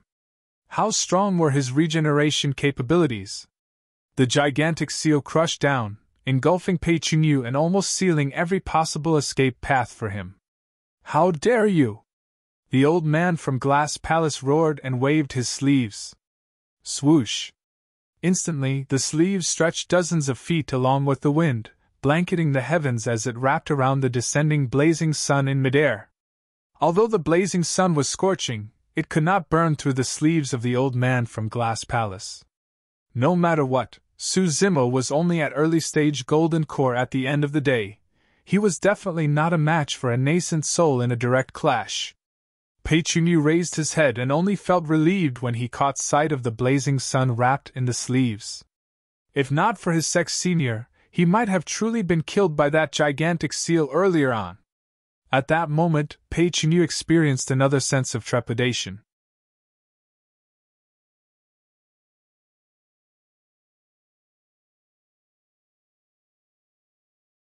Chapter 571 Kill. Chapter 571 Kill. Something isn't right. Pei Chunyu's heart sank. Given Su Zimo's determination to kill him, how could his attack be this simple? Could Su Zimo truly be naive enough to think that he could kill him with just a Khanate gigantic seal under the watch of so many nascent souls? That was impossible. Su Zimo must still have tricks up his sleeves. Instinctively, Pei Chunyu turned his gaze towards Su Zimo. His pupils could not help but constrict violently right away. Unknowingly, a milky white gigantic bow had already appeared in Su Zimo's hands. The bowstring was already drawn. 5 spirit patterns shone on the gigantic bow. If one were to pay attention, they might even vaguely catch sight of a 6th spirit pattern that, although illusory, was extremely blinding. To Pei Chunyu, it seemed like Su Zimo was hugging a round moon in his embrace at that moment. That round moon was pierced by an ice-cold arrow. Dark black in color, the arrow shimmered with a faint golden glow. Behind that black gold arrow, Pei Chunyu caught sight of a firm wrist and a pair of brilliant eyes. Those eyes seemed like they were looking at a dead man. The next moment, Pei Chunyu truly sensed the feeling of death. The black gold arrow was getting closer and closer to him. Pei Chunyu could clearly see the chilling glow on the arrow tip. By now, the elegant face behind the arrow had already turned blurry. The black gold arrow arrived in the blink of an eye. Although Pei Chunyu had clearly seen it, he realized that he was rooted to the spot, unable to budge at all. Save me! His eyes were filled with fright as he howled from the depths of his throat. It was too fast. The arrow was fired almost the same time as when the old man from Glass Palace wrapped his sleeves around the Coiling Dragon Seal. Such guts! The old man from Glass Palace bellowed in rage. He had not expected Su Zimo to still have such a terrifying move left after releasing a Khanate spirit weapon. Initially, the black gold arrow only shone with a single gold streak. However, the moment it left the bow, 6 spirit patterns appeared on its body. The light was blinding. Psst! The Paragons in the crowd gasped. An early-stage golden core had actually summoned 2 Khanate spirit weapons. Wuya only had 1. Even the nascent souls of the North region were shocked. A Khanate spirit weapon! That was a true killing weapon. The burst-killing power from a Khanate-grade arrow fired from a quasi-Khanate gigantic bow was more than enough to kill most of the golden cores present instantaneously. Even a cultivator of Wuya's level might not be able to escape unscathed. Furthermore, Pei Chunyu was only at early-stage golden core. He was more than a single realm weaker than Wuya in terms of strength. Everywhere the black gold arrow passed, the surrounding spirit chi would be drawn into the arrow, leaving a streak of forbidden area made of spirit chi that propagated the black gold arrow to an even faster speed. The old man of Glass Palace wanted to step in and stop things, but he was already too late. Turning into a cold streak of light, the black gold arrow arrived instantly. All of a sudden, the jade pendant on Peichunyi's waist seemed to sense something and shone brightly, releasing a mysterious power. An almost transparent barrier was formed around Peichunyi. Boom! When the black gold arrow struck this barrier, a deafening bang reverberated through the entire place. Crack! Crack! Crack! Instantly, a series of cracks rippled through the jade pendant. The jade pendant was an expendable defensive spirit weapon and was extremely rare. This was given to Peichunyi by his grandfather on the way here and could defend against the full-powered attack of a peak golden core. Even Wuya wouldn't be able to shatter the barrier formed by the jade pendant in a single blow. However, that arrow pierced the jade pendant right away. The black gold arrow was repelled. Peichunyi let out a breath and his eyes were filled with relief. He was saved after that arrow was blocked. That was because with a nascent soul of Glass Palace present, Zimo would definitely not get a second chance to strike again. Suddenly, a black gold glint streaked past the corner of Peichunyi's eyes. It looked familiar. Poof! In his moment of distraction, Peichunyi felt a sharp pain in his chest. Instinctively, he looked down. His chest was already punctured with a grisly wound and blood spurting out like a fountain. Bam! The sound of a bowstring quivering only reached Peichunyi's ears by then. That strike was way too fast. Before the sound of the bowstring arrived, he was already shot by the black gold arrow. When he heard the trembling sound of the bowstring, Peichunyi instinctively thought of something. Earlier on, Zimo did not shoot a black gold arrow. He shot two. The two black gold arrows stuck close to one another, front and back. Because the arrows were so fast that they transformed into a chilling streak of light, everyone mistook that it was only a single black gold arrow. The first arrow tore through Peichunyi's barrier. The second arrow was to take his life. The combination of the quasi-connate gigantic bow and connate black gold arrow rendered Peichunyi's supreme-grade defensive spirit weapon to paper. That single arrow swept away every trace of life within Peichunyi's body. Zimo lowered his arm and put away the moon concealment bow into his storage bag with a calm expression without any emotions in his eyes. That was a display of extreme confidence. If I want to kill you, you will definitely die. It was dead silent on the battlefield such that a pin drop could be heard. It wasn't just the Golden Core Paragons of the North region. Even the nascent souls had not expected an early-stage Golden Core to kill a cultivator of Glass Palace right before their very eyes. The process seemed simple and instantaneous. However, the read of the situation, attention to detail and precision of timing were all perfect. Any single delay and this monster incarnate of Divine Phoenix Island wouldn't have gotten the chance. The end result was the death of Peichunyi. It was exactly as the monster incarnate had said. Even nascent souls won't be able to protect anyone that I want to kill. Taba Feng, Murong Wushuang and everyone else were even more shocked. It was only at that moment when they realized that there was nothing exaggerated about how Zimo single-handedly defeated the Paragons of the Immortal, Buddhist, and Fiend sects beneath the human emperor's palace, nor was it due to luck. This man had way too many tricks up his sleeves. They seemed to be endless. Suddenly, a ridiculous thought flashed through the minds of some people. Could this monster incarnate manage to escape alive? Impossible. Those cultivators denied the thought. There were so many nascent souls here that have long sealed every single escape path of Zimo. No matter if he wanted to fly up above or burrow down beneath, there was no way that man would be able to escape alive. More than 5 kilometers away from the great Jian ruins, a middle-aged man stood in the air. The man's complexion was a faint golden color, and his hands were behind his back, exuding a shuddering aura. Gazing in the direction of the great Zhou dynasty, his eyes shimmered, seemingly in deep thought. All of a sudden, The middle-aged man's expression changed as he slapped his storage bag and withdrew a destiny talisman before looking at it intently. The destiny talisman was already shattered. Like dust, the fragments slipped through his fingers and dispersed. At? The middle-aged man hollered with widened eyes spewing with killing intent. Whoever killed my grandson, I'll make sure you are torn into pieces and burned into ashes. Spinning around, the middle-aged man sped towards the direction of the great Jian ruins in a flash, vanishing at the edge of the horizon before long.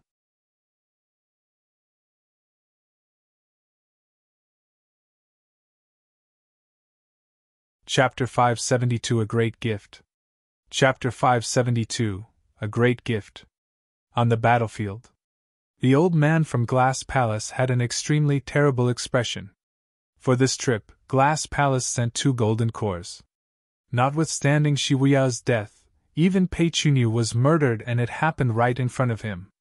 Although Wuya was a golden core, his status in the sect and in the hearts of the elders was much more important than ordinary nascent souls.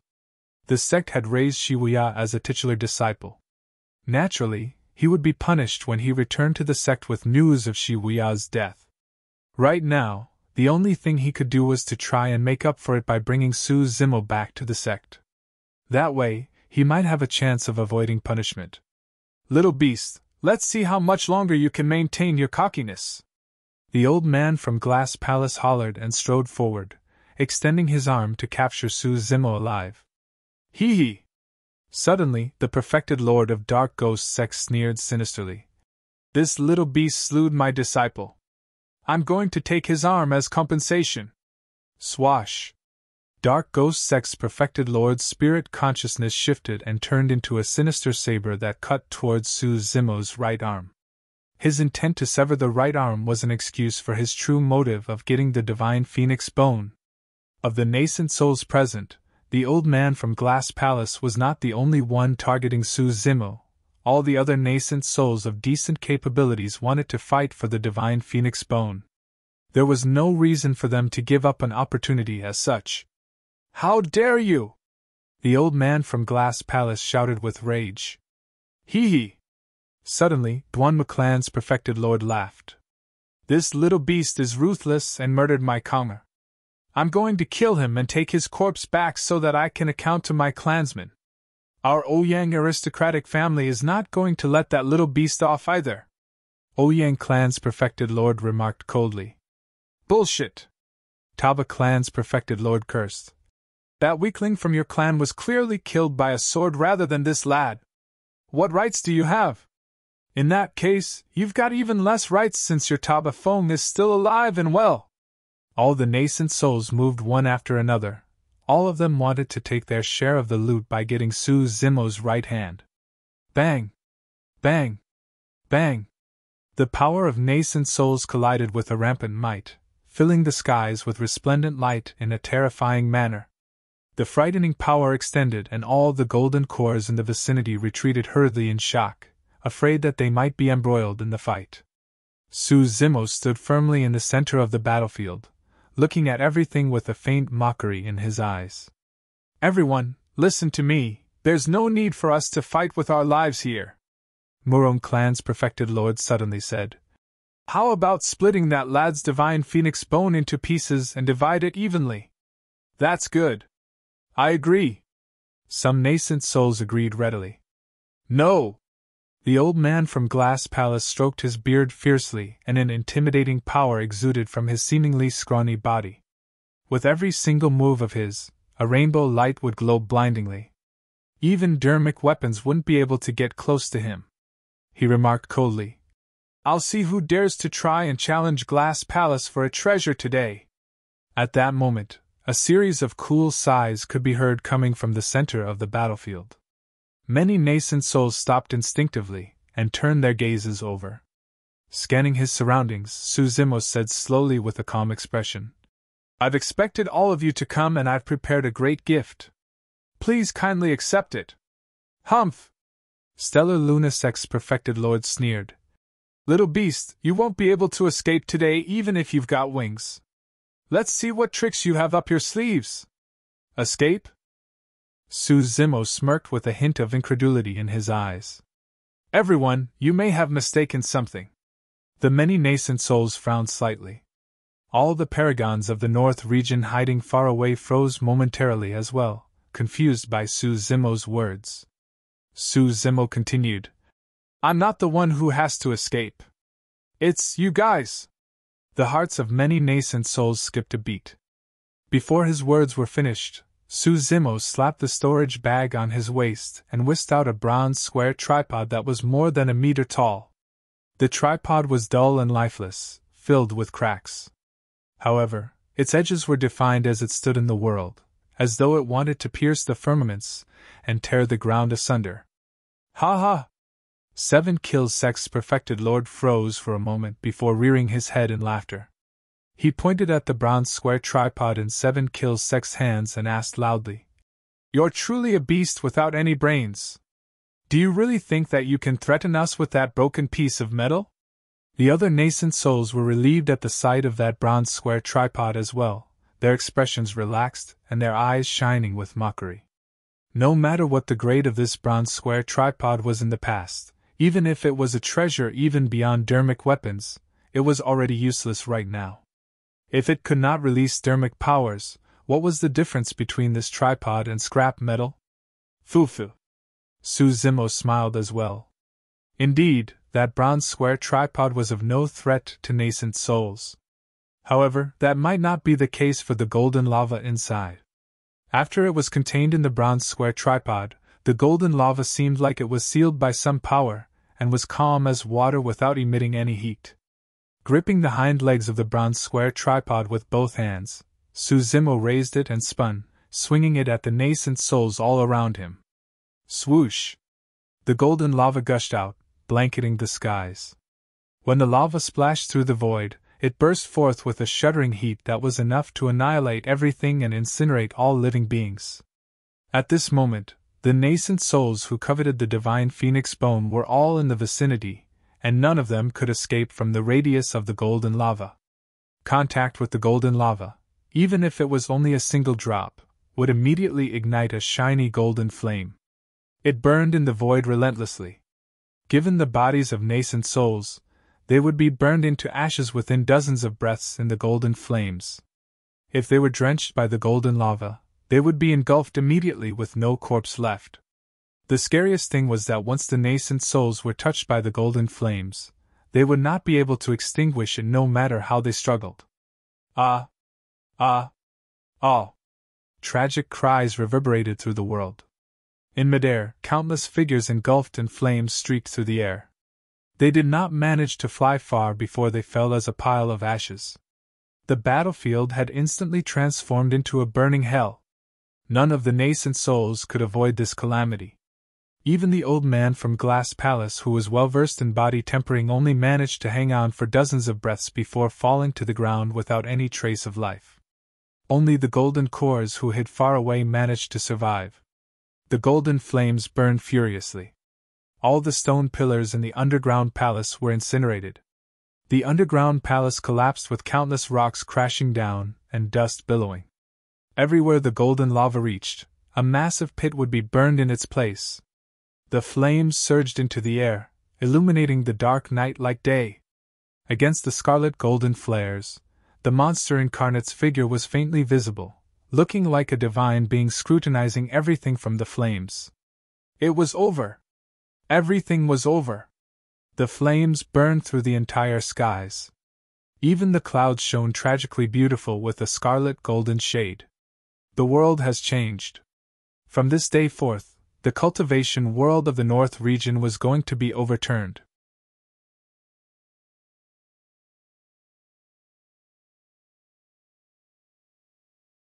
Chapter 573 Tribulation of Life.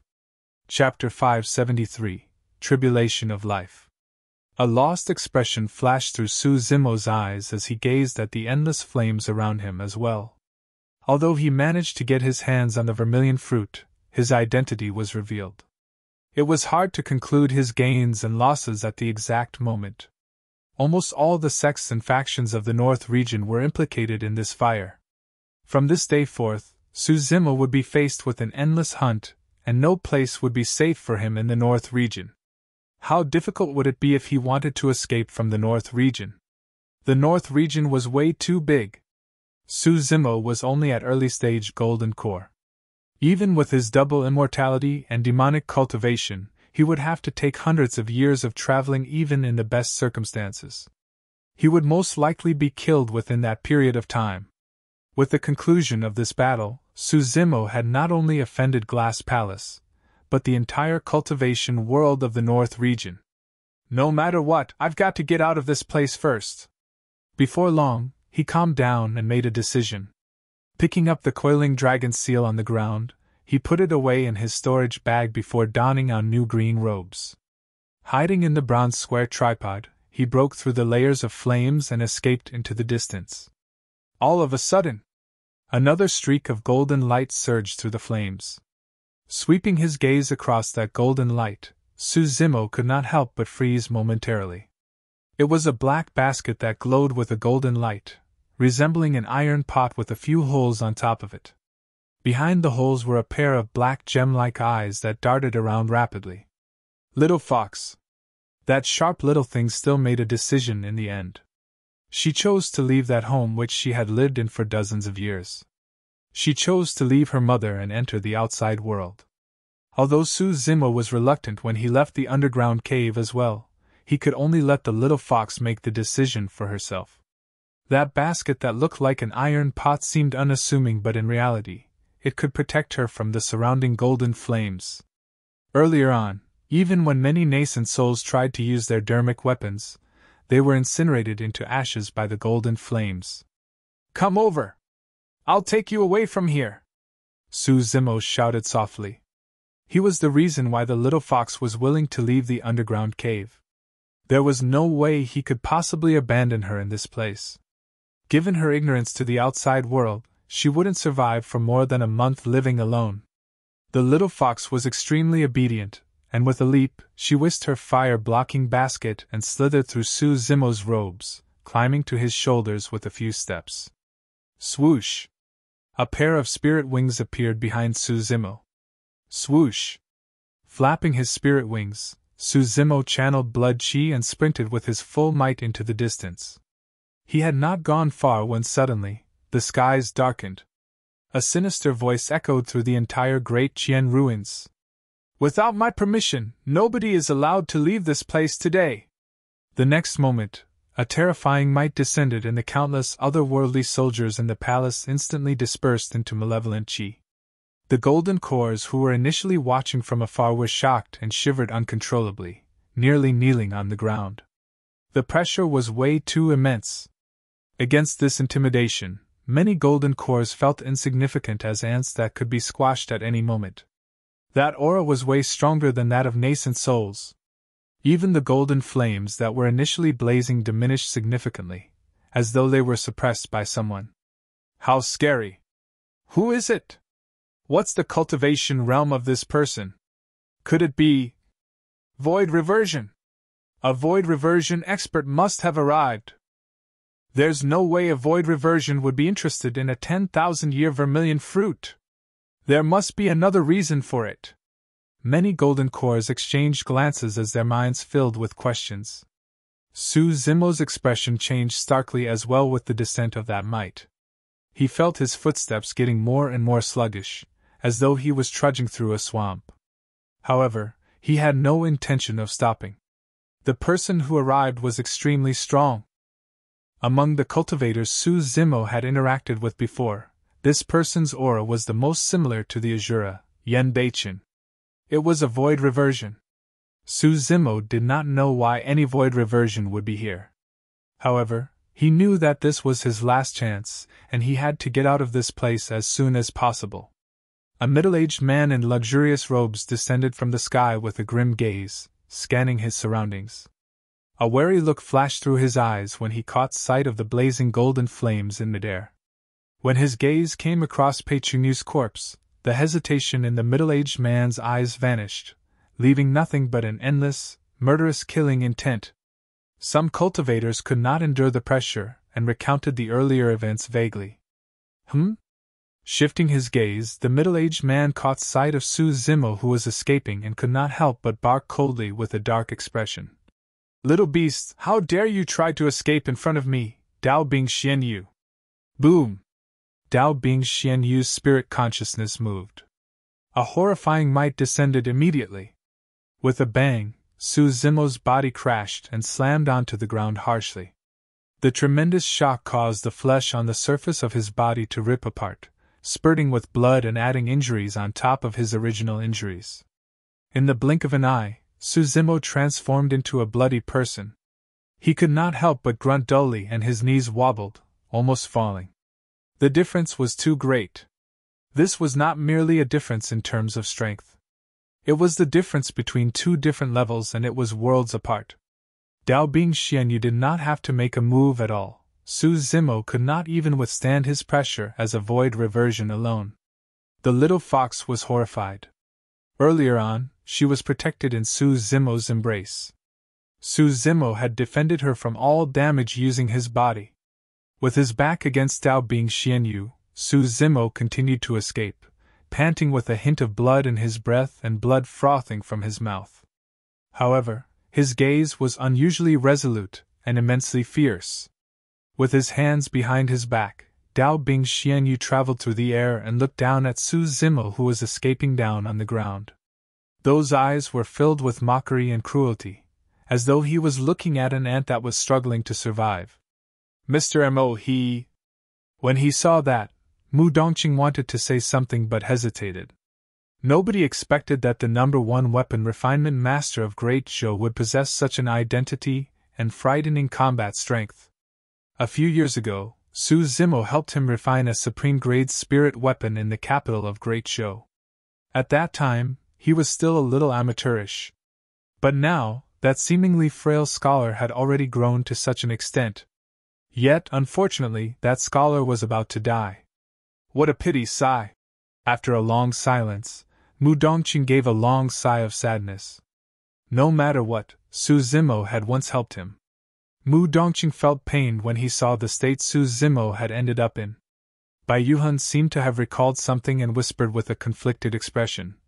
"If the third princess hears the news about young Master Su's death, she is going to be extremely sad." Mu Dongqing lamented. "At the end of the day, humans can't fight against fate with their own strength. Even a void reversion has shown himself at this point. This should be a fated tribulation in his life such that he can't avoid death."